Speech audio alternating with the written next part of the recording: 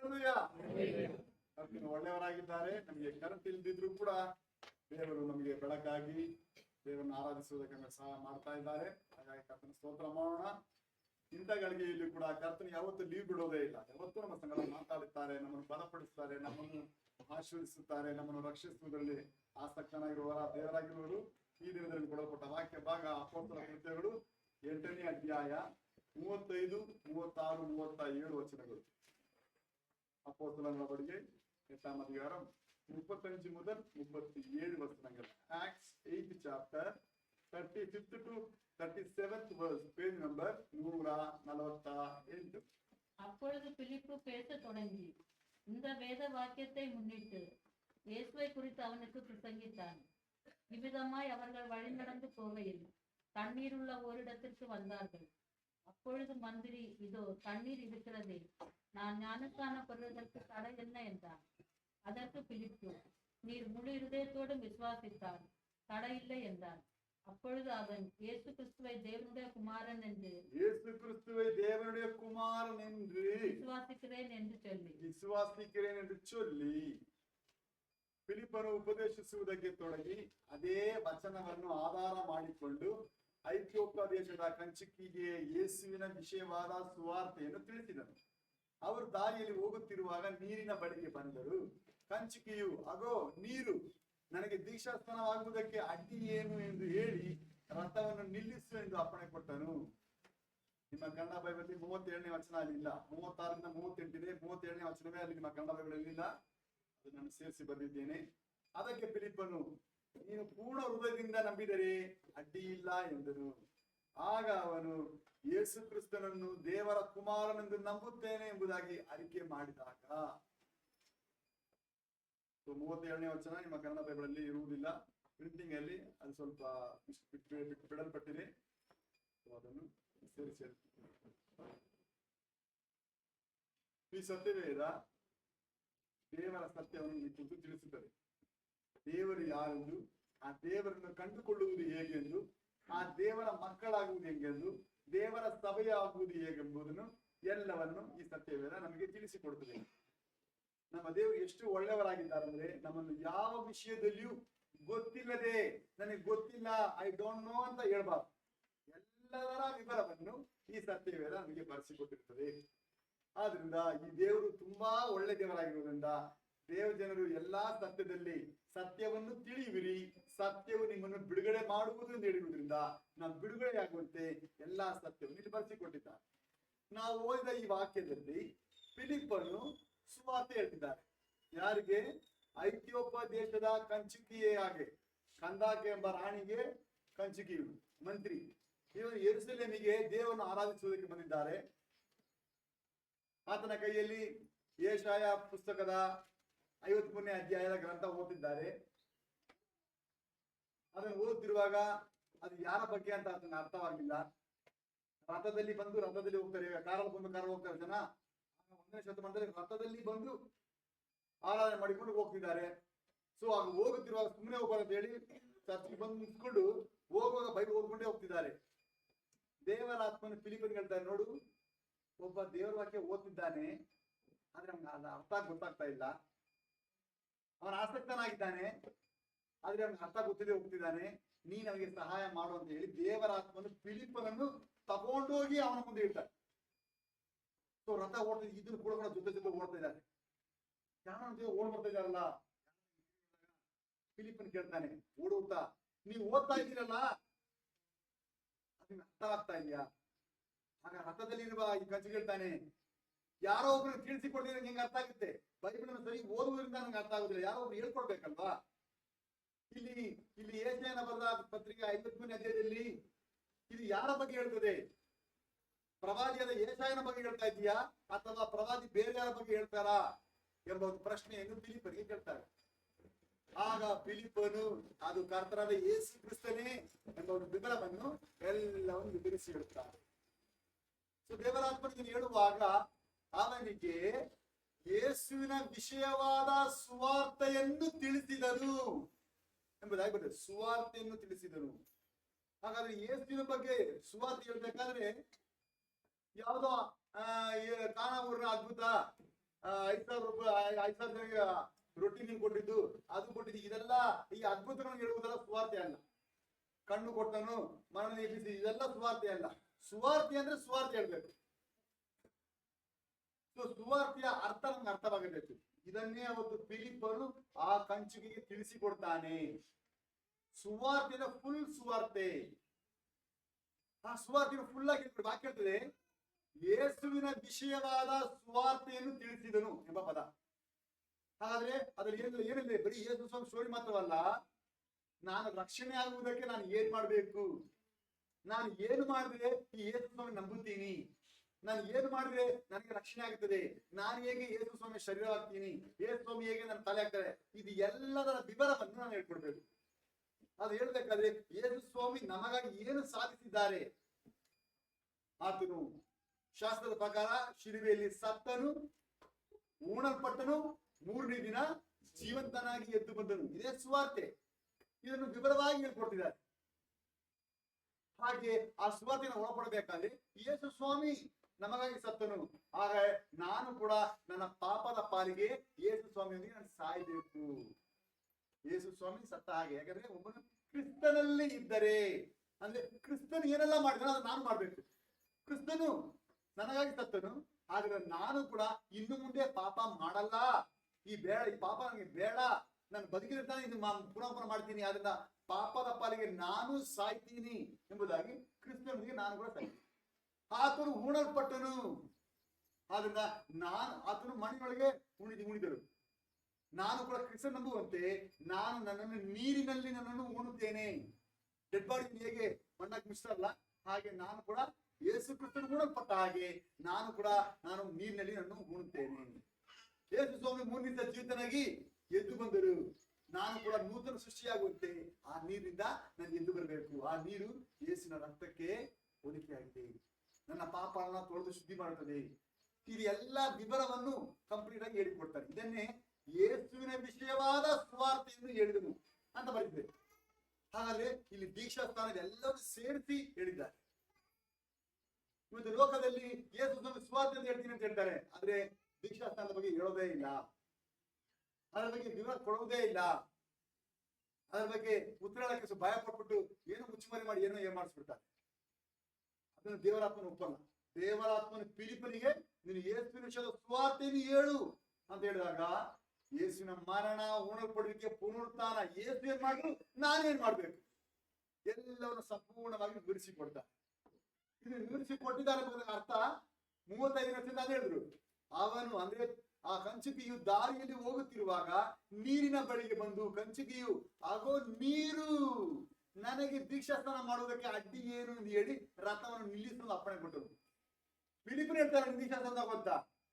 ಯೇಸುವಿನ ವಿಷಯವಾದ ಸುವಾರ್ತೆ ಅವನು ಕಲ್ತ್ಕೊಂಡಾಗ, ಹಾಗಾದ್ರೆ ಯೇಸು ಸ್ವಾಮಿ ನನಗೆ ಉಣಲ್ಪಟ್ಟಿದ್ದಾರೆ, ಹಾಗಾಗಿ ನಾನು ಕೂಡ ನನ್ನ ಪಾಪದ ಪಾಲಿಗೆ ನೀರಿನಲ್ಲಿ ಮಾಡಬೇಕು, ಉಳಿಸಿಕೊಳ್ಳಬೇಕು ಎಂದು ಅವನೇ ಅರ್ಥ ಮಾಡಿಕೊಂಡು ರಥದಲ್ಲಿ ಹೋಗುತ್ತಿರುವ ನೋಡಿ ಅಲ್ಲಿ ನೀರಿದೆ, ನಾನು ಯಾಕೆ ದೀಕ್ಷಾಸ್ನಾನ ಕೊಡಬಾರ್ದು ಅಂತ ಹೇಳಿ ಅಲ್ಲಿ ರಥವನ್ನು ನಿಲ್ಲಿಸಕ್ಕೆ ಅಪ್ಪಣೆ ಕೊಡ್ತಾನೆ. ಇಲ್ಲಿ ಫಿಲಿಪ್ಪನು ನೀರಿದೆ ದೀಕ್ಷಾಸ್ನಾನ ಮಾಡಲಿಲ್ಲ, ಯಾಕಂದ್ರೆ ಅದು ಎಲ್ಲವನ್ನು ಯೇಸುವಿನ ವಿಷಯವಾದ ಸುವಾರ್ತೆಯನ್ನು ಹೇಳ್ಬಿಟ್ಟಿದ್ದಾರೆ. ಹಾಗಾದ್ರೆ ಯೇಸುವಿನ ವಿಷಯದ ಸುವಾರ್ತೆ ಅಂತ ಹೇಳಿದ್ರೆ ಇದನ್ನೆಲ್ಲ ಒಳಗೊಂಡದ್ದೇ. ದೀಕ್ಷಾಸ್ನಾನ ತಗೋ ಅಂತ ಹೇಳಿಲ್ಲ, ಆದ್ರೆ ಯೇಸುವಿನ ವಿಷಯದ ಸುವಾರ್ತೆ ಹೇಳಿದಾಗ ಅದು ತಗೋಬೇಕೆಂಬುದ ಅರ್ಥವನ್ನು ಅಲ್ಲಿ ಕಲಿಸಿಕೊಡ್ತಾನೆ. ಆದ್ರಿಂದ ಅವನ ಕಂಚು ಹೇಳ್ತಾನೆ, ಆಗೋ ನೀರು ನನಗೆ ದೀಕ್ಷಾಸ್ನಾನ ಮಾಡಿಸುವುದಕ್ಕೆ ಅಡ್ಡಿ ಏನು ಹೇಳಿ ರಥವನ್ನು ನಿಲ್ಲಿಸಲು ಅಪ್ಪಣೆ ಕೊಡ್ತಾನೆ. 37ನೇ ವಚನ, ಅದಕ್ಕೆ ಫಿಲಿಪ್ಪನು, ನೀನು ಪೂರ್ಣ ಹೃದಯದಿಂದ ನಂಬಿದರೆ ಅಡ್ಡಿ ಇಲ್ಲ. ಬೇರೆ ಅಡ್ಡಿ ಮಾಡಕ್ಕಾಗಲ್ಲ. ನೀನು ಯೇಸು ಸ್ವಾಮಿಯ ಮಗಳಾಗಿ ಹಾಕುವುದಕ್ಕೆ ನೀನು ಅಡ್ಡಿ ಮಾಡಕ್ಕೆ ಯಾರಿಗೂ ಅಧಿಕಾರ ಇಲ್ಲ. ನೀನು ಪೂರ್ಣ ಹೃದಯದಿಂದ ನಂಬಿದರೆ ಅಡ್ಡಿ ಇಲ್ಲ ಅಂತ ಹೇಳಿದಾಗ, ಆಗ ಕಂಚಿಕೆಯು ನಾನು ಯೇಸು ಕ್ರಿಸ್ತನನ್ನು ದೇವರ ಕುಮಾರನೆಂದು ನಂಬುತ್ತೇನೆ ಎಂಬುದಾಗಿ ಅರಿಕೆ ಮಾಡ್ತಾನೆ. 37 ವಚನ, ಅದು ಕನ್ನಡ ಬೈಬಲಲ್ಲಿ ಇಲ್ಲ ನೋಡಿ. ನೀವು ಕನ್ನಡ ನೋಡಿ 36 ನೆಕ್ಸ್ಟ್ 38 ಇದೆ, ಒಂದು ವಚನ ಜಂಪ್ ಆಗ್ಬಿಡ್ತೀವಿ, ಅದನ್ನು ನಾನು ಫಿಲ್ ಮಾಡಿದ್ದೀನಿ. ಸೊ ಈ ಅರಿಕೆ ಮಾಡಿದ ನಂತರ 38ನೇ ವಚನದಲ್ಲಿ ಅವರಿಬ್ಬರು ನೀರಿನಲ್ಲಿ ಇಳಿದು ದೀಕ್ಷಾಸ್ನಾನ ಮಾಡಿಸಿದರು. ಅವನು ರಕ್ಷಣೆ ಪಡ್ಕೊಳ್ತಾನೆ. ಆ ನಂತರ ದೇವರಾತ್ಮನ ಫಿಲಿಪ್ಪನನ್ನು ತಗೊಂಡೋಗ್ಬಿಡ್ತಾನೆ. ಇವನು ರಥದಲ್ಲಿ ಸಂತೋಷದಿಂದ ದೇವರನ್ನು ಕೊಂಡಾಡ್ತಾ ಮನೆ ಕಡೆಗೆ ಹೋಗ್ತಾನೆ. ಇಲ್ಲಿ ಒಂದು ವ್ಯಕ್ತಿ ಹೇಗೆ ದೇವರ ಮಗನಾಗಿ ಮಾರ್ಪಟ್ಟನು ಎಂಬ ಒಂದು ವಿವರವನ್ನು ಈ 8ನೇ ಅಧ್ಯಾಯ 35ರಿಂದ ನಾವು ಓದ್ತೀವಿ. ಸೊ ಇಲ್ಲಿ ಫಿಲಿಪ್ಪನು ಅವರಿಗೆ ತಿಳಿಸಿಕೊಟ್ಟದ್ದು ಯೇಸು ಕ್ರಿಸ್ತನ ವಿಷಯವಾದ ಸುವಾರ್ತೆ ಮಾತ್ರ. ಆದ್ರೆ ಅದನ್ನು ಕಲಿತುಕೊಂಡವನು ಅವನೇ ಹೇಳಿದ ಅಲ್ಲಿ ನೀರಿದೆ, ನನಗೆ ಯಾಕೆ ದೀಕ್ಷಾಸ್ನಾನ ಕೊಡಬಾರ್ದು? ಹಾಗಾದ್ರೆ ಅರ್ಥ ಏನು? ಯೇಸು ಕ್ರಿಸ್ತನ ವಿಷಯವಾದ ಸುವಾರ್ತೆಯಲ್ಲಿ ದೀಕ್ಷಾಸ್ನಾನ ಕಂಪಲ್ಸರಿ ಸೇರಿಸಲ್ಪಟ್ಟಿದೆ. ದೀಕ್ಷಾಸ್ನಾನವನ್ನು ಕುರಿತು ಒಬ್ಬರು ಹೇಳಲಿಲ್ಲ ಅಂದ್ರೆ ಅವನು ಯೇಸುವಿನ ಸುವಾರ್ತೆ ಹೇಳುತ್ತಾ ಇಲ್ಲ ಎಂಬುದೇ ಈ ಸತ್ಯದ ಅರ್ಥ. ಇವತ್ತು ಲೋಕದಲ್ಲಿ ಈ ದೀಕ್ಷಾಸ್ನಾನ ಎಂಬ ಸಬ್ಜೆಕ್ಟ್ ಅನ್ನೇ ಅವಾಯ್ಡ್ ಮಾಡಿ, ಅದನ್ನು ಮರೆ ಮಾಡಿ, ಆ ಸತ್ಯವನ್ನೇ ತಿಳಿಪಡಿಸದೆ ಸುಮ್ಮನೆ ನೂರಾರು ಕಥೆಗಳನ್ನು ಹೇಳಿಬಿಟ್ಟು ಅವನಿಗೆ ಏನೋ ಮರಳು ಮಾಡಿಸ್ಬಿಟ್ಟು ಅವನು ಮೋಸಪಡಿಸುವ ಒಂದು ತಂತ್ರ ಇವತ್ತು ಸೈತಾನ ಮಾಡ್ತಿದ್ದಾನೆ. ಆದ್ರೆ ಸತ್ಯವೇದ ಹೇಳಿಕೊಡುವ ಸುವಾರ್ತೆ ಗೊತ್ತಾ? ಆ ಸುವಾರ್ತೆಯು ಅವನು ಯೇಸುವಿನ ವಿಷಯದ ಸುವಾರ್ತೆ ಹೇಳಿದಾಗ ಅವನನ್ನು ಕೇಳಿ ಅವನೇ ಹೇಳ್ದ, ನನಗೆ ಇಲ್ಲಿ ನೀರಿದೆ, ನನಗೆ ದೀಕ್ಷಾಸ್ನಾನ ಕೂಡಿ. ಯಾಕಂದ್ರೆ ಅದನ್ನೆಲ್ಲ ಮೊದಲೇ ಹೇಳಲ್ಪಟ್ಟದ್ದಾಗಿತ್ತು. ಅದಕ್ಕೆ ಈ ಸಂದೇಶವನ್ನು ಇನ್ನೂ ಅರ್ಥವಾಗುವಂತ ಪ್ರಶ್ನೆಯ ಶೀರ್ಷಿಕೆಯಿಂದ ಕಲಿಯೋಣ. ಸಂದೇಶದ ಶೀರ್ಷಿಕೆ ಯೇಸು ಕ್ರಿಸ್ತನ ಬಗ್ಗೆ ಇತರರಿಗೆ ಸಾರುವವರು ನೀರಿನ ದೀಕ್ಷಾಸ್ಥಾನವನ್ನು ಸೇರಿಸಿ ತಿಳಿಸದಿದ್ದರೆ ಅದನ್ನು ಸುವಾರ್ತೆ ಎಂದು ದೇವರಾತ್ಮನು ಅಂಗೀಕರಿಸುವನೋ? ಯೇಸು ಕ್ರಿಸ್ತನ ಬಗ್ಗೆ ಇತರರಿಗೆ ಸಾರುವವರು ನೀರಿನ ದೀಕ್ಷಾಸ್ಥಾನವನ್ನು ಸೇರಿಸಿ ತಿಳಿಸದಿದ್ದರೆ அதன் சுவார்த்தை என்று தேவராத்மன் அங்கீகரிசுவனோ? இயேசு கிறிஸ்துவை மற்றவர்களுக்கு பிரசங்கிக்கிறவர்கள் தண்ணீர் ஞானஸ்தானத்தை சேர்க்கவில்லை என்றால் பரிசுத்த ஆவியானவர் அதை நற்செய்தியாக ஏற்றுக்கொள்வாரோ? If those who preach Jesus Christ to others do not include water baptism, will the Holy Spirit accept it as a gospel? ಒಪ್ಕೊಳ್ತಾನಾ? ನೋ, ಅದು ಗಾಸ್ಪಲ್ ಒಪ್ಕೊಳ್ಳೋದೇ ಇಲ್ಲ, ಅದು ಸುವಾರ್ತೆ ಅಂಗೀಕರಿಸಿಕೊಳ್ಳೋದೇ ಇಲ್ಲ. ಹಾಗಾದ್ರೆ ಸುವಾರ್ತೆ ಅಂದ್ರೆ ಅದು ನೀರಿನ ದೀಕ್ಷಾ ಸ್ಥಾನವನ್ನು ಕುರಿತು ಸೇರಿಸಿ ಹೇಳಿದ್ರೆ ಮಾತ್ರ ಅದು ಸುವಾರ್ತೆ ಆಗುತ್ತದೆ. ಇವತ್ತು ಈ ಲೋಕದ ತಂತ್ರ ಗೊತ್ತಾ?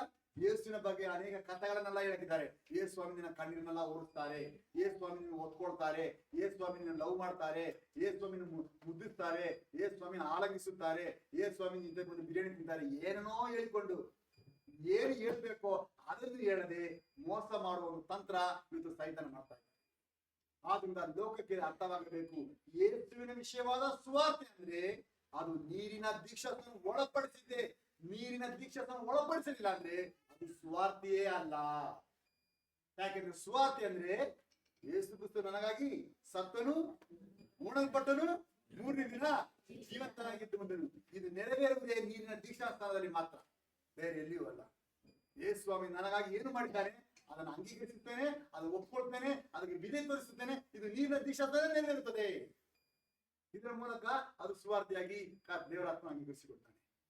ಇದಕ್ಕೆ ಉದಾಹರಣೆ ಫಿಲಿಪ್ಪನು ಆ ಕಂಚುಕಿಗೆ ವಿವರಿಸಿದಂದ್ರೆ ಆ ಕಂಚುಕಿಗೆ ಬಾಯಿ ಬಿಟ್ಟು ಅದೋ ನೀರಿದೆ, ನನಗೆ ದೀಕ್ಷಾಸ್ಥಾನ ಕೊಡಬಾರದು, ಅದಕ್ಕೆ ಅಡ್ಡಿ ಅಂತ ಕೇಳಿ ಯೇಸು ದೇವರ ಕುಮಾರನ್ನು ನಾನು ಅರಿಕೆ ಮಾಡ್ತೇನೆ ಅಂತ ಹೇಳಿದಾಗ ಅವರಿಬ್ಬರು ನೀರಿನಲ್ಲಿ ಇಳಿದು ಅವನಿಗೆ ದೀಕ್ಷಾಸ್ಥಾನ ಮಾಡಿಸಿ ಅವನನ್ನು ಸುವಾರ್ತೆಗೆ ಒಳಪಡಿಸಿದ್ರು.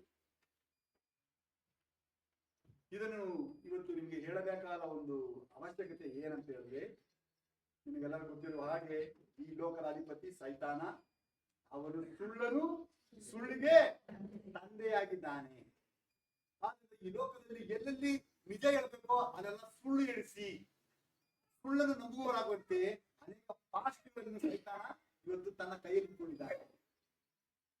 ಆದ್ರಿಂದ ಸುಳ್ಳಿನ ಉಪದೇಶವನ್ನು ಲೋಕಕ್ಕೆಲ್ಲ ತುಂಬಿಸಿ ಇಲ್ಲಿ ಏನು ಬರೆಸಲ್ಪಟ್ಟಿದೆಯೋ ಅದನ್ನು ತಿಳಿಸದಂತೆ, ಅವರು ರಕ್ಷಣೆ ಆಗದಂತೆ ಅವರು ಮೋಸ ಪಡಿಸೋಕೆ ಕಾರ್ಯ ಮಾಡ್ತಿದ್ದಾರೆ. ಆದ್ರಿಂದ ಯೇಸುವಿನ ಬಗ್ಗೆ ಸುವಾರ್ತೆ ಹೇಳ್ತೀನಿ ಅಂತ ಹೇಳಿಕೊಂಡು ಅವರು ನೀರಿನ ದೀಕ್ಷಾಸ್ಥರನ್ನು ತಿಳಿಸದಂತೆ ಅದನ್ನು ಅವಾಯ್ಡ್ ಮಾಡಿ ಹಂಗೆ ಸ್ಕಿಪ್ ಮಾಡಿ ಮುಂದೆ ಮುಂದೆ ಓಡಿಸುವುದಕ್ಕೆ ಕಾರ್ಯ ಮಾಡ್ತಾನೆ. ಪಾಪ ಅಮಾಯಕವಾದ ವಿಶ್ವಾಸಿಗಳು ಕೂಡ ಇದರ ಬಗ್ಗೆ ವಿವರ ಗೊತ್ತಿದೆ, ಮೋಸ ಹೋಗುತ್ತಾರೆ. ಆದ್ರಿಂದ ಇದು ಲೋಕಕ್ಕೆ ಒಂದು ಎಚ್ಚರಿಕೆ ಆಗಿರ್ಬೇಕಂತಲೇ ದೇವರಿಗೆ ಸಂದೇಶವನ್ನು ಕೊಟ್ಟಿದ್ದಾರೆ. ಹೊಸ ಒಡಂಬಡಿಕೆಯಲ್ಲಿ ದೀಕ್ಷಾಸ್ಥಾನದ ಬಗ್ಗೆ, ದೀಕ್ಷಾಸ್ಥಾನ ಎಂಬ ಪದವನ್ನೇ ಹೊಸ ಒಡಂಬಡಿಕೆಯಲ್ಲಿ 66 ಸಲ ಬರೆಸಲ್ಪಟ್ಟಿರುತ್ತದೆ. 66 ಸಲ. ಅದರಲ್ಲಿ 21 ಸಲ ದೀಕ್ಷಾಸ್ಥಾನ ಪಡ್ಕೊಂಡ್ರು ಎಂಬ ಒಂದು ಡೀಟೇಲ್ ಅನ್ನು ಹೊಸ ಒಡಂಬಡಿಕೆ ತೋರಿಸ್ತದೆ. 66 ವಚನಗಳಲ್ಲಿ 21 ಕಡೆ ಅವರು ದೀಕ್ಷಾಸ್ಥಾನ ತೆಗೆದುಕೊಂಡರು ಎಂಬುದಾಗಿ ತೋರಿಸುತ್ತದೆ. ಆ 21 ಕಡೆಯಲ್ಲಿ 13 ಕಡೆಯಲ್ಲಿ ಅದು ಸ್ನಾನಿಕನಾದ ಯೋಹಾನನಿಂದ ದೀಕ್ಷಾಸ್ಥಾನ ಮಾಡಿಸಲ್ಪಟ್ಟಿತ್ತು ಎಂಬ ಒಂದು ವಿವರವು ಹೇಳಲ್ಪಡುತ್ತದೆ. ಟೋಟಲ್ 21 ದೀಕ್ಷಾಸ್ಥಾನ, ಅದರಲ್ಲಿ 13 ದೀಕ್ಷಾ ಸ್ಥಾನ ಸ್ಥಾನಿಕನಾದ ಯೋಹಾನನಿಂದ. ಉಳಿದ 8 ದೀಕ್ಷಾ ಸ್ಥಾನವೇ ಕ್ರಿಶ್ಚಿಯನ್ ರೈಟ್, RITE, ಕ್ರೈಸ್ತರು ಮಾಡಬೇಕಾದ ದೀಕ್ಷಾ ಸ್ಥಾನದ ಬಗ್ಗೆ 8 ಕಡೆ ಬರೆಸಲ್ಪಟ್ಟಿದೆ ಈ 66 ವಚನ. ಹಾಗಾದ್ರೆ ಕ್ರಿಸ್ತನ ವಿಷಯವಾದ ಸ್ವಾರ್ಥ ಏನಂದ್ರೆ ಆ 8 ವಚನಗಳನ್ನು ಒಂದು ಸ್ಟ್ರಾಟಜಿಕ್ ಮಾಡಬೇಕು. ಆ 8 ವಚನಗಳಲ್ಲಿ ಅಪೊಸ್ತಲ ಕೃತ್ಯಗಳು 2ನೇ ಅಧ್ಯಾಯ, ಅಪೊಸ್ತಲ ಕೃತ್ಯಗಳು 8ನೇ ಅಧ್ಯಾಯ, ಅಪೊಸ್ತಲ ಕೃತ್ಯಗಳು 9ನೇ ಅಧ್ಯಾಯ, ಅಪೊಸ್ತಲ ಕೃತ್ಯಗಳು 16ನೇ ಅಧ್ಯಾಯ, ಅಪೊಸ್ತಲ ಕೃತ್ಯಗಳು 18ನೇ ಅಧ್ಯಾಯ, ಅಪೊಸ್ತಲ ಕೃತ್ಯಗಳು 19ನೇ ಅಧ್ಯಾಯ. ಇಲ್ಲಿ 8 ದೀಕ್ಷಾ ಸ್ಥಾನಗಳ ಬಗ್ಗೆ ಹೇಳ್ತೇವೆ ನೋಡಿ. ಸ್ನಾನಿಕನಾದ ಯೋಹಾನನು 13 ಸಲ ಸಾಕ್ಷಿಸಿಕೊಂಡಿದ್ದಾರೆ. ಅದು ಹೊಸ ಒಡಂಬಡಿಕೆ ಅಲ್ಲ. ಯಾಕಂದ್ರೆ ಹೊಸ ಒಡಂಬಡಿಕೆ ಎಲ್ಲಿ ಪ್ರಾರಂಭ ಆಗುತ್ತದೆ? ಯೇಸು ಕ್ರಿಸ್ತನ ಮರಣದ ತನಕ ಹಳೆ ಒಡಂಬಡಿಕೆ. ಈ ದೀಕ್ಷಾ ಸ್ನಾನಿಕ ಯೋಹಾನ ಕೊಟ್ಟಿರುವಾಗ ಯೇಸು ಜೀವಂತವಾಗಿರುವಾಗ, ಇನ್ನು ಯೇಸು ಸಾಯಲಿಲ್ಲ. ಅದರಿಂದ ಹಳೆ ಒಡಂಬಡಿಕೆ. ಆದ್ರಿಂದ ಆ ರಕ್ಷಕನ ಹೆಸರಿನಲ್ಲಿ ತಿಳಿಸಲಿಲ್ಲ. ಅದನ್ನ ಹೆಸರು ಹೇಳದೆ ಬರೀ ಮಾನಸಾಂತರಕ್ಕಾದ ದೀಕ್ಷಾ ಸ್ಥಾನವನ್ನು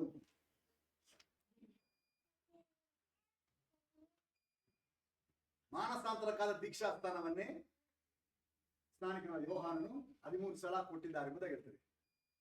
ಹೊಸ ಒಡಂಬಡಿಕೆ ದೀಕ್ಷಾ ಸ್ಥಾನ ಸ್ಟಾರ್ಟ್ ಆಗಿದೆ. ಇಲ್ಲಿ ಯೇಸು ಕ್ರಿಸ್ತನ ಸತ್ತು ಹೂಣಲ್ಪಟ್ಟು 3ನೇ ದಿನ ಜೀವಂತನಾಗಿ ಎದ್ದು ಬಂದ ಮೇಲೆಯೇ ದೀಕ್ಷಾ ಸ್ಥಾನ.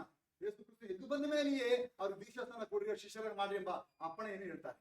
ಅಲ್ಲಿಯೇ ಹೊಸ ಒಡಂಬಡಿಕೆ ಸ್ಟಾರ್ಟ್ ಆಗುತ್ತದೆ. ಹಾಗೆ ಹೊಸ ಒಡಂಬಡಿಕೆ ಪ್ರಾರಂಭವಾಗಿ 8 ಕಡೆ ದೀಕ್ಷಾ ಸ್ಥಾನ ಮಾಡಿಕೊಂಡ ವಿವರವನ್ನು ಈ ಸತ್ಯದ ಬರೆಸಿಕೊಡ್ತದೆ. ಈ 8 ಕಾಂಟೆಕ್ಸ್ಟ್, 8 ಸಂದರ್ಭಗಳನ್ನು, ಆ 8 ವಚನಗಳನ್ನು ನಾವು ಅಧ್ಯಯನ ಮಾಡಿ ಒಂದು ಸ್ಟ್ಯಾಟಿಸ್ಟಿಕ್ ಮಾಡಿ, ಒಂದು ದೀಕ್ಷಾ ಸ್ಥಾನ ಅಂದ್ರೆ ಅಲ್ಲಿ ಏನೆಲ್ಲ ಆಯ್ತು, ಅಲ್ಲಿ ಏನೆಲ್ಲ ನಡೆಯಿತು ಎಂಬುದನ್ನು ನಾವು ಕಲಿತುಕೊಳ್ಳುವಾಗ ನಮಗೆ ಇದು ಪೂರ್ಣವಾದ ಸತ್ಯ ಗೊತ್ತಾಗುತ್ತೆ. ಆದ್ರೆ ಸೈತಾನ ನೋಡಿ ಎಷ್ಟು ತಂತ್ರವನ್ನಾಗಿದ್ದಾನೆ. ಲೋಕದಲ್ಲಿ ಫುಲ್ ಗಾಸ್ಪಲ್ ಚರ್ಚ್ ಅಂತ ಒಂದು ಹೆಸರು ಇರ್ತದೆ. ಕೇಳಿದ್ರೆ ಯಾರಾದ್ರೂ? ಫುಲ್ ಗಾಸ್ಪಲ್ ಎಂಬ ಒಂದು ಹೆಸರುಳ್ಳವರಾಗಿರ್ತಾರೆ. ಹಾಗಾದ್ರೆ ಈಗ ಪ್ರಶ್ನೆ ಬರ್ಬೋದು, ಹಾಗಾದ್ರೆ ಚರ್ಚ್ ಎಲ್ಲ ಇದೆಯಾ, ಮೋಟರ್ ಚರ್ಚ್ ಇದೆಯಾ ಅಂತ ಕೇಳ್ಬೋದು. ಯಾಕಂದ್ರೆ ಬುದ್ಧಿ ಇಲ್ಲದ ಕೆಲಸ ಎಲ್ಲ ಮಾಡ್ತಾರೆ ನೋಡಿ. ನಾ ಮೊದಲೇ ಸೈತಾನ ಸುಳ್ಳನು ಅವನು ಸುಳ್ಳಿಗೆ ತಂದೆ ಮಾಡುವುದಲ್ಲ ನೀಚ ಕೃತ್ಯ, ಅದನ್ನು ಸುಳ್ಳಾದ ಟೈಟಲ್ ಇಂದ ಫುಲ್ ಗಾಸ್ಪಲ್ ಅಂತ ಹೇಳ್ತಾರೆ. ನಾನು ಅವ್ನು ವಿಚಾರ ಮಾಡಿದೆ, ಏನ್ ಫುಲ್ ಗಾಸ್ಪಲ್ ಅಂತ ಹೇಳಿದ್ರೆ ಅವ್ರು ಹೇಳ್ತಾರೆ 3 ದೇವರುಗಳ ನಂಬಿಕೆ ಇಟ್ಟರೆ ಫುಲ್ ಗಾಸ್ಪಲ್ ಅಂತೆ. ನನ್ನ ಮಗ ಪವಿತ್ರ 3 ದೇವರುಗಳ ನಂಬಿಕೆ ಇಡುವುದೇ ಫುಲ್ ಗಾಸ್ಪಲ್ ಅಂತೆ. ಎಲ್ಲಿದೆ? ಯಾರು ಆತ ಇಟ್ಟು ಅಂತ ಹೇಳ ಅವ್ರು ಬಾಯಿ ಮುಚ್ಚಿ ಸತ್ಯದಲ್ಲಿ ಯಾಕೆ 3 ದೇವರನ್ನು ನಂಬಿದವರು, ಆರಾಧನೆ ಮಾಡಿದವರು, 3 ದೇವರನ್ನು ಆರಾಧನೆ ಮಾಡಿದ ಸಭೆ, ಆ ಸಭೆಗೆ ಪಾಸ್ಟರು, ಅದಕ್ಕೆ ಬರೆದಪಟ್ಟ ಪತ್ರಿಕೆ ಯಾವುದು ಕೇಳಿದಾಗ ಅದಕ್ಕೆ ಯಾವ್ದು ಉತ್ತರ ಇಲ್ಲ. ಸುಳ್ಳಾದ ಒಂದು ಡಾಕ್ಯುಮೆಂಟ್ ಫುಲ್ ಗಾಸ್ಪಲ್ ಅಂತ ಹೇಳ್ಕೊಳ್ತಾರೆ. ಏನ್ ಹೇಳ್ಬೇಕು ಅದನ್ನ ಹೇಳಿದ್ರೆ ಮುಚ್ಚುಮರೆ ಮಾಡ್ತಾರೆ. ಆ 21 ದೀಕ್ಷಾ ಸ್ಥಾನಗಳಲ್ಲಿ 13 ದೀಕ್ಷಾ ಸ್ಥಾನ ಸ್ಥಾನಿಕರಲ್ಲಿ ಯೋಹಾನನ ಮಾಡಿದಾಗ ಉಳಿದ 8 ದೀಕ್ಷಾ ಸ್ಥಾನವು ಕರ್ತನಾದ ಯೇಸು ಕ್ರಿಸ್ತನ ಹೆಸರಿನಲ್ಲಿ ಮಾಡಲ್ಪಟ್ಟ ದೀಕ್ಷಾ ಸ್ಥಾನ. ಅಲ್ಲಿ ಒಂದು ಕಡೆಯೂ ಕೂಡ ತಂದೆಯ ಮಗನ ಪವಿತ್ರಾತ್ಮನ ಹೆಸರಲ್ಲಿ ದೀಕ್ಷಾ ಸ್ಥಾನ ಮಾಡಿಸಲ್ಪಡಲೇ ಇಲ್ಲ. ಈ ಸತ್ಯದ ಅದಕ್ಕೆ ಆಧಾರ ಕೊಡ್ತಾ ಇದೆ. ಆ 8 ಕಡೆಯಲ್ಲಿ ಕೂಡ ಕರ್ತನಾದ ಯೇಸು ಕ್ರಿಸ್ತನ ಹೆಸರಲ್ಲಿ ದೀಕ್ಷಾ ಸ್ಥಾನ ಮಾಡ್ತಿದೆ. ಸೊ ಯಾವಾಗ ಇಲ್ಲಿ ಬರೆಸಲ್ಪಟ್ಟಿದೆಯೋ ಅದನ್ನು ಮುಚ್ಚುಮರೆ ಮಾಡಿ ಫುಲ್ ಗಾಸ್ಪಲ್ ಅಂತ ಹೇಳಿ ಒಂದು ಸುಳ್ಳನ್ನು ಲೋಕಕ್ಕೆ ಏಮಾರಿಸೋದಕ್ಕೆ ಸೈತಾನ ಕೆಲಸ ಮಾಡ್ತಾರೆ. ಆದ್ರಿಂದ ನಾವೆಲ್ಲ ಎಚ್ಚೆತ್ತುಕೊಳ್ಳುವಂತೆ ಸತ್ಯವೇದ ತೆಗೆಯೋಣ, ಸತ್ಯದ ರಹಸ್ಯವನ್ನು ತಿಳಿಯೋಣ. ಆ 8 ವಚನಗಳನ್ನು ಸ್ಟ್ಯಾಟಿಸ್ಟಿಕ್ ಮಾಡಿದಾಗ ಅದರಲ್ಲಿ 7 ವಿಷಯಗಳಿವೆ. 7 ವಿಷಯಗಳು ನೆರವೇರಿದ್ರೆ ಮಾತ್ರ ಅದು ಪೂರ್ಣ ಸುವಾರ್ತೆ ಆಗ್ತದೆ. ಅದರ 8 ವಚನಗಳನ್ನು ಸ್ಟ್ಯಾಟಿಸ್ಟಿಕ್ ಮಾಡಿ ನೋಡಿದಾಗ ಮೊದಲನೇದಾಗಿ ದೇವರ ವಾಕ್ಯ ಸಾರಲ್ಪಡುವುದು ಮೊದಲು ದೇವರ ವಾಕ್ಯ ಒಬ್ಬ ತಿಳಿಸಬೇಕು. ತಿಳಿಸದೆ ಸ್ಪರ್ಧೆ ಆಗುದಿಲ್ಲ. ಅಲ್ಲಿ ದೇವರಾತ್ಮನು ಹೋಗಿ ಕಂಚಿಗೆ ಸ್ಪರ್ಧೆ ಹೇಳಕ್ಕಿಲ್ಲ. ದೇವರಾತ್ಮನ ಹೇಳಕ್ಕಾಗಲ್ಲ, ಯೇಸು ಬಂದು ಒಬ್ಬರಿಗೆ ಹೇಳಕ್ಕಾಗಲ್ಲ. ಅದನ್ನು ಹೇಳುವುದಕ್ಕೆ ಸುವಾರ್ತೆಯನ್ನು ಮಣ್ಣಿನ ಮಡಕೆಗಳಾದ ನಮ್ಮೊಳಗೆ ಇಟ್ಟಿದ್ದಾನೆ. ಆದ್ರಿಂದ ಮನುಷ್ಯರಾದ ನಾವೇ ಇನ್ನೊಬ್ಬರಿಗೆ ಸುವಾರ್ತೆ ಸಾರಬೇಕು. ಆದ್ರಿಂದ ಸುವಾರ್ತೆಯನ್ನು ಸಾರುವುದು ಮೊದಲ ಕಾರ್ಯ. ಎರಡನೇದು ಸಾರಿದ ಸುವಾರ್ತೆಯನ್ನು ಅಂಗೀಕರಿಸುವುದು ಎರಡನೇ ಕಾರ್ಯ. ಅದು 7 ಆಗಿದೆ. ಮೂರನೇದಾಗಿ ಕರ್ತನ ಹೆಸರಿನಲ್ಲಿ ನಂಬಿಕೆ ಇಡುವುದನ್ನು ತಿಳಿಸಿಕೊಡ್ಬೇಕು. ನಿನಗಾಗಿ ಯಾರು ಸತ್ತರು, ಯಾರು ರಕ್ಷಿಸುತ್ತಾರೆ, ಆ ಸತ್ತವರ ಹೆಸರು ಏನೋ ಅವರ ಹೆಸರಲ್ಲಿ ನೀನ್ ನಂಬಿಕೆ ಇಡುವುದನ್ನು ಮೂರನೇದಾಗಿ ಕಳಿಸ್ಕೊಡ್ಬೇಕು. 4ನೇದಾಗಿ ಪಾಪದಿಂದ ಮಾನಸಾಂತರ. 5ನೇದಾಗಿ ಕ್ರಿಸ್ತನನ್ನು ನೀನು ಬಾಯಿಂದ ಅರಿಕೆ ಮಾಡಬೇಕು. 6ನೇದಾಗಿ ಪಾಪ ಕ್ಷಮಾಪಣೆಗಾಗಿ ದೀಕ್ಷಾ ಸ್ಥಾನ ತೆಗೆದುಕೊಳ್ಳುವುದು. 7ನೇದಾಗಿ ನೂತನ ಸೃಷ್ಟಿಯಾಗಿ ಜೀವಿಸಲು ನೀನು ಸಭೆಯಾಗುವುದು. ಈ 7 ವಿಷಯಗಳನ್ನು ಒಳಗೊಂಡದ್ದೇ ಸುವಾರ್ತೆ. ಅದನ್ನೇ ಯೇಸು ಕ್ರಿಸ್ತನ ಸುವಾರ್ತೆ ಹೇಳ್ತಾರೆ. ಇದನ್ನೇ ಫಿಲಿಪ್ಪನು ಅವತ್ತು ಕಂಚಿಗೆ ಹೇಳಿದ. ಈ 7 ಕಾರ್ಯಗಳನ್ನು ಒಳಪಡಿಸಿದಾಗ ಅವ್ರು ನೋಡ್ದ ಆಗೋ ನೀರಿದೆ, ನಿಲ್ಸಿ ನಾನು ಇವಾಗ ತಗೊಳ್ತೀನಿ. ಸೊ ಈ ಪೂರ್ಣವಾದ ಸುವಾರ್ತೆಯನ್ನು ಹೇಳದೆ ಒಂದು ಸುಳ್ಳಾದ ಹೆಸರುಗಳನ್ನು ಹೇಳಿಕೊಂಡು, ಸುಳ್ಳುಗಾಸ್ಪದ ಹೇಳಿಕೊಂಡು, ಸತ್ಯವನ್ನು ಸುಳ್ಳು ಮಾಡಿ ಒಬ್ಬನೇ ದೇವರನ್ನು ನಂಬದೆ ಅದರ ಅನೇಕ ಸುಳ್ಳು ತುಂಬಿಸುವುದಕ್ಕೆ, ಮೋಸ ಪಡಿಸೋಕೆ ಈ ಲೋಕ ಕಾಯ್ತಾ ಇದೆ. ಯಾಕೆಂದ್ರೆ ಇವತ್ತು ಲೋಕದ ಜನರು ಅಮಾಯಕರ ಪರವಾಗಿಲ್ಲ, ಅದು ಸತ್ಯವೇದವನ್ನು ಓದುವ ದೇವಜನರು ನೀವು ಅಮಾಯಕರಾಗಬಾರ್ದು. ನೀವು ಸ್ವಸ್ಥ ಬುದ್ಧಿಯುಳ್ಳವರಾಗಬೇಕು. ನಿಮ್ಮ ಕಣ್ಣುಗಳನ್ನು ತೆರೆದು ದೇವರ ವಾಕ್ಯ ಏನು ಬರ್ತಿದೆ ಅಂತ ನೀವು ಓದ್ಬೇಕು. ದೇವರ ವಾಕ್ಯ ನಿಮ್ಮ ತಾಯಿ ಭಾಷೆಯಲ್ಲಿ ಭಾಷಾಂತರ ಮಾಡಲ್ಪಟ್ಟಿದೆ. ನೀನು ಕನ್ಫ್ಯೂಷನ್ ಇಲ್ಲದೆ ನೀನು ಕಲಿತುಕೊಂಡು ಸೈತಾನ್ ಗೆಲ್ಲಬೇಕು ಎಂಬುದಕ್ಕಾಗಿಯೇ ದೇವರು ಬರೆಸಿಕೊಟ್ಟಿದ್ದಾರೆ. ಆದ್ರಿಂದ ನಿಮ್ಮ ಕಣ್ಣುಗಳನ್ನು ತೆರೆದು ನಿಮ್ಮ ಹೃದಯವನ್ನು ಓಪನ್ ಮಾಡಿ ನೀವು ಸತ್ಯವೇದ ಹೇಳುವ ಪ್ರಕಾರ ಈ ಯೇಸು ಕ್ರಿಸ್ತನ ಸುವಾರ್ತೆಯನ್ನು ಕಲಿತುಕೊಳ್ಳುವಾಗ ಅದು ಒಬ್ಬನನ್ನು ರಕ್ಷಿಸುತ್ತದೆ ಎಂಬುದನ್ನು ತಿಳಿಯೋಣ. ಸರಿ, ಇಲ್ಲಿ ಆ ಸುವಾರ್ತೆಯಲ್ಲಿ 7 ಭಾಗಗಳಲ್ಲಿ ಅದನ್ನು ಹಿಡಿದು 5ನೇ ಭಾಗ ಯೇಸು ಕ್ರಿಸ್ತನ ಅರಿಕೆ ಮಾಡಿದ ಒಂದು ವಿಷಯವನ್ನೇ ನಾವು ಈ ಅಪೊಸ್ತಲ ಕೃತ್ಯಗಳು 8ನೇ ಅಧ್ಯಾಯ 3ನೇ ಆಗ ಫಿಲಿಪ್ಪನು ನೀನು ಪೂರ್ಣ ಹೃದಯದಿಂದ ನಂಬಿದರೆ ಅಡ್ಡಿಲ್ಲ ನಾನು, ಆಗ ಅವನು ಯೇಸು ಕ್ರಿಸ್ತನನ್ನು ದೇವರ ಕುಮಾರನೆಂದು ನಂಬುತ್ತೇನೆ ಎಂದು ಅರಿಕೆ ಮಾಡಿದನು. ಈ ವಚನದಲ್ಲಿ ಈ ಒಂದು ಪಾಯಿಂಟ್ ಸಿಗುತ್ತೆ. ಟೋಟಲ್ 8 ವಚನ ನೋಡುವಾಗ ಆ 7 ಪಾಯಿಂಟ್ ಅನ್ಸೆಟ್ ಆಗಿರುತ್ತದೆ. ಸೊ ಯೇಸು ಕ್ರಿಸ್ತನನ್ನು ನೀನು ಬಾಯಿಂದ ಅರಿಕೆ ಮಾಡ್ಬೇಕು. ಏನಂತ? ನಿನಗಾಗಿ ಈ ದೇವರು ಮನುಷ್ಯ ಅವತಾರದಲ್ಲಿ ನಿನ್ನನ್ನು ರಕ್ಷಿಸುವಂತೆ, ರಕ್ತದಾರ ಇಲ್ಲದೆ ಪಾಪ ಪರಿಹಾರವಿಲ್ಲ ಎಂಬ ದೇವರ ನ್ಯಾಯವನ್ನು ನಡೆಸುವಂತೆ, ನಿನಗಾಗಿ ರಕ್ತದಿಂದ ತುಂಬಿದವನಾಗಿ ನಿನಗಾಗಿ ರಕ್ತ ಸುರಿಸುವಂತೆ ದೇವರು ಮನುಷ್ಯ ಅವತಾರದಲ್ಲಿ ಬಂದರು. ದೇವರು ಮನುಷ್ಯನಾಗಿ ಇಳಿದು ಬಂದರು ನನ್ನ ರಕ್ಷಿಸುವಂತೆ. ಅದನ್ನೇ ಕಲ್ಸ್ಕೊಳ್ತಾರೆ, ಯೇಸು ದೇವರ ಕುಮಾರ, ದೇವರು ಮನುಷ್ಯ ಅವತಾರದಲ್ಲಿ ಬಂದರು ಅಂತ ನಂಬುತ್ತೇನೆ ಎಂಬುದಾಗಿ ಅವನು ಅರಿಕೆ ಮಾಡಿದಾಗ ಆಗ ಅವರು ನೀರಿನಲ್ಲಿ ಇಳಿದು ಅವನಿಗೆ ದೀಕ್ಷಾಸನ ಕೊಟ್ಟಿರುವುದನ್ನು ನಾವು ನೋಡ್ತೇವೆ. ಯಾಕೆ ಅರಿಕೆ ಮಾಡಬೇಕು? ಈಗ ಅರಿಕೆ ಮಾಡುವುದರ ವಿಷಯ ನಾವೆಲ್ಲರೂ ಕೂಡ ಎಲ್ಲರೂ ನಂಬುತ್ತೇವೆ, ತಲಾಡಿಸುತ್ತೇವೆ, ಕೈ ಎತ್ತೋದಕ್ಕೆ ರೆಡಿ ಆಗಿದ್ದೇವೆ. ಆದ್ರೆ ಬಾಯಿ ಬಿಟ್ಟು ಹೇಳುವುದಕ್ಕೆ ನಾವು ಯೋಚನೆ ಮಾಡ್ತೇವೆ. ಯಾಕೆಂದ್ರೆ ಸೈತಾನ ಅನೇಕರು ಬಿಡೋದಿಲ್ಲ. ಯಾಕಂದ್ರೆ ಹೃದಯ ತುಂಬಿದಾಗ ಬಾಯಿ ಮಾತಾಡ್ತದೆ. ನೀನ್ ಬಾಯಿ ಮಾತಾಡಿದ್ರೆ ನಿನ್ನೊಳಗಿರುವುದು ಏನಂತ ಗೊತ್ತಾಗ್ತದೆ. ನೀನ್ ಬಾಯಿ ಮುಚ್ಚಿಕೊಂಡಿರುವಾಗ ನಿನ್ ವಿಷಯ ಅರ್ಥವಾಗುವುದಿಲ್ಲ. ನಮ್ಮ ರಕ್ಷಣೆ ಕನ್ಫರ್ಮ್ ಆಗ್ಬೇಕಾದ್ರೆ ನಾವು ಬಾಯಿ ಬಿಟ್ಟು ಹೇಳುವಾಗ ಮಾತ್ರ ಸರಿ ಆಗುತ್ತದೆ. ಇದನ್ನೇ ಪೌಲನು ರೋಮಪುರ ಸಭೆಗೆ ಹೇಳ್ತಾರೆ. ಹೌದ್ರಿ, ರೋಮಪುರ ಪತ್ರಿಕೆ 10ನೇ ಅಧ್ಯಾಯ 9 ಮತ್ತು 10ನೇ ವಚನ. ರೋಮರ್ಗೆ ನಿರುಗೋ 10ಾம் அதிகாரம் 9-10 வசனங்கள். Romans 10th chapter 9 and 10th verse, page number 190. என்னவென்றால் கர்த்தராகிய இயேசுவை நீ உன் வாயினால் அறிக்கையிட்டு, கர்த்தராகிய இயேசுவை நீ உன் வாயினாலே அறிக்கையிட்டு, தேவன் அவரை மரித்தோரிலிருந்து எழுப்பினார் என்று உன் இருதயத்திலே விசுவாசித்தால் ரட்சிக்கப்படுவாய். அண்டர்லைன், ரட்சிக்கப்படுவாய். நீதி உண்டாக இருதயத்திலே விசுவாசிக்கப்படும். நீதி உண்டாக இருதயத்திலே விசுவாசிக்கப்படும். ரட்சிப்பு உண்டாக வாயினாலே அறிக்கை பண்ணப்படும். ಅದೇನೆಂದ್ರೆ ನೀನು ಯೇಸುವನ್ನೇ ಕರ್ತನೆಂದು ಬಾಯಿಂದ ಅರಿಕೆ ಮಾಡಿಕೊಂಡು ದೇವರ ಆತನನ್ನು ಸತ್ತವರೊಳಗಿಂದ ಎಬ್ಬಿಸಿ ಎಂದು ಹೃದಯದಿಂದ ನಂಬಿದರೆ ನಿನಗೆ ರಕ್ಷಣೆ ಆಗುವುದು. ಆ ರಕ್ಷಣೆ ಆಡಲು ರಕ್ಷಣೆ ಆಗುವುದು. ಹೃದಯದಿಂದ ನಂಬುವುದರ ಮೂಲಕ ನೀತಿ ದೊರಕುತ್ತದೆ. ಬಾಯಿಂದ ಅರಿಕೆ ಮಾಡುವುದರ ಮೂಲಕ ರಕ್ಷಣೆ ಆಗುತ್ತದೆ. ನೋಡಿ, ರಕ್ಷಣೆ ಒಂದೇ ವರ್ಷದಲ್ಲಿ ನೀನು ಹೃದಯದಿಂದ ನಂಬಿ ರಕ್ಷಣೆ ಆಗುತ್ತದೆ ಇರ್ತದೆ. ವರ್ಷದಲ್ಲಿ ಬಾಯಿಂದ ಅರಿಕೆ ಮಾಡುವುದರ ಮೂಲಕ ರಕ್ಷಣೆ ಆಗುತ್ತದೆ. ಹೃದಯದಿಂದ ನಂಬುವುದಕ್ಕೆ ರೆಡಿಯಾಗಿದ್ದೇವೆ, ಆದ್ರೆ ಬಾಯಿಂದ ಹೇಳೋದಕ್ಕೆ ಅನೇಕರು ಭಯ ಪಟ್ಬಿಡ್ತೀವಿ. ಯಾರ ಹತ್ರ ಹೇಳ್ಬೇಕು? ಬಾಯಿಂದ ಓಪನ್ ಮಾಡಿ ಗೋಡೆ ಹತ್ರ ಹೇಳ್ಬೇಕಾ? ಇಲ್ಲ ನೋಡಿ ಹೇಳ್ಬೇಕಾ? ಇಲ್ಲ ಈ ಮಂಚ ನೋಡಿ ಹೇಳ್ಬೇಕಾ? ಯಾವ ನೋಡಿ ಹೇಳ್ಬೇಕು? ಯಾರ ಹತ್ರ ಹೇಳ್ಬೇಕು? ಮನುಷ್ಯರ ಹತ್ರ ಹೇಳ್ಬೇಕು. ಮನುಷ್ಯರ ಮುಂದೆ ಹೇಳ್ಬೇಕು, ನಾನು ಯೇಸು ಸ್ವಾಮಿ ನಂಬಿದ್ದೇನೆ, ನಾನು ಯೇಸು ಸ್ವಾಮಿಯ ಮಗು, ನಾನು ಯೇಸು ಸ್ವಾಮಿಯ ಮಕ್ಕಳು, ನಾವು ಯೇಸು ಸ್ವಾಮಿಯ ಜನ, ನಾವು ಕ್ರೈಸ್ತರಂತ ಹೇಳಿ ನಿನ್ನ ಹಾಗೆ ಮಾತಾಡಲಿಕ್ಕೆ ಗೊತ್ತಿರೋ ವ್ಯಕ್ತಿ ಮುಂದೆ ನೀನು ಅರಿಕೆ ಮಾಡು. ಇಲ್ಲಿ ಕಂಚುಕಿಯು ಫಿಲಿಪ್ಪನ ಮುಂದೆ ಹೇಳ್ತಾನೆ, ಯೇಸು ದೇವರ ಕುಮಾರ ಎಂದು ನನಗ ಬಾಯಿಂದ ಅರಿಕೆ ಮಾಡ್ತೇನೆ. ಯಾಕಂದ್ರೆ ಅವನು ಹೃದಯದಿಂದ ನಂಬಿದ್ದಾನೆ. ಅವನು ನಂಬಿದ್ದನು ಬಾಯಿಂದ ಅರಿಕೆ ಮಾಡುವುದರ ಮೂಲಕವೇ ನಂಬುವುದರಿಂದ ರಕ್ಷಣೆ ಆಗುತ್ತದೆ. ಆ ನಂಬಿದ್ದನ್ನು ಬಾಯಿಂದ ಅರಿಕೆ ಮಾಡುವಾಗ ಅದು ಸಂಪೂರ್ಣವಾದ ರಕ್ಷಣೆ ಆಗುತ್ತದೆ. ಹಾಗಾದ್ರೆ ದೇವ ಜನರು ಯೇಸು ಸ್ವಾಮಿ ನಂಬುವುದನ್ನು ಹೃದಯದಲ್ಲಿ ಮಾತ್ರ ಇಟ್ಟುಕೊಳ್ಳುವ ಏನು ಪ್ರಯೋಜನವಿಲ್ಲ. ಅದು ಬಾಯಿಂದ ಅರಿಕೆ ಮಾಡಬೇಕು. ಯಾಕೆ ವಿಡಿಯೋ ಮಾಡ್ತಾ ಇದ್ದೀರಿ? ಬಾಯಿಂದ ಅರಿಕೆ ಮಾಡ್ತಾ ಇದ್ದೀರಿ. ನನ್ನ ನಂಬಿಕೆ ಏನು? ನನ್ನ ನಿರೀಕ್ಷೆ ಏನು, ನನ್ನ ದೇವರು ಏನು, ದೇವರ ಬಗ್ಗೆ ನಾನು ಹೇಗೆ ನಂಬುತ್ತೇನೆ, ಬಾಯಿ ನಾನು ಹೇಳಬೇಕು. ಇದರ ಮೂಲಕ ನನ್ನ ನಂಬಿಕೆ ಏನಂತ ಗೊತ್ತಾಗುತ್ತಲ್ಲ. ನೀನು ಬಾಯಿಂದ ಹೇಳಿದಾಗ ತಾನೆ ನಿನ್ನ ನಂಬಿಕೆ ಏನಂತ ನಿನಗೆ ಗೊತ್ತಾಗುತ್ತೆ. ನೀನು ಬಾಯಿಂದ ಹೇಳಿದ್ರೆ ಅಂತ ಮುಖ ಇಟ್ಕೊಳ್ಳೋದ್ರಿಂದ ನಿನ್ನ ನಂಬಿಕೆ ಯಾರಿಗೆ ಪ್ರಯೋಜನ? ನಿನಗೂ ರಕ್ಷಣೆ ಆಗುವುದಿಲ್ಲ, ಅದು ಬೇರೆಗೂ ಸಹಾಯ ಆಗುವುದಿಲ್ಲ.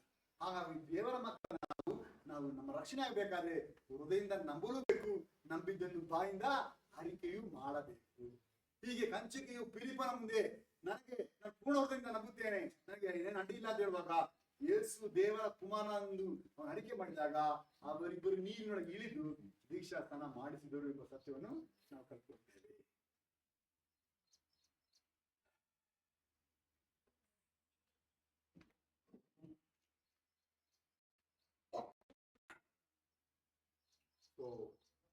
ಈಗ ನಾವು ಕಲಿಬೇಕಾದ ಕಾರ್ಯ, ನಾನು ಯೇಸು ಸ್ವಾಮಿ ನಂಬಿದ್ದೀವಿ, ದೀಕ್ಷಾಸ್ನಾನ ಮಾಡಿಸಿಕೊಂಡಿದ್ದೀವಿ, ಸುವಾರ್ತೆಗೆ ಒಳಪಟ್ಟಿದ್ದೀವಿ. ಅದರಲ್ಲಿ ನಾನು ಇದನ್ನು ಕಲಿಯೋದ್ರಿಂದ ಏನು ಕಾರ್ಯ? ನಾನು ಇದರಿಂದ ಆಲ್ರೆಡಿ ಆಗಿದೆಯಲ್ಲ, ಆಲ್ರೆಡಿ ಪಾಸ್ ಆಗಿ ಬಂದಿದ್ದೀನಲ್ಲ, ಇನ್ನು ಏನು ಕಲಿಬೇಕು ಎಂಬ ಒಂದು ಪ್ರಶ್ನೆ ನಮಗಿದೆ. ಆದ್ರಿಂದ ಈ ಸಂದೇಶವನ್ನು ಒಂದು ಉಪಶೀರ್ಷಿಕೆಯಾಗಿ ಕಲಿಯೋಣ. ಬಾಯಿಂದ ಅರಿಕೆ ಮಾಡುವುದು ಅದು ಹೇಗೆ ನನ್ನನ್ನು ರಕ್ಷಿಸುತ್ತದೆ, ಅದು ಹೇಗೆ ನನಗೆ ಲಾಭ ಮಾಡಿಕೊಡ್ತದೆ ಎಂಬ ಸತ್ಯವನ್ನು ಇಲ್ಲಿ ತಿಳ್ಕೊಳ್ಳೋಣ. ಅದರಿಂದ ಇವತ್ತಿನ ಫುಲ್ ಡೀಟೇಲ್ಸ್ ಏನು ಕೀರ್ತನ ಭಾಗದಿಂದ, ಸಂಗೀತ ಪುಸ್ತಕ ಸ್ಯಾಮ್ಸ್ನಿಂದಲೇ ಕಲಿಯೋಣ. ಉಪಶೀರ್ಷಿಕೆ ಕೀರ್ತನೆ ಗ್ರಂಥಗಳಿಂದ ಕರ್ತನ ಮೇಲೆ ದಾವೀದನ ಇಲ್ಲ ಎಂಬ ಶ್ರೇಷ್ಠವಾದ 7 ನಂಬಿಕೆಯ ಅರಿಕೆಗಳು. ಕೀರ್ತನೆ ಗ್ರಂಥಗಳಿಂದ ಕರ್ತನ ಮೇಲೆ ದಾವೀದನ ಇಲ್ಲ ಇಲ್ಲ ಎಂಬ ಶ್ರೇಷ್ಠವಾದ 7 ನಂಬಿಕೆಯ ಅರಿಕೆಗಳು. ಸಂಗೀತ புஸ்தகத்திலிருந்து கர்த்தர் மேல் தாவீதின் இல்லை என்ற உன்னதமான 7 விசுவாச அறிக்கைகள். ಇದೆ ಎಂಬುದು ಅದು ವಿಶ್ವಾಸವೇ, ಇಲ್ಲ ಎಂಬುದು ವಿಶ್ವಾಸವೇ. ಸೊ ಇದೇ ಎಂಬ ಕಾರ್ಯಗಳನ್ನು ನಾವು ಕಲಿತಿದ್ದೇವೆ. ಈ ದಿನದಲ್ಲಿ ಇಲ್ಲ ಎಂಬ ಒಂದು ಸತ್ಯತೆಯನ್ನು ಕೂಡ ಕಲ್ತ್ಕೋಬೇಕು. ಕರ್ತನ ಮೇಲೆ ಇದೆ, ಅದು ಉನ್ನತವಾದ 7 ಗ್ರೇಟ್ ನೋ ಎಂಬ ಸೊ ಅದು ಆತನ ಜೀವಿತದಲ್ಲಿ ಅತಿ ದೊಡ್ಡ ಲಾಭವನ್ನು ಮಾಡಿಕೊಟ್ಟು ನನ್ನ ಕೊನೆ ತನಕ, ಉಸಿರು ಕೊನೆ ತನಕ ದೇವರ ಮಗುವಾಗಿ ಸಾಕ್ಷಿ ಉಳ್ಕೊಳ್ಳೋಕೆ ಭಾಗ್ಯ ಮಾಡಿತ್ತು. ಹಾಗಾದ್ರೆ ನಾನು ಕೂಡ ಅದನ್ನು ಅಳವಡಿಸಿಕೊಳ್ಳುವುದರಿಂದ ನನ್ನ ಜೀವಿತವು ಕೂಡ ಈ ಲೋಕದಲ್ಲಿ ಕೊನೆಯಾಗುವವರೆಗೆ ನನಗೆ ಯೇಸುವಿಗೆ ಸಾಕ್ಷಿಯಾಗಿ ಬರಬೇಕು ಒಂದು ಭಾಗ್ಯ ಸಿಗ್ತದೆ. ಆದ್ರಿಂದ ದಾವೀದನ ಈ ಒಂದು ನಂಬಿಕೆ ನಾನು ಕೂಡ ಅಳವಡಿಸಿಕೊಳ್ಳಬೇಕೆಂಬ ಒಂದು ಪ್ರಯಾಸದೊಂದಿಗೆ ಈ ಒಂದು ಉಪಶೀರ್ಷಿಕೆಯನ್ನು ಕಲಿತಾ ಇದ್ದೇವೆ.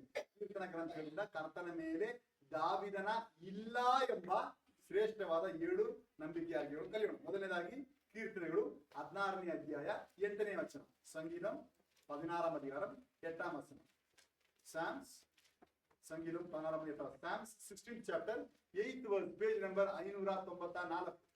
கர்த்தரை எப்பொழுதும் எனக்கு முன்பாக வைத்திருக்கிறேன். கர்த்தரை எப்பொழுதும் எனக்கு முன்பாக வைத்திருக்கிறேன். அவர் என் வலது பார்சத்தில் இருக்கிறபடியா, அவர் எனது வலது பார்சத்தில் இருக்கிறபடியா நான் அசைக்கப்படுவது இல்லை.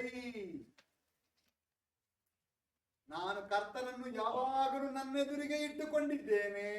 ಆತನು ನನ್ನ ಬಲಗಡೆಯಲ್ಲಿ ಇರುವುದರಿಂದ ನಾನು ಎಂದಿಗೂ ಕದಲುವುದು ಇಲ್ಲ. ನನ್ನನ್ನು ಕದಲಿಸಕ್ಕೆ ಈ ಭೂಮಿಯಲ್ಲಿ ಸರಿ ಯಾವ ದೇವದೂತ ಯಾವ ಪಂಚಕ್ಕೆ ಸಾಧ್ಯ ಇಲ್ಲ. ಇದು ಮೊದಲನೆಯ ನಂಬಿಕೆ.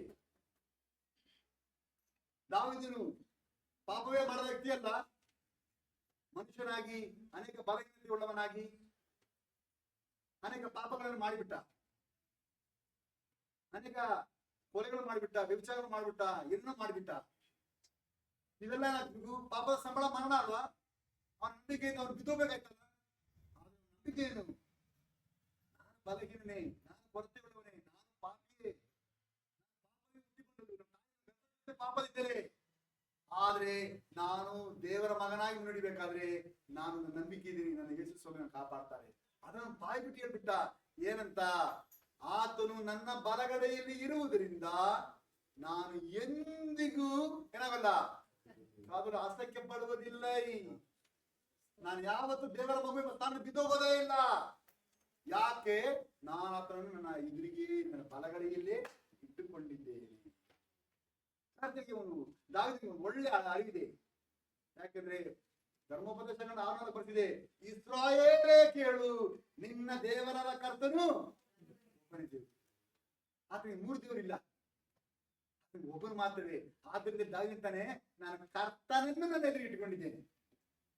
ಹಾಗಾದ್ರೆ ಒಂದು ವ್ಯಕ್ತಿಯ ನಂಬಿಕೆ ಕದಲದೆ ಭದ್ರವಾಗಿರ್ಬೇಕಾದ್ರೆ, ಈ ಬೈಬಲ್ ಪ್ರಕಾರ ಉದ್ಧಾರ ಆಗ್ಬೇಕಾದ್ರೆ ಒಬ್ಬನೇ ದೇವರನ್ನು ತನ್ನ ಮುಂದೆ ಇಟ್ಟುಕೊಳ್ಳೋದಕ್ಕೆ ಅವನು ಕಲಿತಿರಬೇಕು. ಆದ್ರಿಂದಲೇ ದಾವೀದನು ಹೇಳ್ತಾನೆ, ನಾನು ಕರ್ತನನ್ನು ಯಾವಾಗಲೂ ನನ್ನ ಎದುರಿಗೆ ಇಟ್ಟುಕೊಂಡಿದ್ದೇನೆ. ಕರ್ತರುಗಳನ್ನು ಅಂತ ಇದೆಯಾ? ಏನಂತ ಬಂದಿದೆ? ಕರ್ತರ ನಿರ್ಜನ ಒಬ್ಬನೇ. ಹಳವಳಿಕೆಯ ಎಲ್ಲರ ನಂಬಿಕೆಯು ಒಬ್ಬನೇ ದೇವರ ಮೇಲೆ. ಹೊಸ ಒಡಂಬಡಿಕೆಯ ಎಲ್ಲರ ನಂಬಿಕೆಯು ಒಬ್ಬನೇ ದೇವರ ಮೇಲೆ. ಇವತ್ತು ಲೋಕದಲ್ಲಿ ಸೈತಾನ ಎಷ್ಟು ದೊಡ್ಡ ಸುಳ್ಳು ಮಾಡಿಸಿ ಜನರನ್ನು ಮೋಸಪಡಿಸಿಬಿಟ್ಟಿದ್ದಾನೆ, ಎಲ್ಲರನ್ನು ಕಳವಳದಲ್ಲಿ ನಿಲ್ಲಿಸ್ಬಿಟ್ಟಿದ್ದಾನೆ, ನಿಂತ್ಕೊಂಡಿದ್ದಾರೆ ಪಾಪ. ಯಾಕೆ? ಪಾಸ್ ಹೇಳಿದ್ರು ನಾನು ಮಾಡ್ಬಿಟ್ಟೆ ಅಂತ. ಆ ಪಾಸ್ ಹೇಳಿದ್ರೆ ನನ್ಗೆ ಗೊತ್ತಿಲ್ಲ, ನನ್ನ ಸೀನಿಯರ್ ಪಾಸ್ ಹೇಳಿದ್ರು ನಾನು ಮಾಡ್ಬಿಟ್ಟೆ, ಅವ್ರನ್ನ ಇಲ್ಲ ನನ್ನ ಅವ್ರು ಹೇಳಿದ್ರು ಮಾಡ್ಬಿಟ್ಟೆ, ಕೊನೆಗೆ ಯಾರಪ್ಪ ಮಾಡಿದ್ವಿ? ಸೈತಾನ ಮಾಡ್ಬಿಟ್ಟೆ ಅಂತ ಇದೆ ಆನ್ಸರ್.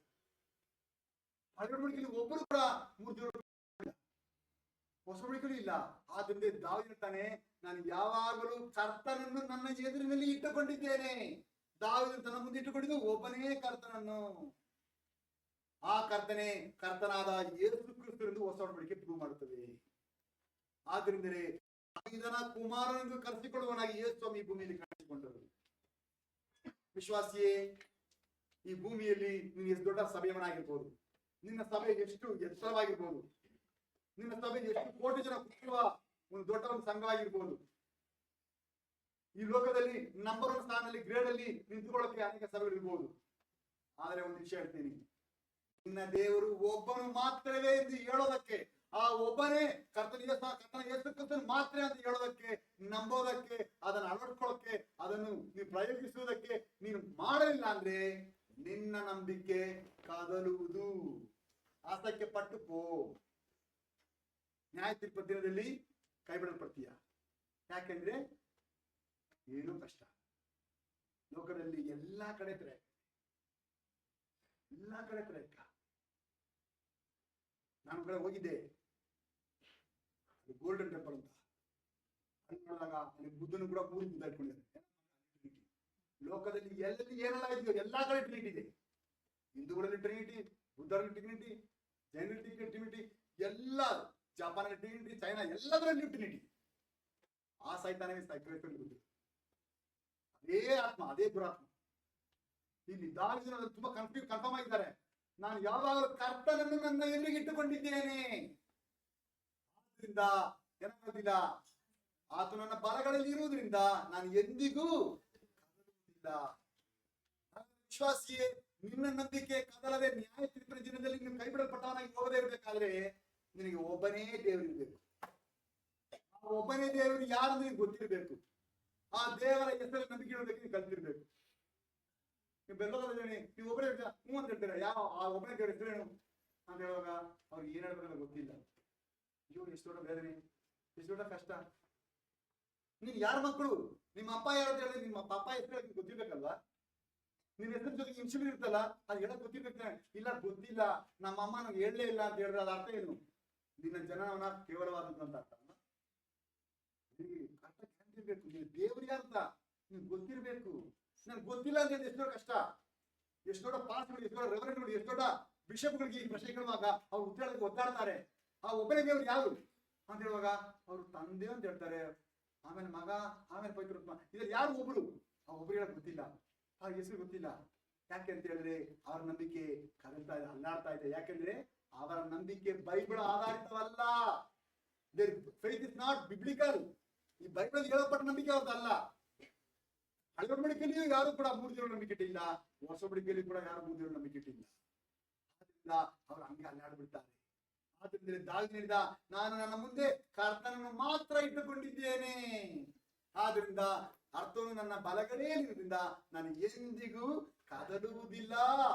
ಆ ಇಲ್ಲ ಎಂಬ ಶ್ರೇಷ್ಠ ಅರಿಕೆಯನ್ನು ಬಾಯಿ ಬಿಟ್ಟು ಹೇಳಿದ. ಆದ್ರಿಂದ ಇವತ್ತು ನಾನು ಕೂಡ ಬಾಯಿ ಬಿಟ್ಟು ಹೇಳ್ತಿದ್ದೀನಿ.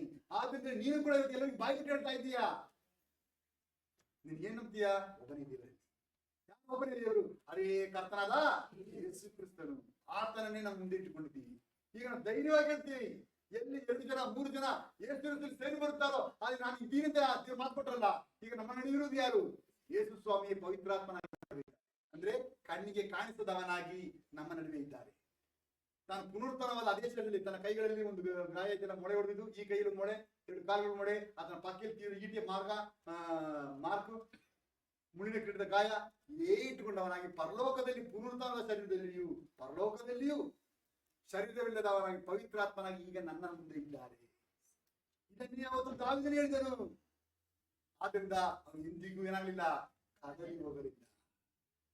ಆದ್ರಿಂದ ಜನರೇ, ನೀನು ದೇವರ ವಾಕ್ಯ ಹೇಳೋ ಸತ್ಯದಲ್ಲಿ ನೆಲೆಗೊಂಡ್ರೆ ನಿನ್ನನ್ನು ಯಾರು ಕದಲಿಸಕ್ಕಾಗಲ್ಲ. ನಿನ್ನ ನೋಡಿ ಯಾರು ಪ್ರಶ್ನೆ ಮಾಡಕ್ಕೆ ಭಯ ಪಡ್ತಾರೆ, ಎದುರ್ತಾರೆ. ಯಾಕಂದ್ರೆ ಇವ್ರ ಹತ್ರ ಡಾಕ್ಯುಮೆಂಟ್ ಇದೆಯಪ್ಪ, ಇವನು ಗೆಲ್ಲಕ್ಕೆ ಆಗಲ್ಲ, ಭಯ ಪಡ್ಕೊಡ್ತಾರೆ. ಯಾಕೆ? ದೇವರ ಆಶೀರ್ವಾದ ಏನು ಗೊತ್ತಾ? ನಿನ್ನನ್ನು ಯಾರು ಕದಲಿಸಕ್ಕಾಗಲ್ಲ. ಇಡೀ ಲೋಕವೇ ನಿನ್ ವಿರೋಧವಾಗಿ ನಿಂತ್ಕೊಂಡಾಗ ಕೂಡ ನಿನ್ನನ್ನು ಟಚ್ ಮಾಡಕ್ಕಾಗಲ್ಲ. ಯಾಕೆ? ಕರ್ತನನ್ನು ಮಾತ್ರ ನಿನ್ನ ಮುಂದೆ ಇಟ್ಟುಕೊಳ್ಳುವುದಕ್ಕೆ ನೀನು ಭಾಗ್ಯ ಮಾಡಿಕೊಟ್ಟಿದ್ದೀಯ. ನಾನು ದಾವಿದನ ಕಲ್ತ್ಕೊಂಡ್ಬಿಟ್ಟೆ, ಅದನ್ನೇ ನಾನು ಹೇಳ್ಕೊಡ್ತಾ ಇದ್ದೀನಿ. ಆಗ ನಾನು ಕಲಿಬೇಕಲ್ಲ. ಮೊದಲನೇ ಪಾಠ, ಒಬ್ಬನೇ ದೇವರಾಗಿರುವ ಕರ್ತನಾದ ಯೇಸು ಕ್ರಿಸ್ತನನ್ನೇ ತಮ್ಮೆದುರಿಗೆ ಇಟ್ಟುಕೊಂಡಿರುವವರ ನಂಬಿಕೆ ಎಂದಿಗೂ ಕದಲುವುದಿಲ್ಲ. ஒருவேளை தேவனாயிருக்கிற கர்த்தராக இயேசு கிறிஸ்துவை தமக்கு முன்பாக வைத்திருக்கிறவர்களின் விசுவாசம் என்றென்றைக்கும் அசைக்கப்படுவது இல்லை. ஒரு நாள் அசைக்கப்படாது, ಯಾರು ಟಚ್ ಮಾಡಕ್ಕಾಗಲ್ಲ. ಯಾಕಂದ್ರೆ ಇಟ್ ಇಸ್ ಬಿಬ್ಲಿಕಲ್, ವೇದ ಆಧಾರಿತವಾದ ನಂಬಿಕೆ. ಇದು ಪರಲೋಕ ಅನುಗ್ರಹಿಸಿದ ಉಪದೇಶ, ಇದು ಅಪೊಸ್ತಲರ ಉಪದೇಶ. ಯೇಸು ಸ್ವಾಮಿ ಅಪೊಸ್ತಲರಿಂದ ಇದು ಸ್ಥಾಪನೆ ಮಾಡಲ್ಪಟ್ಟದ್ದು.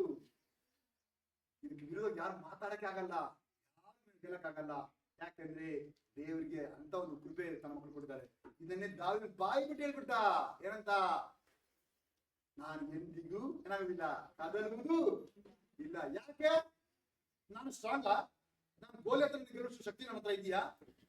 ಸೌಲನ್ನು 1000 ಜನ ಗೆದ್ದನು, ನಾನು ಅದಕ್ಕೆ ಇದ್ಯಾವುದೂ ಅಲ್ಲ. ಒಂದೇ ಒಂದು ಮ್ಯಾಟರ್, ನಾನು ನನ್ನ ಕರ್ತನನ್ನು ಯಾವಾಗ ನನ್ನ ಮುಂದೆ ಇಟ್ಕೊಂಡು, ಕರ್ತನನ್ನು ಒಬ್ಬನೇ ದೇವರು ಇಟ್ಕೊಂಡು, ಅದೇ ಆ ಕರ್ತನಾದ ಯೇಸು ಕ್ರಿಸ್ತನ. ಆದ್ರೆ ನಾನು ಎಂದಿಗೂ ಕದಲುವುದಿಲ್ಲ ಎಂಬ ಆ ಒಂದು ಮಾತು ಹೇಳಿದ್ರಿಂದ ಇವತ್ತಿನ ತನಕ ಈ ದಾವೀದನ ದೇವರನ್ನು ಇವತ್ತು ನಾವು ನಂಬುತ್ತೇವೆ. ನೀವು ಹೊಸ ಓಪನ್ ಮಾಡಿದಾಗ ಅದರ ಮೊದಲನೇ ವಚನ, ಅಬ್ರಹಾಮನ ಮಗನು ದಾವೀದನ ಮಗನಾದ ಯೇಸು ಕ್ರಿಸ್ತನ ವಂಶಾವಳಿ. ನೋಡಿ, 3000 ವರ್ಷ ಆಯ್ತು ದಾವೀದನ ಸಮಾಧಿಯಲ್ಲಿ. ಆದ್ರೆ ಇವತ್ತು ಹೊಸ ಹೋದಾಗ ಮೊದಲನೇ ವಚನ ಹೇಳ್ತೀವಿ. ಯಾಕೆ ಹೇಳ್ಬಿಟ್ಟ? ಮನೇ ದೇವರನ್ನು ಬಿಟ್ಟಿದ್ದೀವಿ. ಆದ್ರಿಂದ ನಾನು ಏನ್ ಮಾಡಲ್ಲ, ಎಂದಿಗೂ ಕದಲುವುದಿಲ್ಲ, ದಾವೀದನ ಹೆಸರು ಅಳಗೋದಿಲ್ಲ ಹೇಳ್ಬಿಟ್ಟು ನಾನು ದಾವೀದನ ಮನೆಯನ್ನು ಎತ್ತಿ ನಿಲ್ಲಿಸುವೆನು. ಈ ಒಂದು ಭಾಗ್ಯ ಮಾಡಿಕೊಳ್ಳುತ್ತೆ. ದಾವೀದ ಭಾಗ್ಯ ಸಿಕ್ಕಿತ್ತು, ನನಗೆ ಸಿಕ್ಕಿದೆ, ಅದು ನಿಮಗೆ ಸಿಗಬೇಕು ಎಂಬುದಕ್ಕಾಗಿಯೇ ಕರ್ತನ ಈ ವಾಕ್ಯವನ್ನು ನಿಮಗೆ ಕೊಟ್ಟಿದ್ದಾರೆ. ಒಬ್ಬ ದೇವರಾಗಿರುವ ಕರ್ತನ ಯೇಸು ಕ್ರಿಸ್ತನನ್ನೇ ತಮ್ಮ ಎದುರಿಗೆ ಇಟ್ಟುಕೊಂಡಿರುವವರ ನಂಬಿಕೆ ಎಂದಿಗೂ ಕದಲುವುದಿಲ್ಲ. ಯಾಕಂದ್ರೆ ನ್ಯಾಯ ತೀರ್ಪು ಯಾವ ಸಿಂಹ ಬರುತ್ತದೆ? ಯಾಕಂದ್ರೆ ನಾನು ಹೇಳಿದ ಈ ಮಾತುಗಳೇ ಕೊನೆಯ ದಿನದಲ್ಲಿ ನಿಮ್ಮನ್ನೇ ಮಾಡಬಹುದು. ಈ ಸತ್ಯವೇದ ಪ್ರಕಾರ ಅಳವಡಿಕೆ ಸಂಬಂಧಪಟ್ಟವರಿಗೆ ಅಳವಡಿಕೆಯಿಂದಲೂ, ಹೊಸೋಡಿಗೆ ಸಂಬಂಧಪಟ್ಟವರಿಗೆ ಹೊಸೋಡಿಕೆಯಿಂದಲೂ ನ್ಯಾಯ ತೀರ್ಪಾಗ್ತದೆ. ಹಾಗಾದ್ರೆ ಈ ನ್ಯಾಯ ತೀರ್ಪಾಗಿರ್ಬೇಕು ಈ ದೇವರ ವಾಕ್ಯದ ಪ್ರಕಾರ. ದೇವರಲ್ಲಿ ಒಬ್ಬರು ಮಾತ್ರ ಅಂತ ಬರ್ತಿದೆ, ಎಲ್ಲಿಯೂ ಕೂಡ ದೇವರು 3 ಅಂತ ಬರ್ದಿಲ್ಲ, ಎಲ್ಲಿಯೂ ಕೂಡ ದೇವರು ಟ್ರಿನಿಟಿ ಅಂತ ಬರ್ದೇ ಇಲ್ಲ, ಉಪದೇಶ ಇಲ್ಲವೇ ಇಲ್ಲ. ಅಂತವರೆಲ್ಲ ಸಿಕ್ಕಿ ಬಿಡ್ತಾರೆ. ಅವ್ರ ನಂಬಿಕೆ ಎಲ್ಲ ಅಸಖ್ಯಪಟ್ಟು ಹೇಳಿದ್ರೆ ಆ ದಿನದಲ್ಲಿ ಎಷ್ಟೋ ಪಾಸ್ಗಳು ಹೇಳ್ತಾರೆ, ನಿನ್ನ ನಾಮದಲ್ಲಿ ನಾವು ಅದ್ಭುತ ಮಾಡ್ದವಲ್ಲ, ನಿನ್ನ ನಾಮದಲ್ಲಿ ನಾವು ದೇವರು ಕೊಡಿಸ್ವಲ್ಲ, ನಿನ್ನ ನಾಮದಲ್ಲಿ ನಾವು ಪ್ರವಚನ ಹೇಳಿದ್ವಲ್ಲ, ನಿನ್ನ ನಾಮದಲ್ಲಿ ಬೋಧನೆ ಮಾಡಿದ್ವಲ್ಲ ಅಂತ. ಆಗ ಏನ್ ಹೇಳ್ತಾರೆ, ನೀವ್ ಯಾರಂತ ನನಗೆ ಗೊತ್ತಿಲ್ಲ, ಗೆಟ್ ಔಟ್ ಅಂತ ಮತ್ತಾಯ 7ನೇ ಅಧ್ಯಾಯದಲ್ಲಿ ಬರ್ತಿದೆ. ನೆರವೇರ್ತದೆ. ಯಾಕಂದ್ರೆ ಅನೇಕ ನಂಬಿಕೆ ಕದಲಿ ಹೋಗುವುದಕ್ಕೆ ಅವಕಾಶ. ಯಾರೊಬ್ಬನು ದೇವರ ವಾಕ್ಯದ ಪ್ರಕಾರ ಒಬ್ಬನೇ ದೇವರನ್ನು, ಕರ್ತನ ಯೇಸು ಕ್ರಿಸ್ತನ ಒಬ್ಬನೇ ನಾನು ದೇವರನ್ನು ಹೇಳಿ ಅರಿಕೆ ಮಾಡಿ ಆತ ನಾಮ ಇಟ್ಕೊಳ್ತಾನೆ, ಅವನ ನಂಬಿಕೆ ಎಂದಿಗೂ ಕದಲುವುದು ಇಲ್ಲ. ಎರಡನೇದಾಗಿ ಇಲ್ಲ ಎಂಬ ದಾವೀದನ ಆರಿಕೆ ಹೋದ್ರಿ. ಕೀರ್ತನೆಗಳು 23ನೇ ಅಧ್ಯಾಯ 1ನೇ ವಚನ, ಸಂಗೀತ 23ನೇ ಅಧ್ಯಾಯ 1ನೇ ವಚನ, Psalms 23rd chapter 1st verse, page number 600. கர்த்தர் என் மேய்ப்பராய் இருக்கிறார், நான் தாழ்ச்சி அடையேன். ಕರ್ತನು ನನಗೆ ಕುರುಬನು, ಕೊರತೆ ಕೊರತೆ ಇರುವುದಿಲ್ಲ. ಅದಕ್ಕೆ ಕರ್ತನು ನನಗೆ ಕುರುಬನು, ನನಗೆ ಕೊರತೆ ಇರುವುದಿಲ್ಲ. ನೀನು ದೇವರ ಮಗುವಾದ್ರೆ ನೀನು ಕೊರತೆ ಇಲ್ಲದವನಾಗಿರಬೇಕು. ದೇವರ ಮಕ್ಕಳನ್ನು ಕರೆಸಿಕೊಂಡು ಲೈಫ್ ಲಾಂಗ್ ನಿಮ್ಮ ದರಿದ್ರವನ್ನೇ ಹೇಳಿಕೊಳ್ಳುವರಾಗಿದ್ರೆ ನೀವು ದೇವರ ಮಕ್ಕಳಲ್ಲ. ಎಲ್ಲಕ್ಕೂ ಕಷ್ಟ, ಊಟಕ್ಕೆ ಇಲ್ಲ, ತಿನ್ನಕ್ಕೆ ಇಲ್ಲ, ಬಟ್ಟೆಗೆ ಇಲ್ಲ, ಬಸ್ ಫೇರಿಗೆ ಕಾಸಿಲ್ಲ, ಫೀಸೇ ಇಲ್ಲ, ಹಿಂಗೆ ಹೇಳುತ್ತಾ ಕೂತ್ಕೊಳ್ಳುವಾದ್ರೆ ನೀನ್ ದೇವ್ರ ಮಗು ಅಲ್ಲ. ಯಾಕೆ ಅಲ್ಲ? ನಿನಗೆ ಕರ್ತನ ಕುರುಬನಲ್ಲ. ದಾವಿದನ ಅರಿಕೆ ಏನು? ಕರ್ತನು ನನಗೆ ಕುರುಬನು, ಕೊರತೆ ಇಲ್ಲ, ನನಗೆ ಕೊರತೆ ಇಲ್ಲ. ನೀನು ಕೊರತೆ ಇಲ್ಲದವನಾಗಿರುವುದಕ್ಕೆ ನೀವು ಕರೆದಿದ್ದಾರೆ. ನಿನ್ನ ವರಮಾನ ಎಷ್ಟಿದೆ ಅದಕ್ಕೆ ತಕ್ಕಾಗಿ ಜೀವನ ಮಾಡು. ಗಾಳಿ ಬರ್ತಿದೆಯಲ್ಲ, ಆಸ್ತಿಗೆ ಇದ್ದಷ್ಟೇ ಮಾಡು. ನಿನ್ಗೆ ವರಮಾನ 100 ರೂಪಾಯಿ ಮಾತ್ರ ಇಲ್ಲ, 100 ರೂಪಾಯಿ ಒಳಗೆ ಜೀವನ ಮಾಡಬೇಕು. 1000 ರೂಪಾಯಿ ಬರೋದೇ 1000 ರೂಪಾಯಿ ಒಳಗೆ ಜೀವನ ಮಾಡಬೇಕು. 10,000 ಅದಕ್ಕೆ ತಕ್ಕಾಗಿ ಜೀವನ ಮಾಡು. ನಿನ್ನ ವರಮಾನಕ್ಕೆ ತಕ್ಕಾಗಿ, ವರಮಾನ ಇಲ್ಲ ಅದ್ರೊಳಗೆ ಬರೀ ಜೀರೋದಲ್ಲಿ ಜೀವನ ಮಾಡು. ದೇವರ ಮಗು ನಿಂತ್ಕೋ.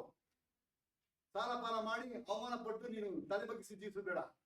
ಕೊರತೆ ಉಳ್ಳವನಾಗಿ ಫೀಸ್ ಕಟ್ಟಕ್ಕೆ ಲೇಟು, ಬಾಡಿಗೆ ಕಟ್ಟಕ್ಕೆ ಲೇಟು, ಕರೆಂಟ್ ಬಿಲ್ ಕಟ್ಟಕ್ಕೆ ಲೇಟು, ಅದು ಕಟ್ಟಕ್ಕೆ ಲೇಟು ಅಂತ ಹೇಳಿ ನಿನ್ನನ್ನು ಬೆಂಡಿಗೆ ನಿಲ್ಲಿಸ್ಕೊಂಡ್ರೆ, ಬೈಸ್ಕೊಳ್ಳೋನಾಗಿದ್ರೆ ಅದರ ಅರ್ಥ ನೀನು ಯೇಸು ಸ್ವಾಮಿ ಮಗು ಅಲ್ಲ. ಯೇಸು ಸ್ವಾಮಿ ದೇವರೇ ಅಲ್ಲ. ಯೇಸು ಸ್ವಾಮಿ ದೇವರಾಗಿ ಪಡೆದವರು ಹೇಳ್ತಾರೆ, ಯೇಸು ಸ್ವಾಮಿ ನನ್ನ ಕುರುಬ. ಯೇಸು ಹೇಳಿದರೆ ನಾನೇ ಒಳ್ಳೆಯ ಕುರುಬ. ಯೋಹಾನ 10ನೇ ಅಧ್ಯಾಯ. ಯೇಸು ಸ್ವಾಮಿಯನ್ನು ಒಳ್ಳೆ ಕುರುಬನಾಗಿ ಯಾರೆಲ್ಲ ಪಡೆದಿದ್ದಾರೆ ಅವರು ಯಾರಿಗೂ ಯಾವ ಕೊರತೆ ಇಲ್ಲ. ನೀನು ಕೊರತೆ ಉಳ್ಳವನಾಗಿರುವಾಗ, ದರಿದ್ರವನ್ನೇ ಹೇಳಿಕೊಳ್ಳುವಾಗ ನಿನಗೆ ನಿನ್ನ ದೇವರು ಜೀವಂತ ಆಗಿಲ್ಲ ಅಂತ ಅರ್ಥ. ನಿನ್ನ ದೇವರು ನಿನ್ನ ಕಾಪಾಡ್ತಿಲ್ಲ ಅಂತ ಅರ್ಥ. ನಿನ್ನ ಕಷ್ಟದಲ್ಲಿ ಕೈ ಬಿಟ್ಟಿದ್ದಾನೆ ಅಂತ ಅರ್ಥ. ನಿನಗೆ ಸಹಾಯವೇ ಸಿಗಲಿಲ್ಲ ಅಂತ ಅರ್ಥ. ಆದ್ರೆ ಕರ್ತನು ನಿನ್ನ ಕುರುಬನಾಗಿದ್ರೆ ನೀನು ಕೊರತೆ ಇಲ್ಲದವನಾಗಿ ಜೀವಿಸ್ತೀಯ. ನೀನು ಎಲ್ಲಿಯೂ ಕೂಡ ಸಾಲ ತೆಗೆದುಕೊಳ್ಳಕ್ಕೆ ಬಿಡೋದಿಲ್ಲ. ಯಾಕೆ ದೇವ ಕೇಳಿದೆ, ನನ್ನ ಜನರು ಏನ್ ಮಾಡುವುದಿಲ್ಲ, ಸಾಲ ತಗೊಳ್ಳುವುದಿಲ್ಲ, ನನ್ನ ಜನರು ಸಾಲ ಕೊಡುವರು. ನೀನು ಅನೇಕಕ್ಕೆ ಸಾಲ ಕೊಡುವನಾಗಿರುವುದಕ್ಕೆ ದೇವರು ಕರೆದಿದ್ದಾರೆ ಹೊರತು ನೀನು ಸಾಲ ಕೇಳುವನಾಗಿರುವುದಕ್ಕೆ, ಕೊರತೆ ಉಳ್ಳವನಾಗಿರುವುದಕ್ಕೆ, ಕಷ್ಟಪಡುವನಾಗಿರುವುದಕ್ಕೆ ದೇವರು ನಿನ್ನ ಕರೆದಿಲ್ಲ. ಅದಾಗಬೇಕಾದ್ರೆ ನೀನು ದಾವೀದನ ಹಾಗೆ ಅರಿಕೆ ಮಾಡಬೇಕು. ಯಾಕೆಂದ್ರೆ ದಾವೀದನು 40 ವರ್ಷ ರಾಜನಾಗೋದಕ್ಕೆ ಮುಂಚೆ 40 ವರ್ಷಗಳ ಕಾಲ ಸೌಲನ ಮುಂದೆ ಕಾಡುಗಳಲ್ಲಿ, ಬೆಟ್ಟಗಳಲ್ಲಿ, ಗುಹೆಗಳಲ್ಲಿ ಊಟ ಇಲ್ಲದೆ, ಬಟ್ಟೆ ಇಲ್ಲದೆ, ಬದುಕಕ್ಕೆ ಅವಕಾಶ ಇಲ್ಲದೆ ಓಡ್ಬೇಕಾಗಿ ಬಂತು. ಆದ್ರೆ ಅಂತ ಸ್ಥಿತಿಲಿ ಇದ್ದ, ನನ್ನ ಹತ್ರ ಕಾಸಿಲ್ಲ, ನನ್ನ ಹತ್ರ ಖಜಾನೆ ಇಲ್ಲ, ನನಗೆ ಯಾರು ಟ್ಯಾಕ್ಸ್ ಕಟ್ತಾ ಇಲ್ಲ, ನನಗೆ ಯಾವ ರೀತಿಯ ವರಮಾನ ಇಲ್ಲ, ಆದ್ರೆ ಕರ್ತನು ನನಗೆ ಕುರುಬನು, ನಾನು ಕೊರತೆ ಪಡೆನು ಅಂತ ಅವನು ರಾಜನಾಗೋದಕ್ಕೆ ಮುಂಚೆ ಹೇಳಿದ. 40 ವರ್ಷಗಳ ಕಾಲ ಅವನಿಗೆ ಕಿರೀಟವಿಲ್ಲ, ಸಿಂಹಾಸನವಿಲ್ಲ, ಸೈನ್ಯವಿಲ್ಲ, ರಾಜ್ಯವಿಲ್ಲ, ಏನೂ ಇಲ್ಲ. ಆದ್ರೆ ಒಂದು ದಿನವೂ ಕೂಡ ಕೊರತೆ ಉಳ್ಳವನಾಗಿ ದರಿದ್ರದಲ್ಲಿ ದಾವೀದನ ಬಾಳಕ್ಕೆ ಬಿಟ್ಟಿಲ್ಲ. ಯಾಕೆ? ದಾವೀದನ ಆಯ್ಕೆ ಮಾಡಿಬಿಟ್ಟ. ಏನಂತ? ಇಲ್ಲ ಎಂಬ 2ನೇ ಶ್ರೇಷ್ಠ ನಂಬಿಕೆ ಆಯ್ಕೆ. ಕರ್ತನು ನನಗೆ ಕುರುಬನು, ನಾನು ಎಲ್ಲಿಯೂ ಕೂಡ ಕೊರತೆ ಉಳ್ಳವನಾಗಿ, ದರಿದ್ರವನ್ನು ನೀಡುವವನಾಗಿ, ಕಷ್ಟಪಡುವವನಾಗಿ, ಒದ್ದಾಡುವವನಾಗಿ, ಅವಸ್ಥೆ ಪಡುವವನಾಗಿ, ಇನ್ನೊಬ್ಬರ ಕೈಯನ್ನು ನೋಡುವವನಾಗಿರುವುದಕ್ಕೆ ನಾನು ಬಿಡೋದಿಲ್ಲ. ಅಭಿಪಡಿಸಿದ ನಾನು ಹೇಗೆ ಯಾರು ಕೈ ಬಿಡ್ತೀನ? ಯಜಮಾನನು ತನ್ನ ಯಜಮಾನನು ಕೆಲಸಗಾರನು ಯಜಮಾನನ ಕೈಯನ್ನು ನೋಡುವ ಹಾಗೆ, ಕೆಲಸಗಾರ್ತಿ ಯಜಮಾನಿಯ ಕೈಯನ್ನು ನೋಡುವ ಹಾಗೆ, ಕರ್ತನೇ ನಾನು ನಿನ್ನನ್ನೇ ನೋಡುತ್ತೇನೆ. ದೇವರ ಮಕ್ಕಳು ಎಲ್ಲಿ ನೋಡ್ಬೇಕು? ದೇವರನ್ನು ಮಾತ್ರ ನೋಡ್ಬೇಕು ಹೊರತು ಯಾವ ಮನುಷ್ಯನನ್ನು ಆಧಾರ ಮಾಡಿಕೊಳ್ಳಬಾರದು. ಯಾಕೆಂದ್ರೆ ನಾವ್ ಯಾರು ನಂಬಿದವರು? ಮನುಷ್ಯರನ್ನು ನಂಬುವುದಕ್ಕೆ ಕರೆಯಲ್ಪಟ್ಟವರಲ್ಲ, ಕುರುಬನಾಗಿರುವ ಕರ್ತನನ್ನು ನಂಬುವುದಕ್ಕೆ ಕರೆಯಲ್ಪಟ್ಟವರು. ನಾವು ಎಲ್ಲಿಯೂ ಕೂಡ ಕೊರತೆಯಾಗಿರ್ಬೇಕು, ಎಲ್ಲಿಯೂ ಕೂಡ ಕಾಸಿಲ್ಲ, ಅದು ಇಲ್ಲ, ಇದಿಲ್ಲ ಅಂತ ಹೇಳಿ ಕೊರತೆಯಾಗಿರ್ಬೇಕು ದೇವರು ಕರೆಯಲೇ ಇಲ್ಲ. ಯೇಸು ಸ್ವಾಮಿ ಮನುಷ್ಯನ ಅವತಾರವಾಗಿ ಬಂದಾಗ ಒಂದು ಬಡವರ ಮನೆಯಲ್ಲಿ ವಾಸ ಮಾಡಿದ್ರು, ಬಡ ಕುಟುಂಬದಲ್ಲಿ ಜೀವಿಸಿದರು. ಆದ್ರೆ ಯೇಸು ಸ್ವಾಮಿ ಏನಾದ್ರು ಸಾಲ ಕೇಳಿದ್ರ? ಅವ್ರ ಜನ ಬಂದು ಹೇಳಿದ್ರು, ನಿಮ್ಮ ಗುರು ಟ್ಯಾಕ್ಸ್ ಕಟ್ಟಲ್ವಾ? ಟ್ಯಾಕ್ಸ್ ಕಟ್ಟಿಲ್ವಲ್ಲ ಅಂತ ಹೇಳಿದಾಗ ಪೇತ್ರ ಬಂದು ಹೇಳ್ತಾರೆ, ಹಂಗೆ ಹೇಳಿದ್ರ? ನಾನ್ ಕಟ್ಕೊಳ್ಳೋಣ, ನೀನ್ ಗಾಳ ಹಾಕು, ನದಿಯಲ್ಲಿ ಹೋಗಿ ಮೊದಲು ಮಿಡ್ ಸಿಗುತ್ತೆ, ಅದು ಬಾಯಿ ಓಪನ್ ಮಾಡು, ಅದರಲ್ಲಿ ಬೆಳ್ಳಿ ನಾಣ್ಯ ಇರ್ತದೆ, ನನಗಾಗಿ ನೀವು ಟ್ಯಾಕ್ಸ್ ಕಟ್ಟರು. ಯೇಸು ಎಲ್ಲಿ ನಾಳೆ ಕಟ್ತೀನಿ ಅಂತ ಹೇಳಿಲ್ಲ. ಎಲ್ಲಿಯೂ ಕೂಡ ಪೆಂಡಿಂಗ್ ಇರ್ಲಿಲ್ಲ, ಎಲ್ಲಿಯೂ ಕೂಡ ಕೊರತೆ ಉಳ್ಳವನಾಗಿರ್ಲಿಲ್ಲ. ಯಾಕೆಂದ್ರೆ ಅಂತ ದೇವರನ್ನೇ ಒಳ್ಳೆ ಕುರುಬನಾಗಿ ನೀನು ಮಾಡ್ಕೊಳಕ್ಕೆ ಕಲಿತು. ಆದ್ರಿಂದ ದಾವೀದನಿಂದ ಕರ್ತನು ನನಗೆ ಕುರುಬನು, ನಾನು ಕೊರತೆ ಪಡೆನು, ನನಗೆ ಕೊರತೆ ಇಲ್ಲ. ವಿಶ್ವಾಸಿಗೆ ನೀನು ದೊಡ್ಡ ಓದುವುದು ಬೇಡ, ಅವಶ್ಯಕತೆ ಇಲ್ಲ. ನೀನು ಕೂಲಿ ಕೆಲಸ ಮಾಡ್ಬೋದು, ಮನೆಗೆ ಹೋಗಿ ಪಾತ್ರೆ ತೊಳೆ ಕೆಲಸಕ್ಕೆ ಹೋಗ್ಬೋದು, ನೀನು ಔಷಧಿ ಕೆಲಸ ಮಾಡ್ಬೋದು, ಇಲ್ಲ ವಾಚ್ಮನ್ ಕೆಲಸ ಮಾಡ್ಬೋದು, ಏನೋ ಒಂದು ಕೆಲಸ ಮಾಡ್ಬೋದು. ಅದು ಅವಮಾನ ಅಲ್ಲ. ಆದ್ರೆ ಇನ್ನೊಬ್ಬರ ಕೈಯನ್ನು ನೋಡುತ್ತಾ ಅವ್ರು ಏನಾದ್ರು ಸಹಾಯ ಮಾಡ್ತಾರಾ, ಇವ್ರು ಏನಾದ್ರು ಕೊಡ್ತಾರಾ ಅಂತ ಹೇಳಿ ಬೇಡುವ ಸ್ಥಿತಿಯಲ್ಲಿ ನಿಂತ್ಕೊಂಡ್ರೆ ನಿನಗೆ ಯೇಸು ಸ್ವಾಮಿ ಕುರುಬನಲ್ಲ. ನಾವು ಹೇಳ್ತಾನೆ, ಕರ್ತನ ಕುರುಬನಾಗಿರುವುದರಿಂದ ನನ್ನ ಸ್ಥಿತಿ ಗೊತ್ತಾ, ನನ್ನ ಪಾತ್ರೆ ತುಂಬಿ ಹೊರಸೂಸುತ್ತದೆ, ನನಗೆ ಬೇಕಾದಕ್ಕಿಂತ ಹೆಚ್ಚಾಗಿ ದೇವರು ಕೊಡ್ತಾರೆ. ಯಾಕೆ? ನನ್ನ ದೇವರ ಕೈ ದೊಡ್ಡದು, ನನ್ನ ದೇವರು ನನ್ನ ಹಾಗೆ ಪ್ರೀತಿಸ್ತಾರೆ, ನಾನು ದರಿದ್ರದಲ್ಲಿ ಬಿಡೋದೇ ಇಲ್ಲ. ವಿಶ್ವಾಸಿಯೇ, ಈ ದಾವಿದನ ದೇವರು ನಿನ್ನ ದೇವರಾಗಿರುವ ಕರೀತಾರೆ. ಇದು ಆಗಬೇಕಾದ್ರೆ ನೀನು ದಾವಿದಂತೆ ಬಾಯಿ ಬಿಟ್ಟು ಹೇಳಬೇಕು. ಹೃದಯದಲ್ಲಿ ನಂಬುವುದರಿಂದ ರಕ್ಷಣೆ, ಅದನ್ನ ಬಾಯಿಂದ ಆಯ್ಕೆ ಮಾಡೋಣ, ಆ ರಕ್ಷಣೆ ಸಂಪೂರ್ಣವಾಗುತ್ತದೆ. ಇವತ್ತು ನೀನು ಎರಡನೆಯ ಆ ನಂಬಿಕೆಯರಿಗೆ ನೀನು ಹೇಳುವುದನ್ನು ಅಭ್ಯಾಸ ಮಾಡಿತ್ತು. ದಾವಿದನ ಹಾಗೆ ಮಾಡಿದ್ರಿಂದ ಒಂದು ದಿನ ಕೂಡ ಕೊರತೆ ಉಳ್ಳವನಾಗಿರ್ಲಿಲ್ಲ. ಮನುಷ್ಯನಾಗಿ ದೇವರ ಮುಂದೆ ಆಶ್ರಯಿಸಲ್ಪಟ್ಟವನಾಗಿದ್ದ. ಹೀಗೆ ಅಮೃತಾಗ ಏನಾಯ್ತು ಗೊತ್ತಾ, ಸಭೆಗೆ ಬಂದಾಗ ₹1 ಹಾಕ್ತೀನಿ, ₹10 ಹಾಕ್ತೀನಿ, ₹20 ಹಾಕ್ತೀನಿ ಆಗುವನಾಗಿರ್ಲಿಲ್ಲ. ಲಕ್ಷ ಗಟ್ಟಲೆ, ಕೋಟಿ ಗಟ್ಟಲೆ ಬಂಗಾರಗಳನ್ನು ಕೆಜಿ ಗಟ್ಟಲೆ ಕಾಣಿಕೆ ಅಪ್ಪನಾಗಿದ್ದ. ಯೋಚನೆ ಮಾಡ್ಕೊಳ್ಳಿ, ಅಲ್ಲಿ ಎಲ್ಲರೂ ಸಭೆಯವರು, ಎಲ್ಲರೂ ವಿಶ್ವಾಸಗಳೇ. ಆದ್ರೆ ದಾವೀದನು ಅರಿಕೆ ಮಾಡಿದ್ದು ಕರ್ತನಿಗೆ ಕುರುಬನು. ಕಾಂತಿ ಪೀಜಿ ಹಂಗೆಲ್ಲ ದರಿದ್ರದ ಮಾತುಗಳೇ ಅವನಲ್ಲಿಲ್ಲ. ವಿಶ್ವಾಸಿ ಅಂದ್ರೆ ನಂಬರ್ 1 ವಿಶ್ವಾಸಿ. ಅದು ತಾನು ದಾವೀದನು. ಬಂಗಾರಗಳನ್ನು ಕೆಜಿ ಗಟ್ಟಲೆ, ನಾನು ಗ್ರಾಮ್ ಗಟ್ಟಲೆ ಆಮೇಲೆ ಮಾಡ್ತೀನಿ. 8 ಗ್ರಾಮ್ 10 ಗ್ರಾಮ್ ಮಾತಾಡ್ತಾರೆ. ಗ್ರಾಮ್ 100 ಗ್ರಾಮ್ ಕೊಡಲ್ಲ, 8 ಗ್ರಾಮ್ ಮಾತಾಡ್ತೀನಿ. ದಾವಿದನ ಲೆಕ್ಕಾಚಾರ ಕೆಜಿ ಗಟ್ಟಲೆ. ಯೋಚನೆ ಮಾಡಿ, ಇನ್ನೊಂದು ನನ್ನ ಲೆವೆಲ್ ಹೆಂಗೆ. ಯಾಕೆಂದ್ರೆ ದಾವಿದನ ಎರಡನೇ ಅರಿಕೆ ಕರ್ತನಲ್ಲಿ ಇಲ್ಲ ಎಂಬ ನನ್ನ ಶ್ರೇಷ್ಠವಾದ ಅರಿಕೆ. ಕರ್ತನು ನನಗೆ ಕುರುಬನು, ನನಗೆ ಕೊರತೆ ಇಲ್ಲ. ನನ್ನ ಜನ ಸಾಲ ತಗೊಳ್ಳುವ, ಸಾಲ ಕೊಡುವರಾಗಿರ್ತಾರೆ. ಯಾಕೆಂದ್ರೆ ಯೇಸು ಸ್ವಾಮಿ ಎದುರು ಸಾಲ ತಗೊಂಡಿದ್ದ, ನಿನ್ನನ್ನು ಕೂಡ ಎದುರು ಸಾಲ ಕೊಡಲ್ಲ. ನನ್ನ ಹತ್ರ ಏನಿದೆ ಅದರಲ್ಲಿ ಜೀವನ ಮಾಡಕ್ ಕಲ್ತ್ಕೋ, ಅದರಲ್ಲಿ ಸಂತೋಷ ಪಡು, ಅದರಲ್ಲಿ ತೃಪ್ತಿಯಾಗಿರು, ದೇವರಿಗೆ ಭಕ್ತಿಯಾಗಿರು. ನಿನ್ನ ಪ್ರತಿಯೊಂದು ವರಮಾನದಲ್ಲಿ ದೇವರನ್ನು ಸನ್ಮಾನಿಸಕ್ಕೆ ಅಭ್ಯಾಸ ಮಾಡಿಕೋ. ದೇವರ ಮುಂದೆ ಕಳ್ಳನಾಗಿರ್ಬೇಡ. ದೇವರ ಮುಂದೆ ಕಳ್ಳತನ ಮಾಡಿ ನೀನು ಇನ್ನೊಂದು ಮುಂದೆ ಕಳ್ಳನಾಗಿ ನಿಂತ್ಕೊಂಡು ಸಾಲ ಕೆಡುವನಾಗಿ, ದರಿದ್ರ ಪಡುವನಾಗಿ, ಕಷ್ಟ ಪಡುವನಾಗಿ ಹೀಗೆ ಓಡ್ಬಿಡ್ತೀಯ. ದಾವೀದನು ಮಾಡಿಲ್ಲ. ಒಂದು ಶ್ರೇಷ್ಠವಾದ ಎರಡನೇ ಮಾಡಿದ, ಕರ್ತನು ನನಗೆ ಕುರುಬನು, ನನಗೆ ಕೊರತೆ ಇಲ್ಲ, ಕೊರತೆ ಇಲ್ಲ. ಇದು ನಿನ್ನ ಅನುಭವ ಆದ್ರೆ ಜನ ನಿನ್ನ ಮಾತಾಡ್ತಾ ಏನಾಗಿದ್ದಾರೆ, ಸಿಸ್ಟರ್ எப்படி இருக்கீங்க, எப்படியோ இருக்கிறேன். இவன் குடும்ப யோசிக்கல பிசாசு. எப்படியோ இருக்கிறேன் யாரெல்லாம் சொல்றீங்க? உங்களுடைய மீட்பன் யாரಲ್ಲ, இயேசு அல்ல. ಹೆಂಗಿದ್ದೀರಾ? ನಾನು ಸುಖವಾಗಿದ್ದೀನಿ, ನಾನು ಚೆನ್ನಾಗಿದ್ದೀನಿ. ಯಾಕೆ? ಕರ್ತನು ನನಗೆ ಕುರುಬನು, ನನಗೆ ಕೊರತೆಯೇ ಇಲ್ಲ. ಇದುವೇ ದೇವರ ಮೊದಲ ಸಾಕ್ಷಿ. ಯಾವಾಗ ನೋಡು பஞ்சப்பாட்டு பாருண்டாம், எப்ப பார்த்தா அப்படியே தள்ளிடுவேன். பாருங்க, காசு காப்பி கொடுக்க காசு இல்லை, இப்பதான் பிச்சை எடுத்துருவோம். தப்பு நீ என்ன விசுவாசம் சொல்லிக்காரு, உனக்கு மட்டும் இல்ல, அது என் இயேசுக்கு அவமானம். ಯಾಕಂದ್ರೆ ಯೇಸು ಗೊತ್ತಾ, ಅದನ್ನ ಒಳ್ಳೆ ಕುರುಬ, ನೀವು ಕೊರತೆ ಇಲ್ಲದವನಾಗಿ ಕೇಳ್ಪಟ್ಟಿದ್ದಾರೆ. ಯಾವ್ದು ಕೇಳಿದ್ರು ದರಿದ್ರ, ಅದಕ್ಕೂ ಕಾಸಿಲ್ಲ, ಇದಕ್ಕೂ ಕಾಸಿಲ್ಲ, ಇದಕ್ಕೂ ಕಾಸಿಲ್ಲ. ಪಾಪ ನೀನು ಆ ಕೆಲಸ ಬಿಟ್ಬಿಟ್ಟು ಚಿಕ್ಕ ಉಟ್ಕೊಂಡು ಭಿಕ್ಷೆ ಬಿಡಬಹುದು. ಯಾಕಂದ್ರೆ ನೀನು ಕೆಲಸ ಮಾಡಿ ಆಮೇಲೆ ಕಾಸು ಸಿಗ್ತಾ ಇಲ್ಲ, ನೀವು ಭಿಕ್ಷೆ ಬಿಡೋದು ಉತ್ತಮ ಅಲ್ವಾ? ಯಾಕಂದ್ರೆ ಕೆಲ್ಸಕ್ಕೆ ಹೋದ್ರೆ ತಿಂಗಳಿಗೋಸ್ಕರ ಸಂಬಳ ಕೊಡ್ತಾರೆ, ಭಿಕ್ಷೆ ಬಿಡ್ರೆ ಡೈಲಿ ಸಿಗುತ್ತೆ ಸಂಬಳ. ಹಾಗೆ ಮಾಡಕ್ಕೆ ನೀನು ಬಿಡೋಲ್ಲ. ಯಾವಾಗ? ಕರ್ತನು ನಿನ್ನ ಕುರುಬನಾಗಿದ್ದೆ. ಹೇಗೆ ದಾವಿದನ ಆಶೀರ್ವಾದ ಗೊತ್ತಾ? ಅಬ್ರಹಾಮನ ಸಂತತಿಯಲ್ಲಿ ಎಷ್ಟು ಜನ ಹುಟ್ಟಿ ಬಂದ್ರು, ಅವರಿಗೆ ಯಾರಿಗೂ ಕೂಡ ದೇವರಿಗೆ ಒಂದು ಆಲಯ ಕಟ್ಟಬೇಕೆಂದು ಆಸೆ ಬರಲಿಲ್ಲ. ಯಾರಿಗೆ ಬಂತು ಗೊತ್ತಾ? ದಾವಿದನಿಗೆ ಹೃದಯದಲ್ಲಿ ಬಂತು. ದಾವಿದನಿಗೆ ಬಂತು, ನಾನು ದೇವರಿಗೆ ಒಂದು ಆಲಯ ಕಟ್ಟಬೇಕು, ಯೆರೂಸಲೇಮಿಗೆ ಕಟ್ಟಬೇಕೆಂದು ಆಸೆ. ಏನ್ ಮಾತುಗಳು! ನೀನು ವಿಶ್ವಾಸ ಆದ್ರೆ ನಿನಗೆ ಈ ಭಕ್ತಿ ಬರ್ತದೆ, ಈ ವೈರಾಗ್ಯ ಬರ್ತದೆ, ಈ ಒಂದು ಪ್ರೀತಿ ಬರ್ತದೆ. ಯಾಕಂದ್ರೆ ಕರ್ತನು ನಿನ್ನ ಕುರುಬನಾಗಿರುವಾಗ ನೀನು ಈ ರೀತಿಯ ಉನ್ನತವಾದ ಉದ್ದೇಶಗಳಾಗಿರ್ತೀಯ. ನೀನು ಸಭೆಗೆ ಬರೋದು ಯಾರ ಹತ್ರ ಸಾಲ ಕೇಳೋಣ, ಯಾರ ಹತ್ರ ಬೇಡೋಣ, ಅದಕ್ಕೆ ಬರಲ್ಲ. ನನ್ನ ದೇವರು, ನನ್ನ ಕರ್ತನು ಕುರುಬನು, ನನಗೆ ಕೊರತೆ ಇಲ್ಲ, ನಾನು ಚೆನ್ನಾಗಿದ್ದೀನಿ, ನಾನು ಸುಖವಾಗಿದ್ದೀನಿ, ನಾನು ಸಮೃದ್ಧಿಯಾಗಿದ್ದೀನಿ, ನನ್ನ ಪಾತ್ರ ತುಂಬಿ ಹೊರಸುತ್ತ ಎಂಬ ಸಾಕ್ಷಿ ಹೇಳುವುದಕ್ಕೆ ನಿಮ್ಗೆ ಕರೀತಾರೆ. ಅದಾಗಬೇಕಾದ್ರೆ ನೀವು ಯೇಸು ನಂಬಿದ್ರೆ ಮಾತ್ರ ಸಾಲದು, ನೀವು ಬಾಯಿಂದ ಅರಿಕೆ ಮಾಡಿ ರಕ್ಷಣೆ ಸಾಧಿಸಿಕೊಳ್ಳಬೇಕು.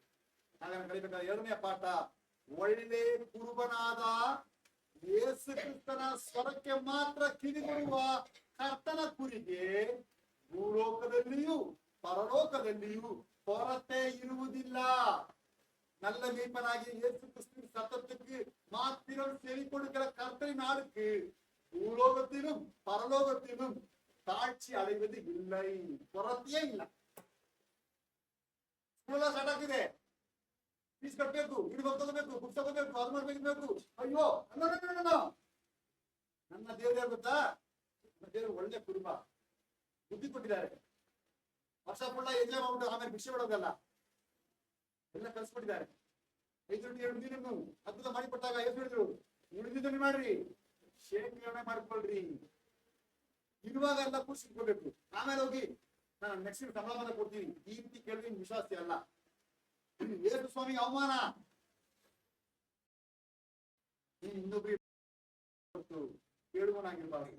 ಯಾಕೆ ವಾಕ್ಯದಲ್ಲಿ ತೆಗೆದುಕೊಳ್ಳುವುದಕ್ಕಿಂತ ಕೊಡುವುದೇ. ನೋಡಿ, ಕೊಡುವಾಗ ನಿಮ್ಮ ಕೈ ಮೇಲಿರ್ತದೆ, ತೆಗೆದುಕೊಳ್ಳುವಾಗ ನಿಮ್ಮ ಕೈ ಕೆಳಗಿರ್ತದೆ. ಆಶಿಸಲ್ಪಟ್ಟವರ ಕೈ ಯಾವಾಗಲೂ ಮೇಲೆ ಇರಬೇಕು ಅಲ್ವಾ? ವಿಶ್ವಾಸಿಯೇ, ದಾವೀದನು ಇದನ್ನು ಶ್ರೇಷ್ಠವಾದ ಇಲ್ಲ ಎಂಬ ಹೇಳಕ್ ಹೇಳಿದ. ಕರ್ತನು ನನಗೆ ಕುರುಬನು, ನನಗೆ ಕೊರತೆ ಇಲ್ಲ.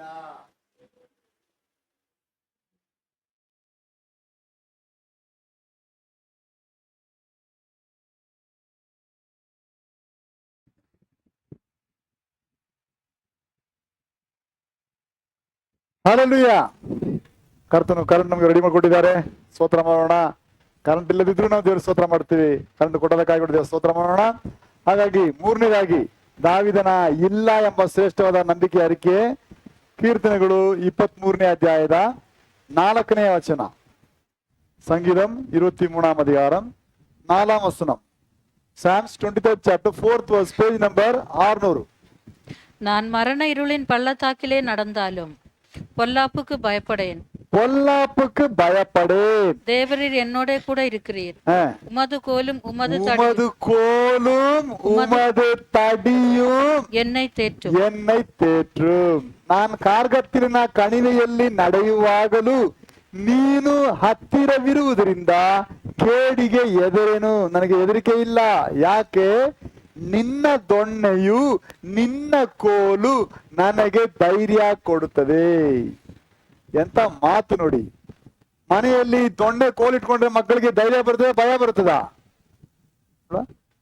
ನಮ್ಮ ಮನೆಯಲ್ಲಿ ಕೋಳಿ ತೆಗೆದಿರ್ತೀನಿ, ನನ್ನ ಮಗ ತಗೊಂಡೋಗಿ ಎಲ್ಲರೂ ಹಾಕ್ಬಿಡ್ತಾನೆ, ಕೈಗೆ ಸಿಗಬಾರ್ದಂತ. ಆದ್ರಿಂದ ಎಲ್ಲಾರ ಮೇಲೆ ಒಂದೊಂದು ಕೋಲು ಇಟ್ಟಿದ್ದೀನಿ.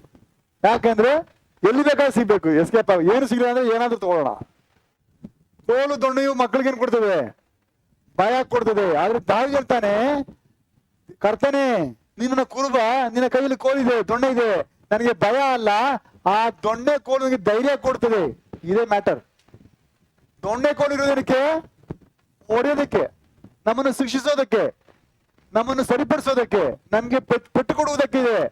ಆದ್ರೆ ಅದು ಭಯ ಪಡಿಸೋದಕ್ಕಲ್ಲ. ನಾನು ಕಾರ್ಗತ್ತಿನ ಕಣಿವೆಯಲ್ಲಿ ನಡಿಬೇಕಾದ ಸಂದರ್ಭ ಬರುವಾಗ ನಾನು ಹೆದರಿಕೆ ಇಲ್ಲದೆ ಧೈರ್ಯವಾಗಿ ನಡಿಬೇಕಾದ್ರೆ ಕರ್ತನ ದೊಣ್ಣೆಯು ಕೋಲೇ ನನಗೆ ಭಾಗ್ಯ. ಆದ್ರೆ ಹೇಳ್ತಾನೆ, ನಾನು ಕಾರ್ಗತ್ತಿನ ಕಣಿವೆಯಲ್ಲಿ ನಡೆಯುವಾಗಲೂ ನೀನು ಹತ್ತಿರುವುದರಿಂದ ಕೇಡಿಗೆ ನನಗೆ ಹೆದರಿಕೆ ಇಲ್ಲ. ನಿನ್ನ ದೊಣ್ಣೆಯು ನಿನ್ನ ಕೋಲು ನನಗೆ ಧೈರ್ಯ ಕೊಡ್ತದೆ. ಹೊಸ ಒಡಂಬಡಿಕೆಯಲ್ಲಿ ಕೋಲು ದೊಣ್ಣೆಯಾಗಿರುವುದು ಅಪೊಸ್ತಲರ ಉಪದೇಶ. ಅಪೊಸ್ತಲರ ಉಪದೇಶ ಕೋಲು ದೊಣ್ಣೆಯಾಗಿದೆ. ಅದು ನಿನ್ನ ಪ್ರೀತಿಸುವುದಕ್ಕೂ ಮುದ್ದಿಸುವುದಕ್ಕೂ, ವಾಗ್ದಾನ ವಚನಗಳನ್ನು ಹೇಳಿ ನಿನ್ನ ಆಶೀರ್ವಾದಗೊಳ್ಳುವುದಕ್ಕಲ್ಲ. ಜನ ಹೆಂಗೆ ಸುಳ್ಳು ಸುಳ್ಳಾಗಿ ಏಮಾರಿಸುತ್ತಾರೆ, ಹೆಂಗೆಲ್ಲ ಏಮಾರಿಸ್ತಾರೆ ಯೋಚನೆ ಮಾಡ್ಕೊಳ್ರಿ. ಟಿವಿಗಳಲ್ಲಿ ಅಲ್ಲಿ ಇಲ್ಲಿ ನೋಡ್ತೀರಾ, ಮೇ 1ನೇ ತಾರೀಕಿಗೆ ದೇವ್ರು ಕೊಟ್ಟ ವಚನ ಬೈದಿದ್ಯಾ? ಮೇ 1ನೇ ತಾರೀಕು ದೇವ್ರ ವಚನ ಇದೆಯಾ? ಜನವರಿ 1ನೇ ತಾರೀಕು ಅಂತ ಇದೆಯಾ? ಮಾರ್ಚ್ ಅಂತ ಇದೆಯಾ? ಎಲ್ಲ ಎಷ್ಟು ಸುಳ್ಳು ಸುಳ್ಳಾಗತ್ತೆ. ಯಾಕಂದ್ರೆ ದೇವ್ರ ಬಗ್ಗೆ ಒಂದು ಸಲ ಬರ್ಸಲ್ಪಟ್ಟಿದೆ, ಅದು ಇಷ್ಟನೇ ತಾರೀಕಿಗೆ ಇಷ್ಟೇ ತಿಂಗಳಿಂದ ಎಲ್ಲೂ ಬರ್ಸಲ್ಪಟ್ಟಿಲ್ಲ. ಈ ರೀತಿ ಸುಳ್ಳನ್ನು ಹೇಳುವುದಕ್ಕೆ ಅನೇಕ ಜನ, ಸುಳ್ಳನ್ನು ನಂಬುವುದಕ್ಕೆ ಅನೇಕ ಜನ.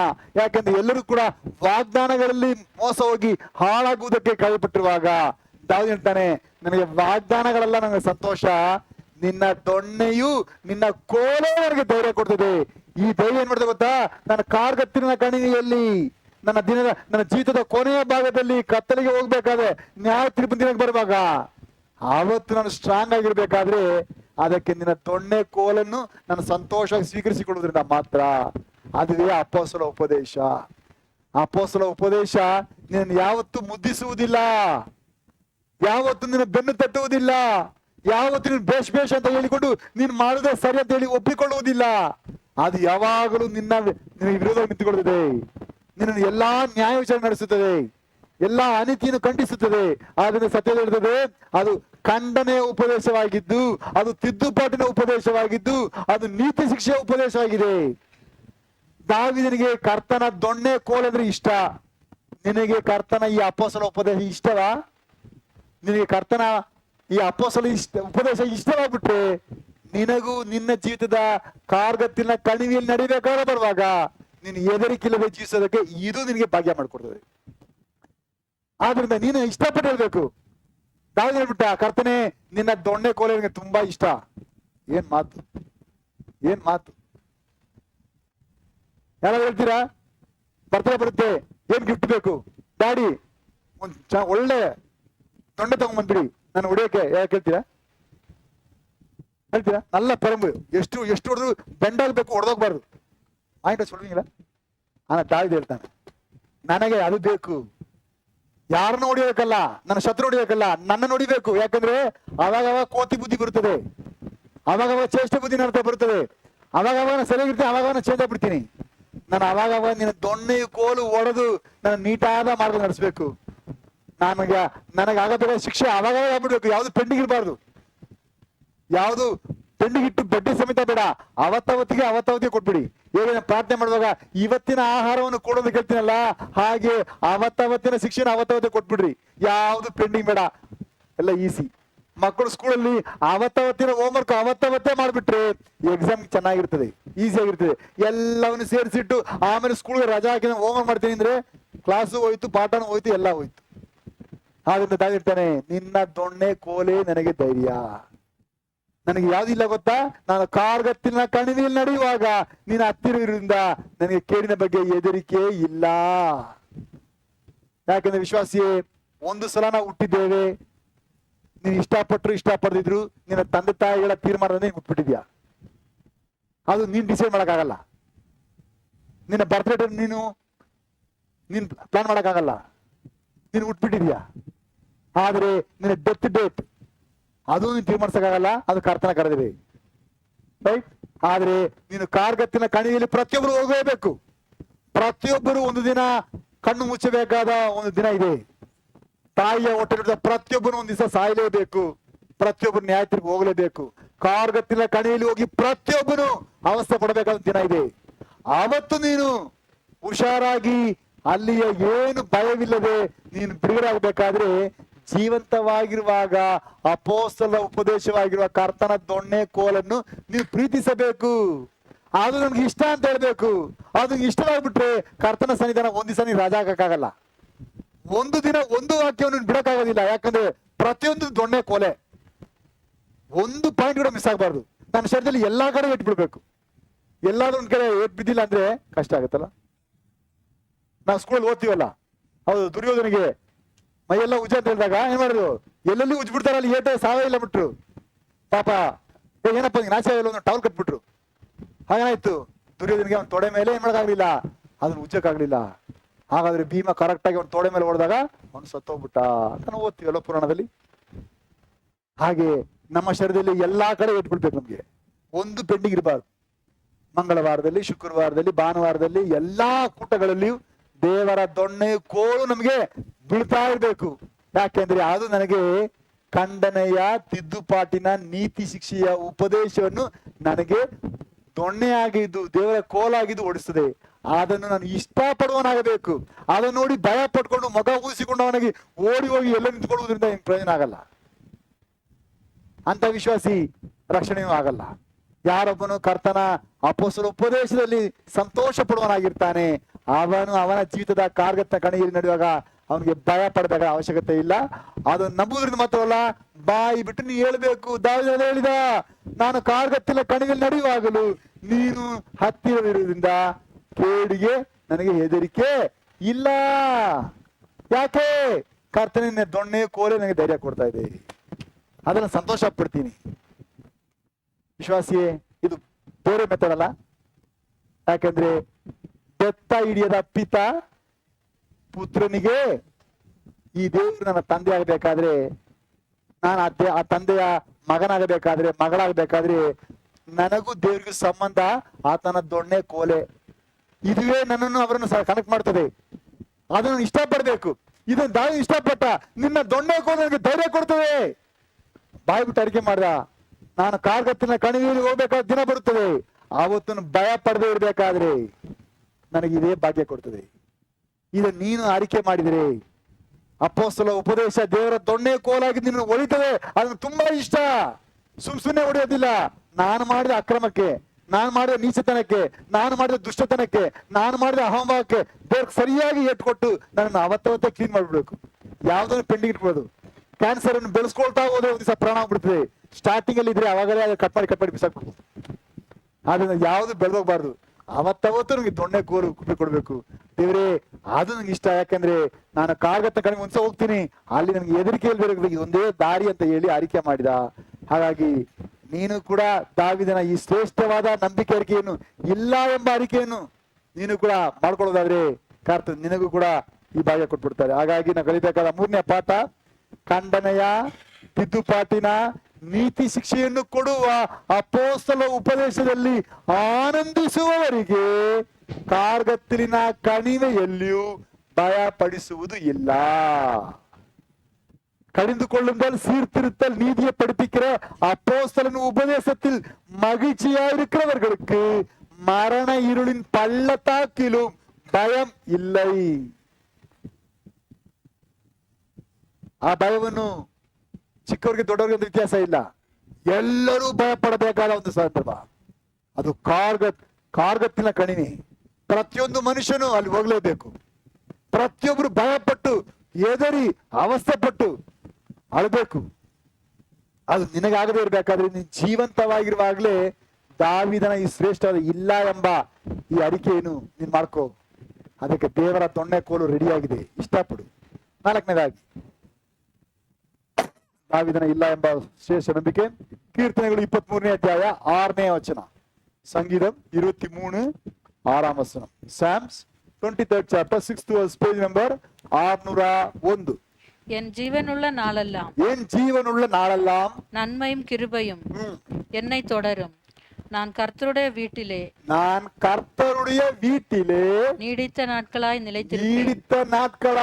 நிலைத்திருப்பேன். ನಿಶ್ಚಯವಾಗಿ ನನ್ನ ಜೀವಮಾನವೆಲ್ಲ ಶುಭವೂ ಕೃಪೆಯೂ ನನ್ನನ್ನು ಹಿಂಬಾಲಿಸುವು. ನಾನು ಸದಾ ಕಾಲ ಕರ್ತನ ಮಂದಿರದಲ್ಲಿ ವಾಸಿಸುವೆನು. ದಾವೀದನ ಶ್ರೇಷ್ಠ ಅರಿಕೆ. 4ನೇ ಅರಿಕೆ. ಎಲ್ಲಾ ಕಾಲದಲ್ಲಿ ನಾನು ಸಿಂಹಾಸನ ಕುತ್ಕೊಳ್ತೀನಿ, ಕಿರೀಟದಲ್ಲಿ ಕುತ್ಕೊಳ್ತೀನಿ, ನನ್ನ ಗಂಧದ ಮನೆಯಲ್ಲಿ ಇರ್ತೀನಿ, ಅದೆಲ್ಲ ಮಾತು. ನಾನು ಕರ್ತನ ಮನೆಯಲ್ಲಿ ಇರ್ತೀನಿ.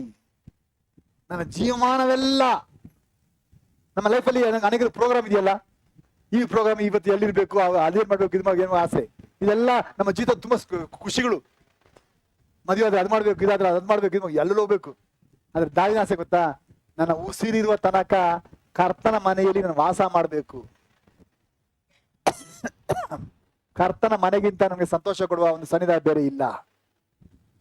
ಯಾರ್ಯಾರು ಕರ್ತನ ಮನೆಯನ್ನು ವಾಸ ಮಾಡುವುದನ್ನು ಇಷ್ಟಪಡುತ್ತಾರೆ ಅವರ ಜೀವಿತದಲ್ಲಿ ಬೆನ್ನಟ್ಟಿಕೊಂಡು ಬರುವಂತೆ ದೇವರು ಶುಭವನ್ನು, ಕೃಪೆಯನ್ನು ಅವ್ರಿಗೆ ಹಿಂಬಾಲಿಸುವಂತೆ ಮಾಡ್ತಾರೆ. ನೀನು ಶುಭವನ್ನು, ಕೃಪೆಯನ್ನು ಹುಡ್ಕೊಂಡು ಹೋಗ್ಬೇಕಾಗಿಲ್ಲ. ನೀನು ಅದನ್ನು ಪರ್ಚೇಸ್ ಮಾಡ್ಬೇಕಾಗಿಲ್ಲ. ಅದನ್ನು ನಿನಗೆ ಕೇಳ್ಬೇಕಾಗಿಲ್ಲ. ಅದು ಕೋರಿಯರ್ ತನಕ ನಿನ್ನನ್ನು ಓಡಿಸ್ಕೊಂಡ್ ಬರ್ತದೆ. ನೀನು ಹುಡುಕಿಕೊಂಡು ಬಂದು ನಿನ್ನನ್ನು ಹಿಂಬಾಲಿಸ್ಬಿಡ್ತದೆ. ಯಾರಿಗೆ? ಜೀವಮಾನವೆಲ್ಲ ಕರ್ತನ ಮನೆಯಲ್ಲಿ ವಾಸಿಸುವುದನ್ನೇ ಭಾಗ್ಯ ಮಾಡಿಕೊಳ್ಳುವವರಿಗೆ. ಇವತ್ತು ಎಷ್ಟೋ ಜನರಿಗೆ ಭಾನುವಾರ ಚರ್ಚೆಗೆ ಬರೋಕೆ ಇಷ್ಟ ಇಲ್ಲ. ಆದ್ರೆ ಭಾನುವಾರ ಬೇಡ ಕೆಲ್ಸಕ್ಕೆ ಬರ್ತೀವಿ ಅಂತ ಹೋಗ್ಬಿಡ್ತಾರೆ. ಯಾಕಂದ್ರೆ ಕರ್ತನ ಮನೆಯಲ್ಲಿ ಅವ್ರಿಗೆ ಇಷ್ಟ ಇಲ್ಲ. ಅವ್ರ ಇಷ್ಟ ಎಲ್ಲ ಬೇರೆ. ಎಷ್ಟೋ ಜನ ಭಾನುವಾರ ಚರ್ಚ್ ಕೆಲಸ ಸಿಗಲ್ಲ, ನಾನು ಕೆಲಸನೇ ಬೇಡ ಅಂತ ಹೇಳಿ ಕೆಲಸಗಳು ಬಿಟ್ಬಿಟ್ಟು ಕೆಲಸವಿಲ್ಲದೆ ಅವಸ್ಥೆ ಪಡುವ ವಿಶ್ವಾಸಿಗಳಿದ್ದಾರೆ. ದೇವರು ಅವ್ರಿಗೆಲ್ಲ ಭಾಗ್ಯ ಕೊಡ್ತಾರೆ. ಕರ್ತನ ಮನೆಯಲ್ಲಿ ಇರುವುದು ಭಾಗ್ಯ. ಕರ್ತನ வீட்டில் இருக்கணும். நான் என்னைக்கு 17 கொரோட்டியா 21 கொரோட்டியா மாசம் கொரோட்டியா இல்ல இல்ல, என் வாழ்நாளெல்லாம் கர்த்தர் வீட்டில் இருக்கணும். ಇದು ಎಲ್ಲರಿಗೂ ಮಾಡೋಕ್ಕಾಗುತ್ತಲ್ವಾ? ಯಾರಾದ್ರೂ ಇಲ್ಲಿ 24 ಗಂಟೆ ಕೆಲಸ ಮಾಡೋರಿದ್ದೀರಾ? 24 hours ನಿದ್ದೆನೇ ಮಾಡಿದ್ರೆ ಹೆಂಗೆ ಗೂಬೆ ತರ ಕಣ್ಣಿಗೆ ಓಪನ್ ಮಾಡ್ಕೊಂಡೆ ಕೆಲಸ ಮಾಡೋರಿದ್ದಾರೆ? ಅವ್ರು ಇಲ್ಲ. 8 ಅವರ್ ಕೆಲಸನೇ ಅಲ್ವಾ? 8 ಗಂಟೆ ಕೆಲಸ, 8 ಗಂಟೆ ನಿದ್ದೆ, 8 ಗಂಟೆ ಬದುಕು, ಅಷ್ಟೇ. 8 24 8 3 24 ಅಲ್ವಾ? ಇದಂತ ಎಲ್ಲರೂ ಮಾಡ್ತಾರೆ. ಶಿಫ್ಟ್ ಬೇಕಾಗಿ ಹಿಂದೆ ಮುಂದೆ ಆಗ್ಬೋದು. ಯಾರ ಸೇಮ್ ಅದೇ ಕತೆ. ಯಾರಾದ್ರೂ 30 ಸಲ ಊಟ ಮಾಡೋರು ಇದ್ದೀರಾ ಇಲ್ಲಿ? ಯಾರಾದ್ರು ಇಲ್ಲ, 3 ಸಲ ಅಲ್ವಾ? ಅಷ್ಟೇ. ನೀನು ಎಷ್ಟು ಕೋಟಿ ಸಂಪಾದನೆ ಮಾಡಿದ್ರು ಎಲ್ಲ ಅಷ್ಟೇನೆ ಮಾಡೋಕ್ಕಾಗುತ್ತೆ. ಆದರೆ ದೇವರ ಮನೆಯಲ್ಲಿ ವಾಸಿಸುವುದನ್ನು ಭಾಗ್ಯ ಮಾಡಿಕೊಳ್ಳುವುದಕ್ಕೆ ನೀನು ಬುದ್ಧಿವಂತನಾಗು. ಅದಕ್ಕೆ ನಿನ್ನ ಕೆಲಸ ಎಂಬುದನ್ನು ಕತೆ ಹೇಳ್ಬೇಡ. ಕೆಲಸ ಎಂಬುದು ದೊಡ್ಡ ಮ್ಯಾಟ್ರೇ ಅಲ್ಲ. ಎಂಥವನು ಕೂಡ ಎಲ್ಲ ಕೆಲಸ ಸಿಗುತ್ತೆ. ಯಾರು ಬೇಕಾದ್ರೆ ದುಡಿಬೋದು, ಯಾರು ಬೇಕಾದ್ರೆ ಬದುಕ್ಬೋದು, ಏನು ಕಷ್ಟ ಇಲ್ಲ. ಬೆಂಗಳೂರಲ್ಲಿ ಇಂಡಿಯಾದವರೆಲ್ಲ ಬಂದು ಬೆಂಗಳೂರು ಬಂದ್ಕೊಳ್ತಾರೆ. ಯಾಕಂದ್ರೆ ಇಲ್ಲಿ ಯಾರು ಬೇಕಾದ್ರೆ ಬದುಕ್ಬೋದಂತ. ಇಂಡಿಯಾದ ಎಲ್ಲಾ ರಾಜ್ಯದವರು ಇಲ್ಲಿ ಇರ್ತಾರಲ್ಲ, ಒಂದೊಂದು ಅಪಾರ್ಟ್ಮೆಂಟ್ ಒಂದೊಂದು ಊರೇ. ಅವರು ಯಾರು ಕೂಡ ಬೆಂಗಳೂರವರಲ್ಲ. ಯಾಕಂದ್ರೆ ಇಲ್ಲಿ ಆಪರ್ಚುನಿಟಿ ಬೆಂಗಳೂರಲ್ಲಿ ಇದೆ ಅಂತ ಹೇಳಿ ಎಲ್ಲರೂ ಬದುಕ್ತಾರೆ. ಅಂದ್ರೆ ಎಲ್ಲರಿಗೂ ಬದುಕಕ್ಕೆ ಅವಕಾಶ ಇದೆ. ನೀನು ಕರ್ತನ ಮನೆಯಲ್ಲಿ ವಾಸ ಮಾಡುವುದಕ್ಕೆ ಯಾವಾಗಲೂ ಕೆಲಸ ಎಂಬ ಒಂದು ಕತೆ ಹೇಳ್ಕೊಂಡು, ಯಾವಾಗಲೂ ನಿನ್ನ ಹೆಂಡತಿ ಮಕ್ಕಳು ಕುಟುಂಬ ಅಂತ ಅದೇ ಕತೆ ಹೇಳ್ಕೊಂಡು, ನಿನ್ನ ಆರೋಗ್ಯ ಎಂಬ ಕತೆ ಹೇಳ್ಕೊಂಡು, ನೀನು ಏನೋ ಒಂದು ಕತೆ ಹೇಳ್ಕೊಂಡೇ ಕರ್ತನ ಮನೆಯನ್ನು ನೀನು ಆಬ್ಸೆಂಟ್ ಆಗಿರುವುದು ನಿನಗೆ ಶುಭವನ್ನು ಕೃಪೆಯನ್ನು ನೀನು ಬೆನ್ನಟ್ಕೊಂಡು ಹೋದ್ರೆ ಅದು ನಿಂಗೆ ಸಿಗಲ್ಲ. ಅದು ನಿನ್ನ ಸ್ವಂತ ಆಗಲ್ಲ. ಅದನ್ನು ಅನುಭವಿಸೋಕೆ ನಿಂಗೆ ಜೀವ ಇರಲ್ಲ. ಆದ್ರೆ ಯಾರಿಗೆ ಕರ್ತನ ಮನೆಯಲ್ಲಿ ವಾಸಿಸೋದನ್ನು ಭಾಗ್ಯ ಮಾಡಿಕೊಳ್ತಾರೆ, ಅವರು ಶುಭ ಕೃಪೆ ಅವ್ರು ಹುಡ್ಕೊಂಡು ಹೋಗ್ಬೇಕಾಗಿಲ್ಲ, ಅವರನ್ನು ಹುಡುಕಿಕೊಂಡು ಬರ್ತದೆ. ಯಾಕಂದ್ರೆ ದಾವೀದನು ಬಾಯಿ ಬಿಟ್ಟು ಹೇಳ್ಬಿಟ್ಟ, ಏನಂತ? ನಿಶ್ಚಯವಾಗಿ ನನ್ನ ಜೀವಮಾನದಲ್ಲ ಶುಭವು ಕೃಪೆಯು ನನ್ನನ್ನು ಹಿಂಬಾಲಿಸು. ನಾನು ಅದರಿಂದ ಓಡಲ್ಲ. ನನಗೆ ಶುಭ ಬೇಕು, ಕೃಪೆ ಬೇಕಂತ ಹೇಳಿ ಪ್ರಾರ್ಥನೆ ಮಾಡಲ್ಲ, ಅದಕ್ಕಾಗಿ ಉಪವಾಸ ಇಟ್ಕೊಳ್ಳಲ್ಲ, ಅದಕ್ಕಾಗಿ ಏನು ಮಾಡಲ್ಲ. ಅದು ನನ್ನನ್ನು ಫಾಲೋ ಮಾಡುತ್ತದೆ. ಯಾಕೆಂದ್ರೆ ನಾನು ಕರ್ತನ ಫಾಲೋ ಮಾಡಿದ್ರೆ ಕರ್ತನ ಮನೆಯಲ್ಲಿ ಇರುವುದನ್ನು ಭಾಗ್ಯ ಮಾಡ್ಕೊಳ್ತೀನಿ. ಎಷ್ಟು ಜನರಿಗೆ ಕರ್ತನ ಮನೆಯಲ್ಲಿ ಇರೋದಕ್ಕೆ ಆಸೆ ಇದೆ? ನೀವು ಯಾವಾಗ ಇಲ್ಲಿ ಫಾರಿನಲ್ಲಿ ಇದ್ದೀರಾ? ಎಲ್ಲ ಬೆಂಗಳೂರು ತಾನೆ ಇದ್ದೀರಾ? ಕರ್ತನ ಮನೆಯಲ್ಲಿ ಯಾವಾಗ ಬರ್ಬೋದಲ್ವಾ? ಕರ್ತನ ಸಹ ಹುಡುಕ್ಬೋದಲ್ವಾ? ಆದ್ರೆ ನಿನಗೆ ಏನು ಬೇಕು ಬೇಡ ನೀನು ಡಿಸೈಡ್ ಮಾಡು. ಆ ಮಹಾರಾಜನ ದಾವೀದನ ಆಸೆ, ನನ್ನ ಅರಮನೆಯಲ್ಲಿ ಇರೋದಕ್ಕಿಂತ ಕರ್ತನ ಮನೆಯಲ್ಲಿ ನಾನು ಯಾವಾಗಲೂ ಇರಬೇಕು. ನಮ್ಮ ಜೇಸನ್ ಬ್ರದರ್ ಸುಮಾರು ದೂರದಲ್ಲಿದ್ದಾರೆ, 45 ಕಿಲೋಮೀಟರ್ ಇದೆ, ತಮಿಳುನಾಡು ಸ್ಟೇಟಿಂದ ಇದ್ದಾರೆ. ಪ್ರತಿ ಮಂಗಳವಾರ ಪ್ರತಿ ಶುಕ್ರವಾರ ಓಡ್ ಬಂದ್ಬಿಡ್ತಾರೆ 45 ಪ್ರಯಾಣ ಕಿಲೋ ಮಾಡ್ಕೊಂಡು. ನೀನು ಪಕ್ಕದಲ್ಲಿ ಇದೀಯಾ, ನೀನು ಸುಳ್ಳು ಹೇಳ್ಕೊಂಡೆ ಟೈಮ್ ಪಾಸ್ ಮಾಡ್ತಾ ಇದೆಯಲ್ಲ. ಶುಭ ಕೃಪೆ ನಿನಗೆ ಬರುತ್ತೆ, ಅವ್ರಿಗೆ ಬರುತ್ತೆ. ಯೋಚನೆ ಮಾಡು. ಕರ್ತನ ಮನೆಯಲ್ಲಿ ಇರ್ಬೇಕಂತ ಆಸೆ ಪಡ್ಬೇಕೆಂಬ ಒಂದು ಪ್ರಯಾಸ ಇರ್ಬೇಕಲ್ವಾ? ಯೋಚನೆ ಮಾಡ್ರಿ. ಸುಳ್ಳು ಹೇಳುವುದು ಈ ಲೋಕದ ಎಲ್ಲರ ವಾಡಿಕೆ. ಒಂದು ಕತೆ ಎಕ್ಸ್ಕ್ಯೂಸ್ ಹೇಳುವುದು ಎಲ್ಲರ ಒಂದು ಅಭ್ಯಾಸ. ಆದ್ರೆ ನಿನಗೆ ಶುಭವನ್ನು ಕೃಪೆಯನ್ನು ದೇವರು ಕೊಡೋದಕ್ಕೆ ಅವಕಾಶ ತೆಗೆದಿಟ್ಟಿರುವಾಗ ಅದನ್ನು ಮಿಸ್ ಮಾಡಿಕೊಂಡು ನೀನು ಎಷ್ಟೆಲ್ಲಾ ಓದಾಡಿದ್ರು ನಿನಗೆ ಆರೋಗ್ಯ ಸಿಗಲ್ಲ, ನಿನಗೆ ಸಮಾಧಾನ ಸಿಗಲ್ಲ, ನಿನಗೆ ಊಟ ಸೇರಲ್ಲ, ನಿನಗೆ ಏನು ಸಿಗಲ್ಲ. ಎಲ್ಲ ಮುಖವನ್ನು ಹಂಗೇ ಇಟ್ಕೊಂಡಿರ್ತೀಯ. ಯಾಕೆ? ಶುಭ ಕೃಪೆ ನಿನ್ನ ಜೀವಿತದಲ್ಲಿ ಇಲ್ಲ. ಯಾಕೆ? ನಿನ್ನ ಜೀವಿತದಲ್ಲಿ ಕರ್ತನ ಮನೆಯಲ್ಲಿ ವಾಸಿಸೋದು ನಿಮ್ಗೆ ಅಭ್ಯಾಸ ಇಲ್ಲ. ನೀನ್ ಹೇಳ್ತೀಯಾ, ಇಲ್ಲ ಕರ್ತನ ಮನೆಗೆ ನಾನು ವಾರಕ್ಕೊಂದ್ಸಲ ನೆಂಟರ ತರ ಬಂದು ಹೋಗ್ತೀನಿ, ವಾಸ ಮಾಡೋದು ನಮ್ಗೆ ಇಷ್ಟ ಇಲ್ಲ. ಏನಿದ್ರು ನಮಗೂ ಸಭೆಗೆ ಸ್ವಲ್ಪ ದೂರ ಇಟ್ಕೋಬೇಕು ಅಂತ ಹೇಳ್ತಾರಲ್ಲ, ಸ್ವಂತ ಜಾಸ್ತಿ ಇಟ್ಕೋಬಾರ್ದು ಅಂತ. ಅದರಿಂದ ಸಭೆ ತಗೊಂಡು ಹಂಗೆ ಇಟ್ಕೋಬೇಕು. ಏನೋ ವಾರಕ್ಕೊಂದ್ಸಲ 1 ಅವರ್ 2 ಮಂದಿ ಕುತ್ಕೊಂಡು ಹಂಗೆ ಓಡ್ಬಿಡ್ಬೇಕು. ನಾವೆಲ್ಲ ವಾಸ ಮಾಡಲ್ಲ, ಬರೀ ನೆಂಟರ್ತರ. ಹಾಗಾದ್ರೆ ಶುಭವು ಕುಪ್ಪರು ಕೂಡ ನಿನಗೆ ನೆಂಟರು ಮಾತಾಡ್ತಾರೆ, ನೀನು ಅದು ಸ್ವಂತ ಆಗಲ್ಲ. ದಾವೀದನ ಜೀವಿತದಲ್ಲಿ ಶುಭವು ಕೃಪೆಯು ಆಗುವುದಕ್ಕೆ ಕಾರಣವೇನು? ಯೋಚನೆ ಮಾಡಿ. ಈ ಬ್ರದರ್ ಎಷ್ಟೋ ಸಲ ನೈಟ್ ಶಿಫ್ಟ್ ಮಾಡ್ಕೊಂಡ್ಬಂದ್ಬಿಟ್ಟು ಶನಿವಾರ ಫುಲ್ ನೈಟ್ ಎಲ್ಲ ಕೆಲಸ ಮಾಡ್ಬಿಟ್ಟು ಭಾನುವಾರ ಚರ್ಚಲ್ಲಿ ಕುತ್ಕೊಂಡಿದ್ದಾರೆ. ನೈಟ್ ಡ್ಯೂಟಿ ಮಾಡ್ಕೊಂಬಂದೆ, ತೊಂದರೆ ಇಲ್ಲ, ಕಷ್ಟಪಟ್ಟು ನೈಟ್ ಡ್ಯೂಟಿ ಅಷ್ಟೊತ್ತ ಕುತ್ಕೊಂಡಲ್ಲ, 2 ಚರ್ಚಲ್ಲಿ ಕಣ್ಣು ಕುತ್ಕೊಳ್ತೀನಿ, ದೇವರ ವಾಕ್ಯ ಕೇಳ್ಬಿಟ್ಟು ಆಮೇಲೆ ಹೋಗಿ ಮನೆ ಮಾಡ್ಕೊಳ್ತೀನಿ. ಅದು ತಾನೇ ಆಶೀರ್ವಾದ. ಯಾವಾಗಲೂ ನೀನು ಕತೆ ಹೇಳ್ಕೊಂಡು ಸುಳ್ಳು ಹೇಳ್ಕೊಂಡು ಕರ್ತನ ಮನೆಯಲ್ಲಿ ವಾಸ ಮಾಡುವುದಕ್ಕೆ ನೀನು ಆಬ್ಸೆಂಟ್ ಆಗಿರುವುದಕ್ಕೆ ಕಾರಣ ಹೇಳುವುದರಿಂದ ನೀನು ಎಷ್ಟು ಪ್ರಯಾಸ ಪಟ್ಟು ನಿನ್ನ ಬದುಕಿನಲ್ಲಿ ಶುಭವೂ ಇಲ್ಲ, ಕೃಪೆಯೂ ಇಲ್ಲ. ನಾನು ಚೆನ್ನಾಗಿದ್ದೀನಿ ಹೇಳ್ಕೊಳಕ್ಕೆ ನಿಮ್ಗೆ ಸಾಧ್ಯನೇ ಆಗಲ್ಲ. ಅದು ನೀನು ಹಿಂಬಾಲಿಸ್ಕೊಂಡು ಬರ್ಬೇಕಾದ್ರೆ ಇದು ಬೇಕು. ಆದ್ರಿಂದ ದಾವೀದನ ಇಲ್ಲ ಎಂಬ 4ನೇ ಮಾತು ಗೊತ್ತಾ? ನಿಶ್ಚಯವಾಗಿ ನನ್ನ ಜೀವಮಾನದಲ್ಲ ಶುಭ ಕೃಪೆ ನನ್ನ ಹಿಂಬಾಲಿಸದೆ ಇರೋದೇ ಇಲ್ಲ, ಅದು ಹಿಂಬಾಲಿಸ್ತಾನೆ ಇರುತ್ತೆ. ಯಾಕೆ? ನಾನು ಯಾವಾಗಲೂ ನಾನು ಕರ್ತನ ಮನೆ ಹಿಂಬಾಲಿಸ್ತಾ ಇರ್ತೀನಿ, ಆದ್ರಿಂದ ಅದು ನಾನು ಹಿಂಬಾಲಿಸ್ತದೆ. ನೀನು ಕರ್ತನ ಹಿಂಬಾಲಿಸು, ಶುಭ ಕೃಪೆ ನಿನ್ನ ಹಿಂಬಾಲಿಸ್ತದೆ. ನೀನು ಶುಭ ಕೃಪೆಯನ್ನು ಹಿಂಬಾಲಿಸ್ತಾ ಹೋದ್ರೆ ಕರ್ತನ ಹಿಂಬಾಲಿಸಲ್ಲ, ನಿನಗೆ ಅದು ಸಿಗೋದು ಇಲ್ಲ, ಪ್ರಯೋಜನ ಆಗ್ಬಿಡ್ತದೆ. ನೀವು ಈ ಭೂಮಿಯನ್ನು ಬಿಟ್ಟು ಹೋಗ್ಬೇಕಾಗಿ ಬರುವಾಗ ಯಾವುದನ್ನು ತಗೊಂಡೋಗಲ್ಲ, ಒಂದು ನಯಾ ಪೈಸಾ ಕೂಡ ತಗೊಂಡೋಗಲ್ಲ. ಯಾರೋ ಒಬ್ರು ಸತ್ತೋದಾಗ ಬುಟ್ಟಿ ₹1 ಇಡ್ತಾರಲ್ಲ, ಏನೋ ಈ ವಿಗ್ರಹಾರ್ಥಿಗಳು, ಅದು ಇಡ್ತಾರ, ತೆಗೆದು ಬಿಡ್ತಾರ, ತೆಗೆದು ಬಿಡ್ತಾರ, ಏನು ತಗೊಂಡೋಗಲ್ಲ, ಏನು ತಗೊಂಡೋಗಲ್ಲ. ಆದ್ರೆ ಒಂದು ವಿಷಯ ಹೇಳ್ತೀನಿ ಇದೇ ಜನರೇ, ನಿನ್ನ ಜೀವಮಾನದಲ್ಲೆಲ್ಲ ಕರ್ತನ ಮನೆಯಲ್ಲಿ ವಾಸ ಭಾಗ್ಯ ಮಾಡಿಕೊಂಡ್ರೆ ನಿನ್ನ ಮರಣದ ನಂತರವೂ ಶುಭ ಕೃಪೆ ಫಾಲೋ ಮಾಡ್ತದೆ. ನಿನ್ನ ಕುಟುಂಬದವರೆಲ್ಲ ಸಮಾಜದಲ್ಲಿ ಬಂದ್ಬಿಟ್ಟು ಹೋಗ್ಬಿಡ್ತಾರೆ, ಆದ್ರೆ ಶುಭವೂ ಕೃಪೆ ನಿನ್ನ ಬಿಟ್ಟೋಗಲ್ಲ, ನೀನು ದೇವರಾಜ ಸೇರಿಸೋ ತನಕ ಮಾಡ್ತದೆ. ಯಾಕಂದ್ರೆ ಜೀವ ಇರುವ ಕಾಲದಲ್ಲಿ ನನ್ನ ಜೀವಮಾನದಲ್ಲೆಲ್ಲ ಕರ್ತನ ಮನೆಯೇ ನನ್ನ ವಾಸಸ್ಥಾನ ಅಂತ ನೀನು ತೀರ್ಮಾನ ಮಾಡಿದ್ರಿಂದ, ನೀನು ಜೀವಿತದಲ್ಲಿಯೇ ಶುಭ ಕೃಪೆಯನ್ನು ಹಿಂಬಾಲಿಸೋದನ್ನು ನೀನು ಆಯ್ಕೆ ಮಾಡಿದ್ರಿಂದ ಯಾವುದು ಬಂದಿಲ್ಲ ಅಂದ್ರೂ ಕೂಡ ಶುಭ ಕೃಪೆ ಬರ್ತದೆ. ಲೋಕದವ್ರು ಹೇಳ್ತಾರೆ, ಹೆಂಡತಿ ಊರವ್ರಿಗೆ, ಮಗ ಅಲ್ಲಿವರೆಗೆ, ಅಲ್ಲಿವರೆಗೆ, ಕೊನೆ ತನಕ ಯಾರೋ ಅಂತ ಅಲ್ಲ ಲೋಕದವ್ರು ಕೇಳ್ಕೊಳ್ತಾರೆ. ಆದ್ರೆ ದೇವ್ರ ಮಗ ಹೇಳ್ತಾನೆ, ಕೊನೆಯ ತನಕ ಶುಭ ಕೃಪೆ ನನ್ನನ್ನು ಬಿಡೋದಿಲ್ಲ, ಹಿಂಬಾಲಿಸ್ಕೊಂಡು ಬರ್ತದೆ. ಯಾಕಂದ್ರೆ ಜೀವ ಇರುವ ಎಲ್ಲಾ ದಿನ ನನಗೆ ದೇವರ ಮನೆಯೇ ನನ್ನ ವಾಸ, ಅದು ನನ್ನನ್ನು ಹಿಂಬಾಲಿಸದೇ ಇರುವುದಿಲ್ಲ. ದಾವಿದನ ಅರಿಕೆ ಇವತ್ತಿನ ತನಕ ಈ ದಾವಿದನ ದೇವರನ್ನು ಆರಾಧಿಸುವುದಕ್ಕೆ ಭಾಗ್ಯ ಸಿಕ್ಕಿದೆ. ಹಾಗಾಗಿ ನಾವು ಕಲಿಬೇಕಾದ 4ನೇ ಪಾಠ, ಕರ್ತನ ಮಂದಿರದಲ್ಲಿ ನೆಲೆಯಾಗಿ ವಾಸಿಸುವವರಿಗೆ ನಿಶ್ಚಯವಾಗಿ ತಮ್ಮ ಜೀವಮಾನದಲ್ಲೆಲ್ಲ ಶುಭವೂ ಕೃಪೆಯೂ ಹಿಂಬಾಲಿಸದೇ ಇರುವುದಿಲ್ಲ. ಇಷ್ಟೇ ಬೇಕು, ಶುಭವೂ ಕೃಪೆಯೂ ನಿನಗಾಗಬೇಕು. ಶುಭ ಅಂದ್ರೆ ದೇವರ ಆಶೀರ್ವಾದ, ಕೃಪೆ ಅಂದ್ರೆ ಅದು ಅನುಭವಿಸಕ್ಕೆ ನಮ್ಗೆ ಭಾಗ್ಯ. ಎಲ್ಲ ಇದ್ರು ಅದು ಅನುಭವಿಸಕ್ಕೆ ನಮ್ಗೆ ಜೀವನ ಇಲ್ಲ ಅಂದ್ರೆ, ಅದಕ್ಕೆ ಅವಕಾಶ ಇಲ್ಲ ಅಂದ್ರೆ, ಕೆಲವರು ಹೇಳ್ತಾರೆ ಡಾಕ್ಟರ್ ಹೋಗಿ, ಡಾಕ್ಟರ್ ಎಷ್ಟು ಕೋಟಿ ಬೇಕಾದ್ರೆ ಖರ್ಚಾಗಲಿ ನನ್ನ ಪ್ರಾಣ ಉಳಿಸಿ, ಅವ್ರು ಹೇಳ್ತಾರೆ ನಾನು ಮಾಡಕ್ಕಾಗಲ್ಲ.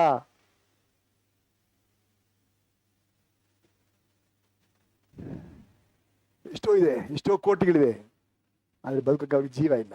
ಅದೇ ಕೃಪೆ ಬೇಕು. ಶುಭ ದೇವ್ರು ಕೊಡ್ತಾರೆ, ಆದ್ರೆ ಅನುಭವಿಸಕ್ಕೆ ದೇವರ ಕೃಪೆ ಬೇಕು. ಇದು ಎರಡು ನಿನಗಿದ್ರೆ ಮಾತ್ರನೇ ಸುಖವಾಗಿ ಬಾಳಕ್ಕಾಗುತ್ತೆ. கர்த்தருடைய வீட்டிலே நீடித்த நாட்களாய் நிலைத்திருப்பவர்களுக்கு தங்கள் ஜீவனுள்ள நாளெல்லாம் நன்மையும் கிருபையும் தொடராதிருப்பதில்லை. ವಿಶ್ವಾಸಿಯೇ, ನಿನ್ನ ಮನೆ ತುಂಬಿ ಹೊರಸೂಸ್ಬೇಕು, ನಿನ್ನ ಪಾತ್ರ ತುಂಬಿ ಹೊರಸೂಸ್ಬೇಕು. ಯಾವ್ದ್ರಿಂದ? ದೇವರ ಶುಭವು, ಅದನ್ನು ಅನುಭವಿಸುವುದಕ್ಕೆ ದೇವರ ಕೃಪೆ. ಸಾಕು ಸಾಕು ಅಂತ ಹೇಳ್ಬೇಕು ನೀನು, ಅದನ್ನು ಕೊಡಕ್ಕೆ ದೇವರು ಕಾಯ್ತಾ ಇದ್ದಾರೆ. ದೇವರ ಮನೆಗೆ ಇಷ್ಟ ಆಗ್ತದೆಯಾ? ಯೋಚನೆ ಮಾಡಿಕೊ. 5ನೇದಾಗಿ ದಾವೀದನ ಶ್ರೇಷ್ಠವಾದ ಇಲ್ಲ ಎಂಬ ನಂಬಿಕೆ. ಕೀರ್ತನೆಗಳು 56ನೇ ಅಧ್ಯಾಯ 11ನೇ ವಚನ, ಸಂಗೀತ 56 11ನೇ ವಚನ, Psalms 56 chapter 11th verse, page number 626. தேவனை நம்பியிருக்கிறேன், நான் பயப்படேன், மனுஷன் எனக்கு என்ன செய்வான்?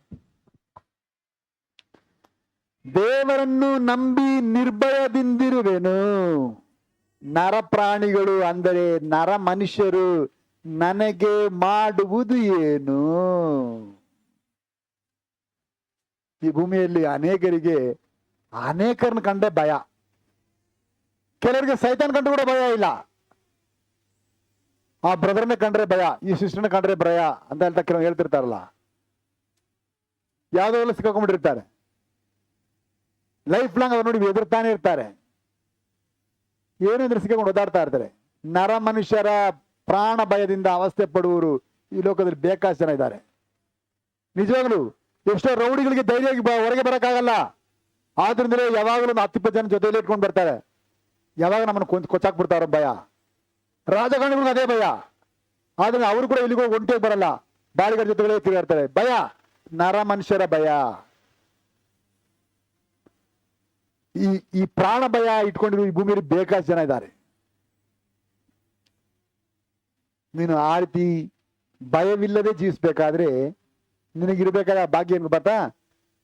ನಾನು ದೇವರನ್ನು ನಂಬುವನಾಗಿ ನಿರ್ಭಯದಿಂದ ಇರುವೆನು. ದೇವರ ಮೇಲೆ ನಿನಗೆ ಭಯ ಇದ್ರೆ ಮನುಷ್ಯರ ಮೇಲೆ ನಿಮಗೆ ಭಯ ಬರಲ್ಲ. ಯಾರಿಗೆಲ್ಲ ದೇವ್ರ ಮೇಲೆ ಭಯ ಇಲ್ಲ ಅವರಿಗೆ ಮನುಷ್ಯರೆಲ್ಲರಿಂದಲೂ ಭಯ ಇದೆ, ಯಾವಾಗಲೂ ಭಯ. ಉದಾಹರಣೆಗೆ ಚರ್ಚ್ ಮುಗಿದ ಮೇಲೆ ಎಲ್ಲ ಹೋಗ್ತಾ ಇರ್ತಾರೆ, ಆ ಸಿಸ್ಟರ್ ಮಾತಾಡ್ತಾರೆ, ಒಂದು ವೇಳೆ ನನ್ನ ಬಗ್ಗೆ ಮಾತಾಡ್ತಿದ್ದಾರೋ ಭಯ, ಡಬ್ ಡಬ್ ಡಬ್ ಅಂತ ಅಲ್ವಾ, ಏನೋ ಪಿಸು ಪಿಸು ಮಾತಾಡ್ತಾರೆ, ಭಯ ಅಲ್ವಾ. ಆ ಬ್ರದರ್ ನಮ್ಗೆ ಮುಖಾನೆ ಕೊಡ್ತಾ ಇಲ್ಲ, ಏನೋ ಏನೋ ಏನೋ ಏನೋ ಏನೋ ಹೇಳ್ಬಿಟ್ರು, ಭಯ ಅಲ್ವಾ. ಯಾಕೆಂದ್ರೆ ದೇವರು ನಂಬುವ ಜೀವಿತ ಇಲ್ಲ. ದೇವರನ್ನು ನಂಬುವ ಜೀವಿತ ನಿಂಗಿದ್ರೆ ನೀನು ಯಾವ ಮನುಷ್ಯ ನೋಡಿ ಭಯ ಪಡ್ಬೇಕಾಗಿಲ್ಲ. ದೇವ್ರ ಮುಂದೆ ಭಯಭಕ್ತಿ ಆಗಿದ್ರೆ ನೀನು ಯಾರನ್ನು ನೀನು ಕೇರ್ ಮಾಡ್ಬೇಕು ಅವಶ್ಯಕತೆ ಇಲ್ಲ. ನೀನು ಸಾಕ್ಷಿಯಾಗಿ ಜೀವಿಸಕ್ಕೆ ನಿನ್ಗೆ ಬಲ ಕೊಡ್ತಾರೆ. ನಿನ್ನ ನೋಡಿ ಜನ ಒಟ್ಟೆ ಉರ್ಕೊಳಕ್ಕೆ ಅವಕಾಶ ಆಗುತ್ತೆ ಹೊರತು ನಿನ್ನ ಮೇಲೆ ಕಂಪ್ಲೇಂಟ್ ಇಡಬೇಕಾಗಲ್ಲ. ಅದಕ್ಕೆ ನಿನಗಿರ್ಬೇಕಾದ ಕಾರ್ಯ, ನೀನು ದೇವರನ್ನು ನಂಬಿ ನಿರ್ಭಯದಿಂದ ಇರಬೇಕು. ನಮಗೆ ಭಯ ಅಂದ್ರೆ ಕರ್ತನ ಮೇಲೆ ಮಾತ್ರ. ನಿಮ್ಮ ಶರೀರವನ್ನು ಕೊಲ್ಲುವವರಿಗೆ ಭಯ ಪಡಬೇಡ್ರಿ, ಯೇಸು ಹೇಳಿದ್ದು. ನಿಮ್ಮ ಶರೀರವನ್ನು ಕೊಂದು ನಿಮ್ಮ ಆತ್ಮವನ್ನು ನರಕಕ್ಕೆ ತಳ್ಳುವುದಕ್ಕೆ ಯಾರು ಯೋಗ್ಯನೋ ಅವನಿಗೆ ಮಾತ್ರ ಭಯ ಪಡ್ರಿ. ಇವತ್ತು ನಾವು ಭಯ ಪಡ್ದವ್ರಿಗೆ ನಮ್ಮ ಶರೀರವನ್ನು ಕೊಲ್ಲುವುದು ಭಯ ಪಡ್ತೀವಿ. ಏನ್ ಮಾಡಕ್ಕಾಗುತ್ತೆ? ನಮ್ಮ ಆತ್ಮನ ಟಚ್ ಮಾಡಕ್ಕಾಗತ್ತೆ ಅವ್ರಿಗೆ? ಇಲ್ಲ. ನಾವು ದೇವರ ನಂಬುವವರಾಗಿದ್ರೆ ನಿಮ್ಮ ಶರೀರದ ಬಗ್ಗೆ ಚಿಂತೆ ಮಾಡಬೇಡಿ, ಟೆನ್ಷನ್ ತಗೋಬೇಡಿ. ನೀವು ಎಷ್ಟು ದಿವಸ ಈ ಭೂಮಿಯಲ್ಲಿ ಇರ್ಬೇಕಂತ ದೇವರ ಕೃಪೆ ಇದೆ, ಚಿಂತೆ ಮಾಡ್ಕೋಬೇಡ. ಕರ್ತನ ನಿಮ್ಮನ್ನು ಕಾಪಾಡ್ತಾರೆ, ಕರ್ತನ ನಿಮ್ಮನ್ನು ಉಳಿಸ್ತಾರೆ. ನೀವು ತಿನ್ನುವ ಅನ್ನವನ್ನು ನೀರನ್ನು ದೇವರು ಅನುಗ್ರಹ ಮಾಡ್ತಾರೆ, ನೀನು ಪಡೆದುಕೊಳ್ಳೋ ಎಲ್ಲವನ್ನು ಅನುಗ್ರಹ ಮಾಡ್ತಾರೆ. ನೀನು ಸುಖವಾಗಿ ಬಾಳ್ತೀಯ, ಟೆನ್ಷನ್ ಮಾಡ್ಕೋಬೇಡ. ಕೆಲವರು ಎಲ್ಲಿ ನೋಡಿದ್ರು ಮೆಡಿಕಲ್ ಚೆಕಪ್, ಬರೀ 2,000 ಇಷ್ಟ ಅಂತೆ, 50 ಚೆಕ್ ಮಾಡ್ತಾರೆ. ಏನೋ ಮಾಡ್ತಾರೆ? ಯಾಕಂದ್ರೆ ಭಯ, ಯಾವಾಗ ಸತ್ತೋಗ್ಬಿಡ್ತೀನೋ. ನಿನ್ನ ಆತ್ಮ ಕರ್ತನ ಹಸ್ತದಲ್ಲಿದೆ. ಯಾರೆಲ್ಲ ಆತ ಮುಂದೆ ನಂಬಿ ಭಯಭಕ್ತಿ ಆಗಿರುತ್ತೆ ಅವ್ರನ್ನೆಲ್ಲ ದೇವ್ರ ಜೀವನದ ಉಳಿಸ್ತಾರೆ. ನೀನು ದೇವರನ್ನ ನಂಬೋದು ಬಿಟ್ಬಿಟ್ಟು ಮನುಷ್ಯನ ಆಧಾರ ಮಾಡ್ಕೊಳ್ತೀಯ, ಮೆಡಿಸಿನ್ ಆಧಾರ ಮಾಡ್ಕೊಳ್ತೀಯ, ಡಾಕ್ಟರ್ನ ಆಧಾರ ಮಾಡ್ಕೊಳ್ತೀಯ, ಲೋಕದ ಅನೇಕ ಕಾರ್ಯಗಳನ್ನ ಆಧಾರ ಮಾಡ್ಕೊಳ್ತೀಯ. ಅವ್ರು ಯಾರು ನಿನ್ನ ಆತ್ಮಕ್ಕೆ ಜವಾಬ್ದಾರಿ ತಗೊಳಕ್ಕೆ ರಕ್ಷಿಲ್ಲ. ನಿನಗೆ ದೇವರ ಮೇಲೆ ಭಯವಿದ್ರೆ, ಮೊನ್ನೆ ಶುಕ್ರವಾರದಲ್ಲಿ ಓದಿವಿ ರೋಮಾಪುರದಲ್ಲಿ 3ನೇದಲ್ಲಿ, ಅವರ ಕಣ್ಣಿಗೆ ದೇವರ ಭಯ ಇಲ್ಲ. ದೇವರು ಪರಲೋಕದಿಂದ ನೋಡುವಾಗ ಮನುಷ್ಯರ ಬಗ್ಗೆ ಹೇಳ್ತಾರೆ, ಅವರ ಕಣ್ಣಿನ ಮುಂದೆ ದೇವರ ಭಯವೇ ಇಲ್ಲ. ಯಾರೊಬ್ಬನಿಗೆ ತನ್ನ ಕಣ್ಣ ಮುಂದೆ ದೇವರ ಭಯ ಇದೆ, ಅವನು ಯಾವ ನರಮನುಷ್ಯ ನೋಡಿ ಭಯ ಪಡಬೇಕಾದ ಅವಶ್ಯಕತೆ ಇಲ್ಲ, ಯಾರು ನೋಡಿ ಹೆದರ್ಬೇಕಾಗಿಲ್ಲ. ವಿಶ್ವಾಸಿಯೇ, ಈ ಭೂಮಿಯಲ್ಲಿ ಯಾವ ಮನುಷ್ಯನು ಯೇಸುವಿನ ಪರ್ಮಿಷನ್ ನಿನ್ನ ಟಚ್ ಮಾಡಕ್ಕಾಗಲ್ಲ, ನಿನ್ನ ಕೂದಲು ಟಚ್ ಮಾಡಕ್ಕಾಗಲ್ಲ. ಯಾಕೆ ಸೈತಾನ ಕೂಡ ನಿನ್ನ ಟಚ್ ಮಾಡಕ್ಕಾಗಲ್ಲ. ಎಲ್ಲಕ್ಕೂ ಪರಲೋಕದಲ್ಲಿಯೂ ಭೂಲೋಕದಲ್ಲಿಯೂ ಸಕಲ ಅಧಿಕಾರ ಯೇಸು ಸ್ವಾಮಿ ಕೈಯಿದೆ. ಯೇಸು ಸ್ವಾಮಿ ಪರ್ಮಿಷನ್ ಕೊಡೋದು ಯಾರು ಏನು ಮಾಡಕ್ಕಾಗಲ್ಲ. ಅಂಥದ್ದೇ ನೀನು ನಂಬಿಕೆ ಉಳ್ಳವನಾಗಿ ನಡ್ಕೊಂಡ್ರೆ ನೀನು ನರಮನುಷ್ಯನಿಗೆ ಭಯವಿಲ್ಲದೆ ಜೀವಿಸ್ಬೋದಲ್ವಾ. ಪ್ರತಿಯೊಬ್ಬರ ಜೀವಿತದಲ್ಲಿ ಒಂದು ವ್ಯಕ್ತಿನ ಯಾವಾಗಲೂ ಪದೇ ಒಂದು ವ್ಯಕ್ತಿ ಹೆಸರು ಹೇಳ್ತಾ ಇರ್ತಾರಲ್ಲ. ಯಾಕೆ ಅವ್ರು ನೋಡಿ ಭಯ. ಅವ್ರಿಗೆ ಭಯ. ಯಾಕೆ ಭಯ ಪಡಬೇಕು? ಆ ಭಯ ನಿನಗೆ ವ್ಯಾಧಿಯನ್ನು ಕೊಡ್ತದೆ, ಆ ಭಯ ನಿನಗೆ ನಿನ್ನ ಸಮಾಧಾನ ಕೆಡಿಸ್ತದೆ, ಆ ಭಯ ನಿನ್ನನ್ನು ಬದುಕನ್ನೇ ಹಾಳು ಮಾಡಿಬಿಡ್ತದೆ. ಮನುಷ್ಯರನ್ನು ಭಯ ಪಡೋದು ನಿಲ್ಲಿಸು, ಅದಕ್ಕೆ ಪ್ರಾರಂಭಿಸು ಕರ್ತನ ಮೇಲೆ ನಂಬಿಕೆಯಾಗಿರುವುದನ್ನು. ನಿನ್ನ ಕೆಲಸದ ಮೇಲೆ ನಂಬಿಕೆ ಆಗಿರಬೇಡ,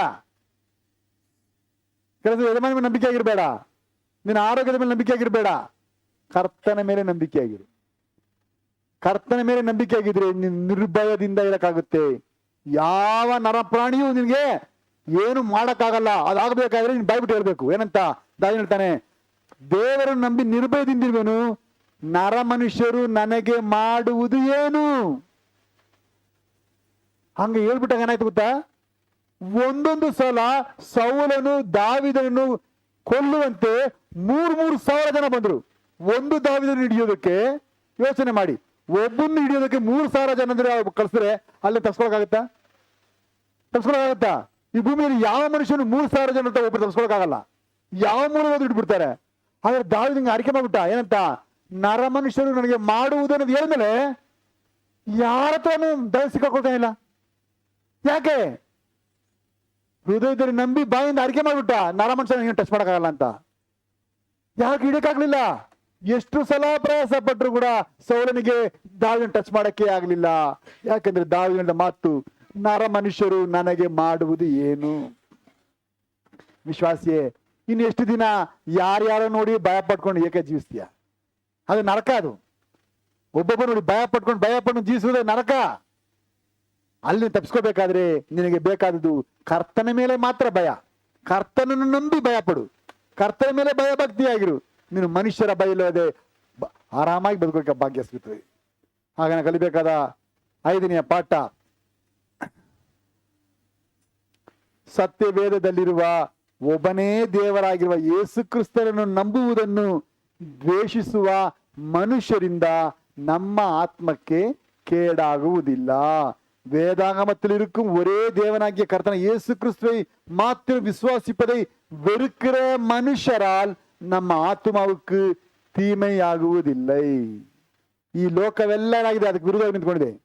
ಈ ಸತ್ಯವೇದ ಹೇಳುವ ದೇವರು ಬೇರೆ, ಅವರು ಹೇಳುವ ಯೇಸು ಬೇರೆ. ತಿಳ್ಕೊಳ್ಳಿ, ಈ ಸೀಕ್ರೆಟ್ ಗೊತ್ತಿರಬೇಕು. ಈ ಸತ್ಯವೇದದಲ್ಲಿ ಹೇಳುವ ಯೇಸುವೆ ಬೇರೆ, ತ್ರಯಕದವರು ಹೇಳುವ ಯೇಸುವೆ ಬೇರೆ. ಹುಷಾರು, ಮೋಸ ಹೋಗಬೇಡ. ಅವರು ಹೇಳುವ ಯೇಸು ಗೊತ್ತಾ? ಯೇಸು ಸ್ವಾಮಿ ಮುಂದೆ ತಂದೆ ಇದ್ದಾರೆ, ಯೇಸು ಸ್ವಾಮಿ ಹಿಂದೆ ಪವಿತ್ರಾತ್ಮನಿದ್ದಾರೆ, ಅದುವೇ ಅವ್ರು ಹೇಳುವ ಯೇಸು. ಆದ್ರೆ ಸತ್ಯವೇದ ಹೇಳುವ ಯೇಸು ಗೊತ್ತಾ? ನಾನೇ ಆಲ್ಫಾ, ನಾನೇ ಒಮೆಗಾ, ನನ್ನ ಮುಂದೆಯೂ ಯಾರು ಇಲ್ಲ, ನನ್ನ ಹಿಂದೆಯೂ ಯಾರು ಇಲ್ಲ, ನಾನೇ ಆರಂಭವು, ನಾನೇ. ಇದುವೇ ಬೈಬಲ್ ಹೇಳುವ ಯೇಸು. ತ್ರಯಕದ ಯೇಸು ಬೇರೆ, ಅವ್ರು ಹೇಳುವ ಯೇಸು ಬೇರೆ. ಆದ್ರಿಂದ ಅವ್ರು ಎಲ್ಲವನ್ನು ಬೈಬಲ್ ವಿರೋಧ ಕೆಲಸ ಮಾಡ್ತಾರೆ. ಇಲ್ಲಿ ಹೇಳುವ ಯೇಸು ಬೇರೆ, ಈತನೇ ಆರಂಭ, ಈತನ ಮುಂಚೆ ಬೇರೆ ಯಾರು ಇಲ್ಲ. ಆದ್ರೆ ತ್ರಯಕದ ಹೇಳ್ತಾರೆ ಯೇಸು ಮುಂಚೆ ಪಿತಾ ಇದ್ರು, ತಂದೆ ಇದ್ರು ಅಂತ. ಯಾಕಂದ್ರೆ ಅವ್ರು ಇನ್ನೊಬ್ಬ ದೇವರು ನಂಬುತ್ತಾರೆ. ಅದೇ ಸತ್ಯದ ಹೇಳೋ ದೇವರು ಹಂಗಲ್ಲ. ಆತನೇ ಆಲ್ಫಾ, ಆತನೇ ಒಮೆಗಾ, ಆತನ ನಂತರ ಯಾರು ಇಲ್ಲ, ಆತನ ಮುಂದೆಯೂ ಯಾರು ಇದ್ದಿಲ್ಲ. ನಾನೇ ಕರ್ತನು, ನಾನಲ್ಲದೆ ನಿನಗೆ ಬೇರೆ ರಕ್ಷಕನಿಲ್ಲ ಅಂತಾನೆ ಈ ದೇವರ ಕೇಳ್ತಾರೆ. ಆದ್ರಿಂದ ಈ ಸತ್ಯವೇದ ಹೇಳುವ ಈ ದೇವ್ರು ನೀನು ನಂಬ್ತಾ ಇದ್ರೆ ಅನೇಕ ಮನುಷ್ಯರು ನಿನಗೆ ಶತ್ರುಗಳಾಗ್ತಾರೆ, ನಿನ್ನ ಹಾಗೆ ಮಾಡ್ತಾರೆ, ನಿನಗೆ ಕೇಳ್ಬೇಕಾದ್ರೆ ಪ್ರಯಾಸ ಪಡ್ತಾರೆ. ಆದ್ರೆ ನೀನು ಹೇಳಬೇಕಾದ್ದು ಸತ್ಯವೇದದಲ್ಲಿರುವ ಒಬ್ಬನೇ ದೇವರಾಗಿರುವ ಕರ್ತನ ಯೇಸು ಕ್ರಿಸ್ತನನ್ನು ನಂಬುವುದನ್ನು ದ್ವೇಷಿಸುವ ಮನುಷ್ಯರಿಂದ ನಮ್ಮ ಆತ್ಮಕ್ಕೆ ಕೇಡಾಗುವುದು ಇಲ್ಲ. ನಾವು ಶರೀರ ಏನ್ ಬೇಕಾದ್ರೆ ಮಾಡ್ಕೊಳ್ಳಿ, ಯಾಕಂದ್ರೆ ಒಂದ್ಸಲ ಸಾಯಲೇಬೇಕಲ್ವಾ. ಯಾರು ಕೂಡ ಸಾಯದೆ ನೋಡಕ್ಕಾಗಲ್ಲ, ಫಲಕ್ಕೆ ಹೋಗಲ್ಲ. ಯಾಕಂದ್ರೆ ಮಾಂಸವು ರಕ್ತವು ದೇವರ ರಾಜ್ಯವನ್ನು ಸೇರಲ್ಲ. ನೀನು ಸಾಯದೆ ಫಲಕ್ಕೆ ಹೋಗೋಕ್ಕಾಗಲ್ಲ. ಆದ್ರಿಂದ ಒಂದ್ಸಲ ಏನು ಸಾಯ್ಬೇಕು, ಅದನ್ನ ಶರೀರ ಹಾಳಾಗ್ಲಿ ಹೋಗ್ಬಿಡಿ. ಹಾಳಾಗಿರ್ಬೇಕಾದ್ರೆ ನಮ್ಮ ಆತ್ಮ. ಹೀಗೆ ದ್ವೇಷಿಸುವ ಯಾವ ಮನುಷ್ಯರಿಂದಲೂ ನಮ್ಮ ಆತ್ಮಕ್ಕೆ ಕೇಳಾಗುವುದಿಲ್ಲ. ದಾವಿದ ಮಟ್ಟ ನರಪ್ರಾಣಿಗಳು ನನಗೆ ಮಾಡುವುದು ಏನು? ಅವತ್ತು ಗೋಲ್ಯಾತನಾಗಲಿ ಯಾರ್ಯಾರು ಎಷ್ಟು ಫಿಲಿಸ್ಟರಾಗಲಿ ಏನೆಲ್ಲ ಮಾಡಿದ್ರು ಕೂಡ ದಾವಿದನು ಏನು ಮಾಡಕ್ಕೆ ಆಗಲಿಲ್ಲ. ಯಾಕಂದ್ರೆ ಅವನು ಹೇಳಿದ ಮಾತು ಶ್ರೇಷ್ಠವಾದ ಇಲ್ಲ ಎಂಬ ನಂಬಿಕೆ ಅರಿಕೆಗಳು. ವಿಶ್ವಾಸಿಯೇ, ಎಷ್ಟು ದೊಡ್ಡ ಟ್ರೆಷರ್ ಇದಲ್ಲ. ಇದನ್ನೆಲ್ಲ ನೀನು ಸ್ವಂತ ಮಾಡಿಕೊಂಡು ಹೆಂಗೆ ಸುಖವಾಗಿ ನೀನು ಬಾಳ್ಬೇಕು ಗೊತ್ತಾ? ವಾಕ್ಯ ಹೇಳ್ತಿದೆ, ಪ್ರಿಯನೇ ನಿನ್ನ ಆತ್ಮ ಬಾಳೋ ಪ್ರಕಾರ ನೀನು ಎಲ್ಲದಲ್ಲಿ ಬಾಳಿ ಸುಖವಾಗಿರು. ನೀನು ಸುಖವಾಗಿರುವುದಕ್ಕೆ ಎಷ್ಟು ದೊಡ್ಡ ದಾರಿಯನ್ನು ತೆರೆದಿಟ್ಟಿದ್ದಾರೆ. ಬರೀ ನಂಬುದು ಮಾತ್ರವಲ್ಲ, ನಂಬುವುದನ್ನು ಬಾಯಿಂದ ಅರಿಕೆ ಮಾಡಬೇಕು. 6ನೇದಾಗಿ ಶ್ರೇಷ್ಠವಾದ ಇಲ್ಲ ಎಂಬ ದಾವಿದನ ನಂಬಿಕೆ. ಕೀರ್ತನೆಗಳು 121 2ನೇ ವಚನ, ಸಂಗೀತಂ 121 2ஆம் வசனம், Psalms 121 2nd verse, page number 682. வானத்தையும் பூமியையும் உண்டாக்கின, வானத்தையும் பூமியையும் உண்டாக்கின கர்த்தரிடத்திலிருந்து எனக்கு ಒತ್ತಾಸೆ வரும். ಭೂಮಿ ಆಕಾಶಗಳನ್ನು ನಿರ್ಮಿಸಿದ ಕರ್ತನಿಂದಲೇ ನನ್ನ ಸಹಾಯ ಬರುತ್ತದೆ. ದಾವೀದನ ಸಹಾಯ ಮನುಷ್ಯರಿಂದ ಅಲ್ಲ, ಯಾವ ವ್ಯಕ್ತಿಗಳಿಂದ ಅಲ್ಲ. ನನ್ನ ಸಹಾಯ ಆಕಾಶವನ್ನು ಭೂಮಿಯನ್ನು ಯಾರು ಮಾಡಲ್ಲ, ಅವರಿಂದ. ಯಾಕೆ ಆ ಪದ ಹೇಳಿದ್ರು? ಯಾವ ಕಂಪನಿಯೂ ಏನ್ ಮಾಡಕ್ಕಾಗಲ್ಲ, ಆಕಾಶ ಉಂಟು ಮಾಡಕ್ಕಾಗಲ್ಲ, ಭೂಮಿ ಉಂಟು ಮಾಡಕ್ಕಾಗಲ್ಲ. ಎಂತೆಂತೋ ಟೆಕ್ನಾಲಜಿ ಏನೆಲ್ಲ ಬಂದ್ಬಿಡ್ತು, ಯಾರ ಕೈಲಿ ಅದು ಕ್ರಿಯೇಟ್ ಮಾಡಕ್ಕಾಗಲ್ಲ. ದಾವೀದನ ಸಹಾಯ ನನಗೆ ಸಹಾಯ ಅಂತ ಮಾಡಿದ್ರೆ ಯಾರು ಮಾಡ್ತಾರೆ ಗೊತ್ತಾ? ಯಾರು ನನಗೆ ಭೂಮಿಯನ್ನು ಆಕಾಶ ಉಂಟು ಮಾಡಿದ ಅವರಿಂದ ನನಗೆ ಸಹಾಯ ಬರುತ್ತದೆ. ಆ ಕರ್ತರಿಂದ ಬರೋ ಸಹಾಯವನ್ನು ನನಗೆ ಯಾರು ತಡೆ ಮಾಡಕ್ಕಾಗಲ್ಲ ಎಂಬುದೇ ದಾವೀದನ 6ನೇ ಅರಿಕೆ. ದೇವರ ಸಹಾಯ ನಮಗೆ ಬೇಕು. ದೇವರ ಸಹಾಯ ಇಲ್ಲದೆ ನಾನಾಗಿರೋಕ್ಕಾಗಲ್ಲ, ದೇವರ ಚಿತ್ತ ಮಾಡೋಕ್ಕಾಗಲ್ಲ.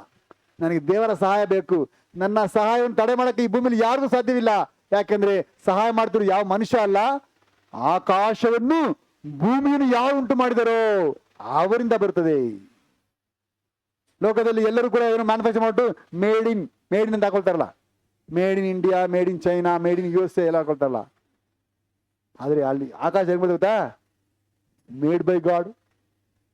ಯಾವ ಕಂಟ್ರಿ, ಯಾವ ಅಮೇರಿಕಾ, ಯಾರ್ಯಾರು ಕೂಡ ಮಾಡೋಕ್ಕಾಗಲ್ಲ, ಯಾರು ಮಾಡೋಕ್ಕಾಗಲ್ಲ. ಅಮೇರಿಕಾ ಎಲ್ಲ ಕಾಪಿ ಮಾಡಕ್ ನೋಡ್ತಿದೆ. ಅಮೇರಿಕಾದಲ್ಲಿ ಇಸ್ರಾಯೇಲ್ರು ಐರನ್ ಡೋಮ್ ಅಂತ ಕ್ರಿಯೇಟ್ ಮಾಡಿ ಲೋಕವನ್ನೇ ಒಂಥರ ಮಾಡ್ಬಿಟ್ಟಿದ್ದಾರೆ.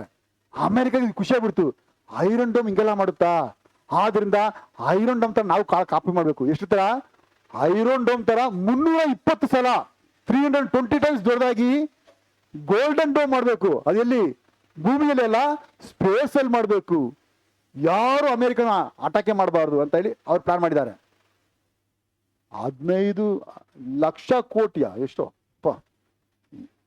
ಮಾಡಿದ್ದಾರೆ, ಕಾಪಿ ಹೊಡ್ಕೊಡ್ತಾರೆ.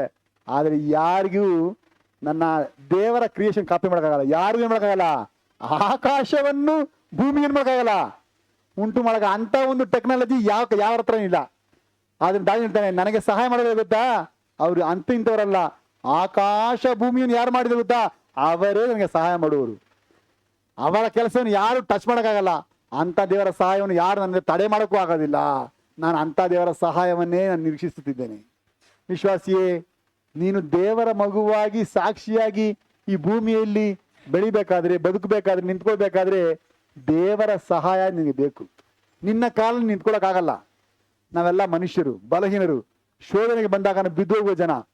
ನಾವು ಕೂಡ ಅನೇಕ ಸಮಯದಲ್ಲಿ ಬಿದ್ದು ಹೆಸರು ಕೆಡಿಸ್ಕೊಂಡ್ಬಿಡ್ತೀವಿ. ಹಾಗಾದ್ರೆ ನಮಗೆ ದೇವರ ಸಹಾಯ ಬೇಕು. ಅದಕ್ಕೆ ನಮಗೆ ದೇವರ ದಯೆ ಬೇಕು.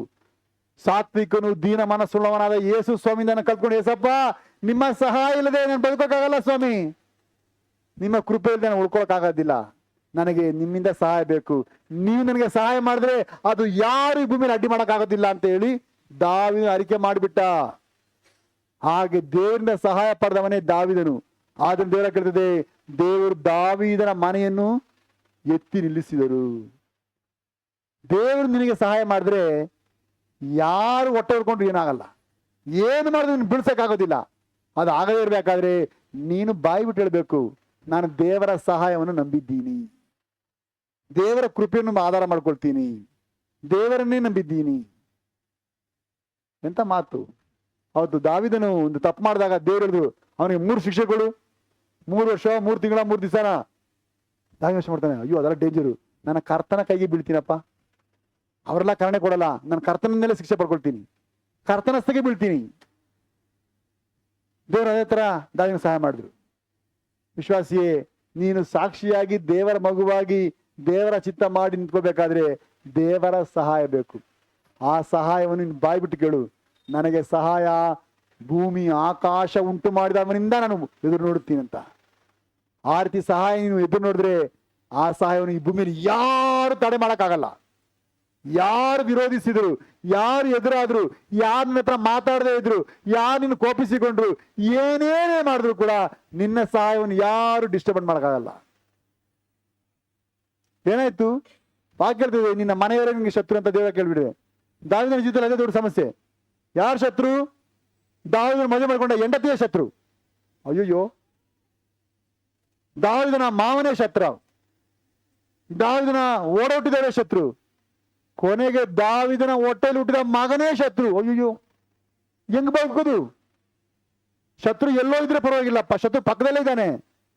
ಭಯ ಭಯ ಭಯ. ಹೆಂಗೆ ಇಷ್ಟದೆಲ್ಲ ದಾಟಿ ಬಂದನು? ಅವರೆಲ್ಲ ಕೈಲಿ ಕತ್ತಿ ಇತ್ತು, ಕೊಲೆ ಮಾಡಕ್ಕೆಲ್ಲ ಪ್ಲಾನ್ ಇತ್ತು, ಎಲ್ಲ ಪ್ರಯಾಸ ಬಿಟ್ರು. ಆದ್ರೆ ದಾವಿದನ ತಲೆನ ಒಂದು ಕೂದಲು ಟಚ್ ಮಾಡಕ್ಕಾಗಲಿಲ್ಲ. ಯಾಕೆಂದ್ರೆ ದಾವಿದನ ಮೇಲೆ ದೇವರ ಸಹಾಯವಿತ್ತು. ಹೇಗೆ ಬಂತು? ದಾವಿದನ ಬಾಯಿಂದ ಅರಿಕೆ ಮಾಡಿಬಿಟ್ಟ, ಭೂಮಿ ಆಕಾಶಗಳು ಉಂಟು ಮಾಡುವನಿಂದ ನನ್ನ ಸಹಾಯ ಅಂತ ಹೇಳಿದ ಮೇಲೆ ಮುಗಿದೋಯ್ತು. ಎಲ್ಲರ ಸಹಾಯ ನಿಂತೋಯ್ತು, ಏನು ಮಾಡೋಕ್ಕಾಗಲಿಲ್ಲ. ದೇವಜನರೇ, ನಿನ್ನ ಬದುಕು ಅದ್ಭುತವಾಗಿ, ಅನುಕೂಲವಾಗಿ, ಸರಾಗವಾಗಿ ಮುಂದುವರಿಬೇಕಾದ್ರೆ ದೇವರ ಸಹಾಯ ಬೇಕು. ಆದ್ರೆ ನೀನು ಬಾಯಿ ಬಿಟ್ಟು ಅರಿಕೆ ಮಾಡಬೇಕು. ಹಾಗೆ ಕಲಿಬೇಕಾದ ಕಾರ್ಯ ನೋಡಿ, ದೇವರ ಕೇಳ್ತದೆ, ನೀತಿವಂತನು 7 ಸಲ ಕೂಡ ಬಿದ್ದೋಗ್ಬಿಡ್ತಾನೆ. ಎಷ್ಟು ಸಲ? 7 ಸಲ ಬಿದ್ದೋಗ್ಬಿಡ್ತಾನೆ. ಆದ್ರೂ ಕೂಡ ದೇವರನ್ನು ಮಾಡ್ತಾನೆ, ಅವನ್ನ ಮತ್ತೆ ಎದ್ದಿಸಿ ನಿಲ್ಲಿಸ್ಬಿಡ್ತಾರೆ. ಅನೇಕ ಸಲ ನೀನು ತಪ್ಪು ಮಾಡಿ, ಅನೇಕ ಸಲ ನೀನು ಬುದ್ಧಿ ಇಲ್ಲದವನಾಗಿ, ಸ್ವಸ್ಥ ಬುದ್ಧಿ ಇಲ್ಲದವನಾಗಿ, ನಿನ್ನ ಶಾರೀರಿಕ ಗುಣವನ್ನು ತೋರ್ಪಡಿಸಿ, ನಿನ್ನ ತಂದೆ ತಾಯಿಗಳಿಂದ ಬಂದ ಅದೇ ಸ್ವಭಾವವನ್ನು ನೀನು ತೋರ್ಪಡಿಸಿ ನೀನು ಸಾಕ್ಷಿಗಟ್ಟ ಹಾಳಾಗಿರ್ಬೋದು. ಏಸಪ್ಪ ನನಗೆ ಸಹಾಯ ಮಾಡ್ರಿ, ನಾನು ಮತ್ತೆ ನಿಂತ್ಕೊಳ್ಬೇಕು, ನಾನು ಮತ್ತೆ ನಿಮ್ಗೆ ಚಿತ್ತ ಮಾಡಬೇಕು, ನಾನು ಮತ್ತೆ ನಿಮ್ಗೆ ಸಹಾಯ ಬೇಕು ಅಂತ ಹೇಳಿ ಬಾಯಿ ಬಿಟ್ಟು ಹೇಳ್ರಿ. ಅದು ಅರಿಕೆ ಮಾಡ್ಬೇಕು. ದಾವಿದನು ಸುಮ್ಮನೆ ಮನಸ್ಸಲ್ಲೇ ಹೇಳ್ಕೊಳ್ಳಿಲ್ಲ, ಬಾಯಿ ಬಿಟ್ಟು ಅರಿಕೆ ಮಾಡಿದ, ಮನುಷ್ಯರ ಮುಂದೆ ಹೇಳಿದ. ಆಗ ದಾವಿದನ ಸಂಬಂತು. ಆಗ ನಾನು ಕಲಿಬೇಕಾದ 6ನೇ ಪಾಠ, ನೀತಿವಂತರು 7 ಸಲ ಬಿದ್ದಾಗಲೂ ಮತ್ತೆ ನಿಲ್ಲುವಂತೆ ಕ್ಷಮಾಪಣೆಯನ್ನು ಅವಕಾಶವನ್ನು ಕೊಡುವ ಕರ್ತನ ಸಹಾಯವನ್ನು തടയൊക്കാകോതില്ല. நீதிமான் 7 தரம் விழுந்தாலும் மறுபடியும் நிற்கும்படிக்கு மன்னிப்பையும் வாய்ப்பையும் கொடுக்கிற கர்த்தரின் ஒத்தாசையை தடுக்க முடிவதில்லை. ಕರ್ತನ ಕ್ಷಮಿಸಿದ್ರೆ ಅದು ಕ್ಷಮಾಪಣೆ. ಕರ್ತನಿಗೆ ಅವಕಾಶ ಕೊಟ್ರೆ ಅದು ಒಳ್ಳೆ ಆಪರ್ಚುನಿಟಿ. ಅದು ನೀನು ಅರಿಕೆ ಮಾಡು, ದೇವರ ಸಹಾಯವನ್ನು ಕೋರು. ದೇವರ ಸಹಾಯವನ್ನು ಕೋರ್ಬಿಟ್ರೆ ಅನೇಕರು ನೀನು ಗೇಲಿ ಮಾಡ್ತಾರೆ, ಈ ಬ್ರದರ್ಲ ವೇಸ್ಟು, ಈ ವಿಶ್ವಾಸಿ ವೇಸ್ಟು, ಇವರೆಲ್ಲ ರಕ್ಷಣೆ ಆಗಲ್ಲ ಅಂತ ಹೇಳಿ ಅನೇಕರು ನಿನ್ನನ್ನು ಕಿಂಡಲ್ ಆಗಿ ನೀನು ಕ್ರಿಟಿಸೈಸ್ ಮಾಡಿರ್ಬೋದು. ದೇವರ ಸಹಾಯ ಕಡೆ ಸಪ್ಪ, ಅನೇಕ ಸಲ ಬಿದ್ದೋಗ್ಬಿಟ್ಟು ನಿಂತ್ಕೊಳಕ್ಕಾಗಿ ಒದ್ದಾಡ್ತಿದ್ದೀನಿ, ನನಗೆ ಭೂಮಿ ಆಕಾಶ ಉಂಟು ಮಾಡಿದ್ದೇವ್ರೆ, ನೀವೇ ನನ್ನ ಸಹಾಯ ಅಂತ ಬಾಯಿ ಬಿಟ್ಟು ಅರಿಕೆ ಮಾಡಕ್ ಕಲ್ತ್ಕೊಳ್ರಿ. 7 ಸಲ ಬಿದ್ದಾಗ ಕೂಡ ಪುನಃ ನಿಮ್ಮನ್ನು ನಿಲ್ಲಿಸಿ ನಿಮಗೆ ಕ್ಷಮಾಪಣೆಯ ಅವಕಾಶವನ್ನು ಕೊಡುವ ಕರ್ತನ ಸಹಾಯವನ್ನು ಈ ಭೂಮಿಯಲ್ಲಿ ಯಾರು ತಡೆ ಮಾಡೋಕ್ಕಾಗಲ್ಲ, ಯಾವ ಸೈತಾನ ತಡೆ ಮಾಡೋಕ್ಕಾಗಲ್ಲ. ಬುದ್ಧಿಲ್ಲದವ್ರು ಏನೋ ಹೇಳ್ತಾರೆ, ಯಾಕೆ ಅನ್ಯ ಭಾಷೆ ಮಾತಾಡ್ತಾರೆ ಅಂದ್ರೆ ಸೈತಾನ್ಗೆ ಗೊತ್ತಾಗಲ್ವಂತೆ, ಇವ್ರಿಗೆ ಮಾತ್ರ ಗೊತ್ತಂತೆ, ಸೈತಾನ್ ಗೊತ್ತಿಲ್ಲ ಅಂತೆ. ಗೊತ್ತಾಗ್ಬಿಟ್ರೆ ಅವ್ನು ಬಂದ್ಬಿಟ್ಟು ಡಿಸ್ಟರ್ಬೆನ್ಸ್ ಮಾಡ್ಬಿಡ್ತಾರಂತೆ. ಏನೆಲ್ಲ ರೀಲ್ ಬಿಡ್ತಾರೆ ನೋಡಿ. ಯಾಕಂದ್ರೆ ಬೈಬಲ್ ಇಲ್ಲದ ಕಥೆಗಳು. ಇಲ್ಲಿ ವಾಕ್ಯ ಏನ್ ಹೇಳ್ತದೆ, ಕರ್ತನಿಗೆ ಸಹಾಯ ಮಾಡ್ಬೇಕಂತ ನಿಂತ್ಕೊಂಡ್ಬಿಟ್ರೆ ಯಾವ ಸೈತಾನ ಕೂಡ ಮಾಡೋಕ್ಕಾಗಲ್ಲ, ನೀವು ಅಡ್ಡಿಯೇ ಮಾಡೋಕ್ಕಾಗಲ್ಲ. ಅವ್ರಿಗೆ ಬೈಬಲೇ ಗೊತ್ತಿಲ್ಲ, ಆದ್ರಿಂದಲೇ ಸುಮ್ಮನೆ ರೀಲ್ ಬಿಡ್ತಾ ಲೈಫ್ ಓಡಿಸ್ತಾವ್ರೆ, ಏಮಾರಿಸ್ಕೊಂಡೇ ಇದ್ದಾರೆ. 7ನೇದಾಗಿ ದಾವೀದನ ಶ್ರೇಷ್ಠವಾದ ಇಲ್ಲ ಎಂಬ ಅರಿಕೆ. ಕೀರ್ತನೆಗಳು 138:8, ಸಂಗೀತ 138:8, Sam's 138 8th verse, page number 689. கர்த்தர் எனக்காக யாவையும் செய்து முடிப்பார். கர்த்தாவே உமது கிருபை என்றும் உள்ளது, உம்முடைய கிருபை என்றும் உள்ளது. உமது கரத்தின் கிரியைகளை நெகிழ விடாதிருப்பீராக. ಕರ್ತನು ನನ್ನ ಕಾರ್ಯವನ್ನು ಸಿದ್ಧಿಗೆ ತರುವನು. ಕರ್ತನೇ, ನಿನ್ನ ಕೃಪೆಯು ಶಾಶ್ವತವಾದದ್ದು, ನೀನು ಕೈ ಹಚ್ಚಿದ ಕೆಲಸವನ್ನು ನೆರವೇರಿಸದೆ ಬಿಡುಬೇಡ. ದಾವೀದನ 7ನೇ ಅರಿಕೆ. ನಮ್ಮ ತಂದೆ ತಾಯಿಗಳು ನನಗೇನು ಪ್ಲಾನ್ ಮಾಡಲಿಲ್ಲ, ಅವರು ಗಂಡ ಹೆಂಡತಿ ಜೀವಿಸಿ ಅದರ ಪ್ರತಿಫಲ ಹುಟ್ಬಿಟ್ಟೆ. ಆಮೇಲೆ ನನಗೆ ಯಾವ ಮರ್ಯಾದೆ ಕೊಡ್ಲಿಲ್ಲ, ಮನೇಲಿ ಕೊನೆ ಮಗನಾಗಿ ಅವರ ಲಿಸ್ಟಲ್ಲೇ ಇಲ್ದವನಾಗಿದ್ಬಿಟ್ಟೆ. ಆಮೇಲೆ ಜೊತೆ ಹುಟ್ಟಿದವರು ಕೂಡ ನನ್ನನ್ನು ಮೇಲೆ ಹೇಳಕ್ಕೆ ಬಿಡ್ಲಿಲ್ಲ. ಆಮೇಲೆ ಸರ್ಕಾರ ಬಿಡ್ಲಿಲ್ಲ, ಆಮೇಲೆ ನನ್ನ ಮಾವನಾದ ಸೋಲ ಬಿಡ್ಲಿಲ್ಲ, ಯಾರೋ ಬಿಡ್ಲಿಲ್ಲ. ಹೀಗೆ ನನ್ನ ನಂಬಿಕೆಯನ್ನು ಹಾಳು ಮಾಡೋದಕ್ಕೆ ಎಷ್ಟೋ ಜನ ಪ್ರಯಾಸ ಪಟ್ರು, ನನ್ನನ್ನು ಯಾವ ಕಾರಣಕ್ಕೆ ಬಾರದಾಗ ನಿಲ್ಲಿಸ್ಬಿಟ್ರು. ಆದ್ರೆ ನನ್ನ ಮೇಲೆ ಚಿಂತೆಯಾಗಿರೋ ಒಬ್ಬ ದೇವರಿದ್ದಾರೆ. ಯಾಕಂದ್ರೆ ವಾಕ್ಯ ಇರ್ತದೆ, ಒಬ್ಬನಾದರೂ ನಾಶವಾಗದೆ, ಒಬ್ಬನಾದರೂ ಅಂತ ಹೇಳುವಾಗ ಅದ್ರಲ್ಲಿ ನಾನು ಇದ್ದೀನಿ, ನೀನು ಇದೀಯಾ. ಆದ್ರೆ ನಮ್ಮ ಎಲ್ಲರ ಹೆಸರನ್ನು ದೇವ್ರು ಗೊತ್ತು. ಆಕಾಶದಲ್ಲಿರುವ ಪ್ರತಿಯೊಂದು ನಕ್ಷತ್ರಗಳನ್ನು ಹೆಸರು ಹೇಳಿ ಕರು ಆ ದೇವರಿಗೆ ನಿನ್ನ ಹೆಸರು ಗೊತ್ತು, ನಿನ್ನ ಬಗ್ಗೆ ಚೆನ್ನಾಗಿ ಗೊತ್ತು. ನಿನಗೆ ನಿನ್ನ ಬಗ್ಗೆ ಏನು ಗೊತ್ತೋ ನಿನಗಿಂತ ಹೆಚ್ಚಾಗಿ ನಿನ್ನ ಬಗ್ಗೆ ನಿನ್ನ ಕರ್ತನಿಗೆ ಗೊತ್ತು. ನಿನ್ನ ಬಗ್ಗೆ ಆತನ ಪ್ಲಾನ್ ಇದೆ. ಆ ಪ್ಲಾನ್ ಅನ್ನು ನೆರವೇರಿಸುವುದಕ್ಕೆ ದೇವರು ನಿನ್ನ ಭೂಮಿಲಿ ಕಳಿಸಿದ್ದಾರೆ. ಅದು ನೆರವೇರ್ಬೇಕಾದ್ರೆ ನೀನು ಬಾಯಿ ಬಿಟ್ಟು ಹೇಳ್ಬೇಕು, ಕರ್ತರ್ ಎನಕ್ಕಾಗ ಯಾವ ಸೈದು ಮುಡಿಪಾರ್. ಕರ್ತನು ನನ್ನ ಕಾರ್ಯ ಸಿದ್ಧಿಗೆ ತರುವನು. ನನ್ನನ್ನು ಯಾಕೆ ಈ ಭೂಮಿಯಲ್ಲಿ ಜನಿಸುವುದಕ್ಕೆ ಕಾರ್ಯ ಮಾಡಿದ್ದಾನೆ, ಯಾಕೆ ಈ ಮನೆಯಲ್ಲಿ ಹುಟ್ಟಕ್ಕೆ ಕಾರ್ಯ ಮಾಡಿದ್ದಾನೆ, ಯಾಕೆ ಈ ಸಭೆಯಲ್ಲಿ ವಿಶ್ವಾಸಕ್ಕೆ ಕಾರ್ಯ ಮಾಡಿದ್ದಾನೆ, ನನ್ನ ಬಗ್ಗೆ ಏನು ಪ್ರೋಗ್ರಾಮ್ ಇದೆಯೋ ಆ ಪ್ರೋಗ್ರಾಮ್ ಅನ್ನು ಕರ್ತನೇ ಫಿನಿಶ್ ಮಾಡಿಕೊಡ್ತಾರೆ. ಬಾಯಿ ಬಿಟ್ಟು ಹೇಳ್ಬಿಟ್ಟ. ಅದು ನನ್ನ ಕೆಲಸ ಅಲ್ಲ, ಅದು ಮಾಡಿದ್ರೆ ಗೊತ್ತಾ, ಕರ್ತನೇ ನೀನು ಕೈ ಹಚ್ಚಿದ ಕೆಲಸ, ನಿನ್ ಕೈಯಿಂದ ಸ್ಟಾರ್ಟ್ ಮಾಡಿದ್ದು, ಆದ್ರೆ ನೀನು ಅರ್ಧದಲ್ಲಿ ಬಿಡೋದಿಲ್ಲ ನೀನು. ದಾವೀದನ ಅರಿಕೆ. ಆದ್ದರಿಂದ ಈ ದಾವೀದನ ಕುಮಾರನನ್ನು ಕರೆಸಿಕೊಂಡವನಾಗಿ ಯೇಸು ಬಂದರು. ವಿಶ್ವಾಸಿಯೇ, ನೀನು ಸಾಧಾರಣವಾಗಿ ಈ ಭೂಮಿಯಲ್ಲಿ ಬರಲಿಲ್ಲ. ನಿಮ್ಮ ಅಪ್ಪ ಅಮ್ಮಗೆ ಎಷ್ಟೋ ಮಕ್ಕಳು ಇರುವುದಿಲ್ಲ, 5-6 ಮಕ್ಕಳು ನಿನ್ನ ಮಗು ಅಷ್ಟು ಮಾತ್ರವೇ. ನೀನು ಅವ್ರಿಗೆ ವಿಶೇಷ ಅಲ್ಲ. ಆದ್ರೆ you are unique in God sight. ದೇವರ ದೃಷ್ಟಿಯಲ್ಲಿ ನೀನು ವಿಶೇಷ ವ್ಯಕ್ತಿ. ಈ ಭೂಮಿಯಲ್ಲಿ ನಿನಗೆ ನೀವೇ ಸಾಟಿ, ನಿನಗೆ ಈಕ್ವಲ್ ಆಗಿ ಇನ್ನೊಬ್ಬ ವ್ಯಕ್ತಿ ಭೂಮಿಯಲ್ಲಿ ಇಲ್ಲ. ಉಂಗುಳಕ್ ಮಾರಿ ಇನ್ನೊಬ್ರು ಯಾರಿಲ್ಲ.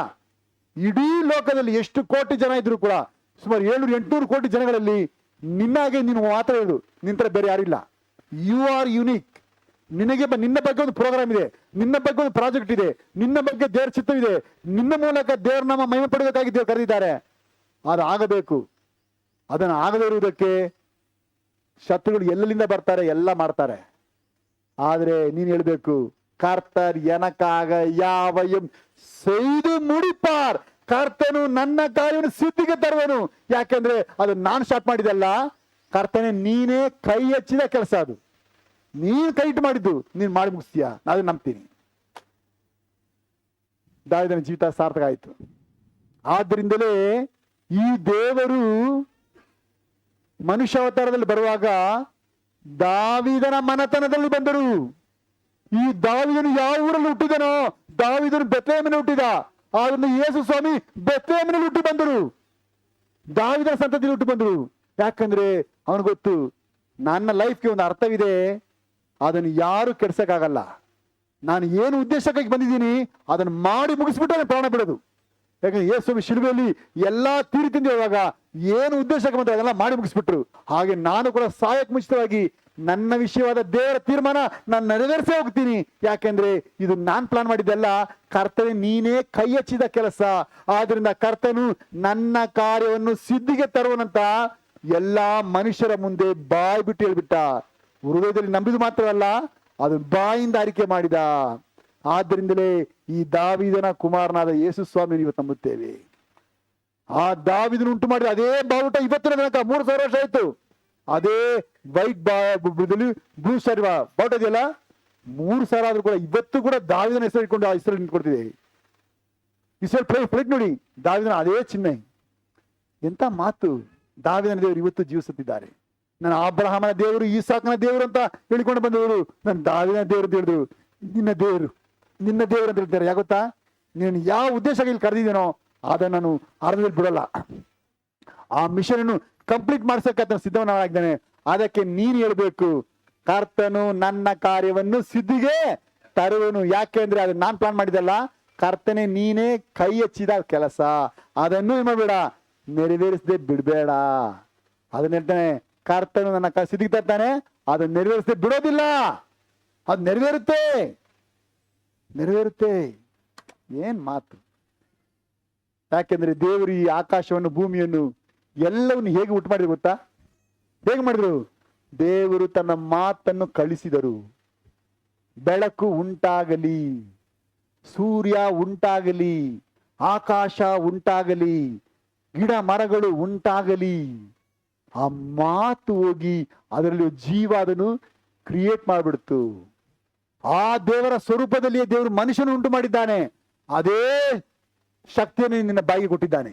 ಮರಣವು ಜೀವ ನಿನ್ನ ನಾಲಿಗೆ ಅದಕ್ಕೆ ಬರೆದಿದೆ. ನೀನು ಇವತ್ತು ಏನ್ ನಂಬುತ್ತಾ ಇದೀಯಾ ಅದನ್ನು ಮನುಷ್ಯರ ಮುಂದೆ ಬಾಯಿಂದ ಅರಿಕೆ ಮಾಡಿ ಹೇಳು. ದಾವೀದನ ಈ ಇಲ್ಲ ಎಂಬ ಈ ಶ್ರೇಷ್ಠ ಕಾರ್ಯಗಳು ದಾವೀದನ ಎಂತ ಒಂದು ಬಾಯಿಗೆ ನಡೆಸ್ಬಿಡ್ತು. ಹಾಗೆ 7ನೇ ಪಾಠ, ನಮ್ಮ ಎಲ್ಲಾ ಕಾರ್ಯವನ್ನು ಸಿದ್ಧಿಗೆ ತರುವಂತೆ ಯೇಸು ಕ್ರಿಸ್ತರೆಂಬ ಹೆಸರುಳ್ಳವನಾಗಿ ಕರ್ತನು ಕೈ ಹಚ್ಚಿದ ಕೆಲಸವನ್ನು ನೆರವೇರಿಸದೆ ಬಿಡುವುದು ಇಲ್ಲ. நமக்காக யாவையும் செய்து முடிக்கும்படி இயேசு கிறிஸ்து என்ற நாமத்தினாலே தமது கரத்தின் கிரியை நெகிட விடாதிருப்பதில்லை. ಸೊ ಈ ಇಲ್ಲ ಯಾವುದೆಲ್ಲ ಇಲ್ಲ? ಕದಲುವುದಿಲ್ಲ, ಕೊರತೆ ಇಲ್ಲ, ಭಯಪಡಿಸುವುದಿಲ್ಲ, ಹಿಂಬಾಲಿಸದೆ ಇರುವುದಿಲ್ಲ, ಆತ್ಮಕ್ಕೆ ಕೇಡಾಗುವುದಿಲ್ಲ, ತಡೆಯೋಕ್ಕಾಗೋದಿಲ್ಲ, ನೆರವೇರಿಸದೆ ಬಿಡೋದಿಲ್ಲ. ಎಂತ ಮಾತುಗಳು! ದ ಗ್ರೇಟ್ ಮ್ಯಾನ್ ದಾವೀದನಂದ್ರೆ ಇವತ್ತು ಕೂಡ ಏನ್ ಮಾತು ನೋಡಿ. ಅವತ್ತು ಗೋಲಿಯಾತನನ್ನು ಹೊಡೆಯೋದಕ್ಕೆ ಒಂದು ಕ್ಯಾಟರ್ಬಿಲ್ ಹಾಕ್ತಾರಲ್ಲ, ಇಸ್ರಾಯೇಲ್ ದೇಶ ಇವತ್ತೂ ಅದನ್ನು ನಂಬ್ಕೊಳ್ತದೆ. ಆದ್ರಿಂದ ಅವರ ಡಿಫೆನ್ಸ್ ಸಿಸ್ಟಮ್ ಅಲ್ಲಿ ಅದ್ರ ಹೆಸರು ಕೊಟ್ಟು ಗೊತ್ತಾ? ಡೇವಿಡ್ ಸ್ಲಿಂಗ್ ಇವತ್ತು ಇಟ್ಕೊಂಡಿದ್ದಾರೆ. ದಾವೀದನ ಎಷ್ಟು ಘನಪಡಿಸ್ತಾರೆ ಗೊತ್ತಾ? ಎಂತ ಒಂದು ರಾಜ ನಮ್ಮ ದೇಶಕ್ಕೆ ಅಂತ ಹೇಳಿ ಇವತ್ತು ಹೆಮ್ಮೆ ಪಡ್ತಾರೆ. ಯಾಕಂದ್ರೆ ಆ ರೀತಿಯ ಒಂದು ಕಾರ್ಯಕ್ಕೆ 3000 ವರ್ಷವಾಗಿ ಇವತ್ತು ಹೆಮ್ಮೆ ಪಡೋ ಕಾರಣ ಏನು? ದಾವೀದನ ಅವತ್ತು ಇಲ್ಲ ಎಂಬ ಮಾತುಗಳನ್ನು ಬಾಯಿ ಬಿಟ್ಟು ಹರಿಕೆ ಮಾಡಿದ. ಅಲ್ಲಿ ಆ ಕಂಚಿಗೆ ಹೇಳಿದ, ಯೇಸುವೇ ದೇವರ ಕುಮಾರನೆಂದು ಅರಿಕೆ ಮಾಡಿದ. ಹಾಗೆ ಇಲ್ಲಿ ದಾವೀದನು ಅರಿಕೆ ಮಾಡಿದ ಕಾರ್ಯಗಳು ಎಂತ ಒಂದು ಸ್ಥಾನಕ್ಕೆ ನಡೆಸ್ಬಿಡ್ತು. ವಿಶ್ವಾಸಿಯೇ, ನಿನ್ನ ಹೃದಯದಿಂದ ನಂಬುವುದರಿಂದ ನಿನಗೆ ರಕ್ಷಣೆ ಆಗುತ್ತದೆ. ಆ ರಕ್ಷಣೆ ಬಾಯಿಂದ ಅರಿಕೆ ಮಾಡೋದ್ರ ಮೂಲಕ ಸಂಪೂರ್ಣ ರಕ್ಷಣೆ ಆಗುತ್ತದೆ. ನಾಚಿಕೆ ಪಡಬೇಡ, ಭಯ ಪಡಬೇಡ, ನೀನು ಸಂಕೋಚ ಪಡಬೇಡ. ಇವತ್ತು ಯಾರ ನೋಡಿಯೂ ಕೂಡ ಧೈರ್ಯವಾಗಿ ಇದನ್ನು ಮಾತಾಡುವುದಕ್ಕೆ, ಹೇಳೋದಕ್ಕೆ, ನಂಬೋದಕ್ಕೆ, ಅರಿಕೆ ಮಾಡೋದಕ್ಕೆ ಪ್ರಯಾಸ ಪಡು. ದಾವೀದನ ದೇವರು ಇವತ್ತು ಜೀವಿಸುತ್ತಿದ್ದಾರೆ. ನಿನ್ನನ್ನು ಅವಮಾನವಾಗಿ ಅಲ್ಲ, ಪ್ರಿಯನೇ, ನಿನ್ನ ಆತ್ಮ ಬಾಳುವ ಪ್ರಕಾರ ಎಲ್ಲದಲ್ಲಿ ಬಾಳಿ ಸುಖವಾಗಿರುವುದು ದೇವರ ಉದ್ದೇಶ. ದಾವೀದನನ್ನು ಆಶ್ರಯಿಸಿದ ದೇವರು ಇವತ್ತು ನಿನ್ನ ಮುಂದೆ ಇದ್ದಾರೆ. ಅದನ್ನು ನಂಬುತ್ತೀಯಾ? ಪೂರ್ಣವಾಗಿ ನಂಬುತ್ತೀಯಾ? ನಂಬಿದ್ರೆ ಕ್ರಿಯೆ ಇಲ್ಲದ ನಂಬಿಕೆ, ಅದನ್ನ ನಂಬುವುದು ನಿಜ ಬೇಕಾಗಬೇಕು, ಬಾಯ್ಬಿಟ್ಟು ಅರಿಕೆ ಮಾಡಬೇಕು. ಅದನ್ನ ಮತ್ತೊಂದು ಬರ್ತೀನಿ, ಕೀರ್ತನೆ ಗ್ರಂಥಗಳಿಂದ ಕರ್ತನ ಮೇಲೆ ದಾವೀದನ ಇಲ್ಲ ಎಂಬ ಶ್ರೇಷ್ಠವಾದ 7 ನಂಬಿಕೆ ಅರಿಕೆಗಳು. ಮೊದಲನೇದಾಗಿ, ಒಬ್ಬನೇ ದೇವರಾಗಿರುವ ಕರ್ತನಾದ ಯೇಸು ಕ್ರಿಸ್ತನನ್ನೇ ತಮ್ಮೆದುರಿಗೆ ಇಟ್ಟುಕೊಂಡಿರುವವರ ನಂಬಿಕೆ ಎಂದಿಗೂ ಕದಲುವುದಿಲ್ಲ. ಎರಡನೇದಾಗಿ, ಒಳ್ಳೆ ಕುರುಬನಾದ ಯೇಸು ಕ್ರಿಸ್ತನ ಸ್ವರಕ್ಕೆ ಮಾತ್ರ ಕಿವಿಗೊಡುವ ಕರ್ತನ ಕುರಿಗೆ ಭೂಲೋಕದಲ್ಲಿಯೂ ಪರಲೋಕದಲ್ಲಿಯೂ ಕೊರತೆ ಇರುವುದಿಲ್ಲ. ಮೂರನೇದಾಗಿ, ಖಂಡನೆಯ ತಿದ್ದುಪಾಟಿನ ನೀತಿ ಶಿಕ್ಷೆಯನ್ನು ಕೊಡುವ ಅಪೊಸ್ತಲ ಉಪದೇಶದಲ್ಲಿ ಆನಂದಿಸುವವರಿಗೆ ಕಾರ್ಗತ್ತಿನ ಕಣಿವೆಯಲ್ಲಿಯೂ ಭಯಪಡಿಸುವುದಿಲ್ಲ. ನಾಲ್ಕನೇದಾಗಿ, ಕರ್ತನ ಮಂದಿರದಲ್ಲಿ ನೆಲೆಯಾಗಿ ವಾಸಿಸುವವರಿಗೆ ನಿಶ್ಚಯವಾಗಿ ತಮ್ಮ ಜೀವಮಾನದಲ್ಲೆಲ್ಲ ಶುಭವೂ ಕೃಪೆಯೂ ಹಿಂಬಾಲಿಸದೇ ಇರುವುದಿಲ್ಲ. ಐದನೇದಾಗಿ, ಸತ್ಯವೇದದಲ್ಲಿರುವ ಒಬ್ಬನೇ ದೇವರಾಗಿರುವ ಕರ್ತನಾದ ಯೇಸು ಕ್ರಿಸ್ತನನ್ನು ನಂಬುವುದನ್ನು ದ್ವೇಷಿಸುವ ಮನುಷ್ಯರಿಂದ ನಮ್ಮ ಆತ್ಮಕ್ಕೆ ಕೇಡಾಗುವುದಿಲ್ಲ. ಆರನೇದಾಗಿ, ನೀತಿವಂತರು 7 ಸಲ ಬಿದ್ದಾಗಲೂ ಮತ್ತೆ ನಿಲ್ಲುವಂತೆ ಕ್ಷಮಾಪಣೆಯನ್ನು, ಅವಕಾಶವನ್ನು ಕೊಡುವ ಕರ್ತನ ಸಹಾಯವನ್ನು ತಡೆಯುವುದಕ್ಕಾಗುವುದಿಲ್ಲ. ಏಳನೇದಾಗಿ, ನಮ್ಮ ಎಲ್ಲಾ ಕಾರ್ಯವನ್ನು ಸಿದ್ಧಿಗೆ ತರುವಂತೆ ಯೇಸು ಕ್ರಿಸ್ತನೆಂಬ ಹೆಸರುಳ್ಳವನಾಗಿ ಕರ್ತನು ಕೈ ಹಚ್ಚಿದ ಕೆಲಸವನ್ನು ನೆರವೇರಿಸುವುದೇ ಬಿಡುವುದಿಲ್ಲ. ಇದೆ ಎಂಬುದು ಮಾತ್ರವಲ್ಲ, ಇಲ್ಲ ಎಂಬುದು ಕೂಡ ವಿಶೇಷವಾದ ಆಶೀರ್ವಾದವೇ. ದಾವೀದನ ಈ ಇಲ್ಲ ಎಂಬ ಅರಿಕೆ ಎಷ್ಟು ದೊಡ್ಡ ವಿಶೇಷತೆಯನ್ನು ಕೊಟ್ಬಿಟ್ಟು ಇವತ್ತಿನ ತನಕ ದೊಡ್ಡ ಒಂದು ಮಾದರಿಯಾಗಿ ಒಂದು ದೇಶ ಇವತ್ತು ನೋಡ್ತಾ ಇದೆ, ಇಸ್ರಾಯೇಲ್ ಎಂಬ ದೇಶ. ಇಸ್ರಾಯೇಲ್ ಎಂಬ ದೇಶ ಇರುವುದು ಎಷ್ಟು ನಿಜವೋ, ಅಲ್ಲಿ ದಾವೀದನ ಸಮಾಧಿ ಇವತ್ತು ಕೂಡ ಇದೆ. ಇಂಥ ಒಂದು ದೊಡ್ಡ ವ್ಯಕ್ತಿ ಯಾರು ಗೊತ್ತಾ? ಅವತ್ತು ಇಸ್ರಾಯೇಲ್ ಸೈನ್ಯಗಳ ಕರ್ತನ ಹೆಸರನ್ನು ಗೇಲಿ ಮಾಡುವುದಕ್ಕೆ ಬಂದಾಗ ಎಲ್ಲರೂ ಭಯಪಟ್ಟು ನಿಂತ್ಕೊಂಡಾಗ, ನನ್ನ ದೇವರ ಹೆಸರನ್ನು ಗೇಲಿ ಮಾಡ್ತೀಯಾ, ನನ್ನ ದೇವರ ಹೆಸರಿನಲ್ಲಿ ಬರ್ತೀನಿ ಅಂತ ಹೇಳಿ ದೇವರ ಹೆಸರಿಗಾಗಿ ವೈರಾಗ್ಯ ತೋರಿಸಿ ಹಾಗೆ ವೀರಶೂರನಾಗಿ ನಿಂತುಕೊಂಡವನೇ ಈ ದಾವೀದನು. ಯಾಕೆಂದ್ರೆ ಅವನ ಅಲ್ಲಿಯೂ ಕೂಡ ಮಾತಾಡ, ಕರ್ತನ ಇಸ್ರಾಯೇಲ್ ಸೇನೆ ಕರ್ತನ ಹೆಸರಲ್ಲಿ ಬರ್ತೇನೆ ಅಂತ ಹೇಳಿ ಆ ಮಾತನ್ನು ಅರಿಕೆ ಮಾಡಿದಾಗ ಹಾಗೆಯೇ ಗೋಲಿಯತನ್ನು ಕೊಲ್ಲುವುದಕ್ಕೆ ಸಾಧ್ಯವಾಯಿತು. ವಿಶ್ವಾಸಿಯೇ, ಮರಣವು ಜೀವು ನಿನ್ನ ಬಾಯ ಅಧಿಕಾರದಲ್ಲಿ ತಿಳಿದಿಯಲ್ಲ. ದಾವೀದನನ್ನು ಉಪಯೋಗಿಸಿದ, ಲಾಭ ಮಾಡಿಕೊಂಡ. ಉಪಯೋಗಿಸಿಕೊಂಡ್ರೆ ಲಾಭ, ಉಪಯೋಗಿಸಿಕೊಳ್ಳಿಲ್ಲ ಅಂದ್ರೆ ವೇಸ್ಟ್ ಅಲ್ವಾ? ಆದ್ರಿಂದ ನೀವು ಉಪಯೋಗಿಸೋದಕ್ಕೆ ಕಲ್ತ್ಕೋ. ಇದನ್ನು ಬರೀ ಒಂದು ಪಾಠವಾಗಿ ಮಾತ್ರವಲ್ಲ, ಇದನ್ನು ನಿನ್ನ ಒಂದು ಕೃಪೆಯಾಗಿ, ಇದನ್ನು ಅನುಕೂಲವಾಗಿ, ನಿನ್ನ ಆತ್ಮ ಸುಖವಾಗಿ ಬಾಳೋದಕ್ಕೆ ಪ್ರಯಾಸ ಪಡು. ನಿನಗೆ ಎಷ್ಟೇ ಕಷ್ಟ ಇರ್ಬೋದು, ನಿನಗೆ ಎಷ್ಟೇ ಸಮಸ್ಯೆಗಳಿರ್ಬೋದು, ಎಷ್ಟೇ ಶಾಪ ನಿನ್ನ ಮೇಲೆ ಹಾಕಿರೋರ್ಬೋದು, ನಿನ್ನ ನಾಶನವನ್ನು ಬಯಸೋದಕ್ಕೆ ಅನೇಕರು ರೆಡಿ ಆಗಿರ್ಬೋದು, ಚಿಂತೆ ಪಡಬೇಡ. ನಿನ್ನ ಕೇಡನ್ನು ಬಯಸೋದಕ್ಕೆ ಯಾರೆಲ್ಲ ರೆಡಿ ಆಗಿರ್ಬೋದು, ನೋ ಪ್ರಾಬ್ಲಮ್. ದಾವೀದನ ಈ ಅರಿಕೆ ಇವತ್ತಿನ ಮಾಡಿದರೆ ನೀನು ಎಲ್ಲರ ಮುಂದೆ ಸುಖವಾಗಿ ಬಾಳೋದಕ್ಕೆ ದೇವರು ಅದ್ಭುತ ಮಾಡ್ಬಿಡ್ತಾರೆ. ಪ್ರಯಾಸ ಪಡೋಣವೇ, ನಂಬೋಣವೇ. ದಾವೀದನ ದೇವರು ನಮ್ಮನ್ನು ಕೂಡ ಆಶೀರ್ವಿಸುವಂತೆ ಈ ಇಲ್ಲ ಎಂಬ ಆಶೀರ್ವಾದಗಳನ್ನು ನಂಬಿಕೆಯಿಂದ ಅರಿಕೆ ಮಾಡೋಣ. ದೇವರ ಕೃಪೆಗೆ ಪಾತ್ರರಾಗೋಣ. ದೇವರ ಆಶೀರ್ವಾದಕ್ಕೆ ಪ್ರತಿಯೊಬ್ಬರನ್ನು ಕರ್ತನು ಒಳಪಡಿಸಲಿ. ಪ್ರಾರ್ಥಿಸೋಣ. ಸಹೋದರಿ ನವಮಿ ಮಂಜು ಸಿಸ್ಟರ್ ಪ್ರಾರ್ಥನೆ ಮಾಡಿ. ಸ್ತೋತ್ರ ಕರ್ತನೆ, ನಮ್ಮನ್ನು ಬಹಳ ವಿಶೇಷವಾಗಿ ಪ್ರೀತಿ ಮಾಡುವಂತ ನನ್ನ ತಂದೆಯೇ, ನಿನ್ನ ಪರಿಶುದ್ಧ ನಾಮಕ್ಕೆ ಸ್ತೋತ್ರವಾಗಲಿ ಕರ್ತನೆ. ಏಸಪ್ಪ ಅಪ್ಪ, ನೀವು ಒಳ್ಳೆ ದೇವರು ಕರ್ತನೆ. ಏಸಪ್ಪ, ಇದುವರೆಗೂ ನಡೆಸ್ತಾ ಬಂದಿದೆಯಾ ಕರ್ತನೆ, ಇನ್ನು ಮುಂದೆ ನಡೆಸುವತ್ತ ನೀನೇ ಆಗಿದೆಯಪ್ಪ. ಅದಕ್ಕಾಗಿ ಸ್ತೋತ್ರ ಕರ್ತನೆ. ಏಸಪ್ಪ ಅಪ್ಪ, ಅನೇಕ ಕಳವಳ, ಅನೇಕ ಗೊಂದಲಗಳು ಕರ್ತನೆ. ಏಸಪ್ಪ, ಎಲ್ಲ ಸಮಯದಲ್ಲೂ ಜೊತೆಗಾರನಾಗಿದ್ದು ಸಮೀಪವಾಗಿದ್ದು ನಡೆಸ್ತಾ ಇದೆಯಪ್ಪ. ಅದಕ್ಕಾಗಿ ಸ್ತೋತ್ರ ಕೋಟಿ ಸ್ತೋತ್ರಗಳನ್ನು ಸಲ್ಲಿಸ್ತೇನೆ ಕರ್ತನೆ. ಏಸಪ್ಪ ಅಪ್ಪ, ಸಭೆಯಲ್ಲಿ ಕರ್ತನೆ ಏಸಪ್ಪ ಪ್ರಾರ್ಥಿಸಲು ಅವಕಾಶ ಕೊಟ್ಟಿದ್ದೀರ ಕರ್ತನೆ. ಅದಕ್ಕಾಗಿ ಸ್ತೋತ್ರ ಕೋಟಿ ಕೃತಜ್ಞತೆಗಳನ್ನು ಸಲ್ಲಿಸ್ತೇನೆ ಕರ್ತನೆ. ಏಸಪ್ಪ, ದಾವೀದನ ದೇವರು ನಮ್ಮ ದೇವರಾಗಿರುವುದಕ್ಕೆ ನಾನು ಸ್ತೋತ್ರಗಳನ್ನು ಸಲ್ಲಿಸ್ತೀನಿ ಕರ್ತನೆ. ಏಸಪ್ಪ ಅಪ್ಪ ಸ್ತೋತ್ರ ಕರ್ತನೆ ಏಸಪ್ಪ. ನಾವು ಬರೀ ನಂಬಿ ಬಿಟ್ಟು ಬಿಡುವರಾಗಿದ್ದೀವಿ ಕರ್ತನೆ ಏಸಪ್ಪ. ಓಕೆ, ಅನೇಕ ಸಲ ಕರ್ತನೆ ಏಸಪ್ಪ ನಿನ್ನನ್ನು ಮರೆತವರಾಗಿ ಜೀವಿಸಿದ್ದೀನಿ ಕರ್ತನೆ ಏಸಪ್ಪ. ನನ್ನನ್ನು ಕ್ಷಮಿಸು ಕರ್ತನೆ ಏಸಪ್ಪ.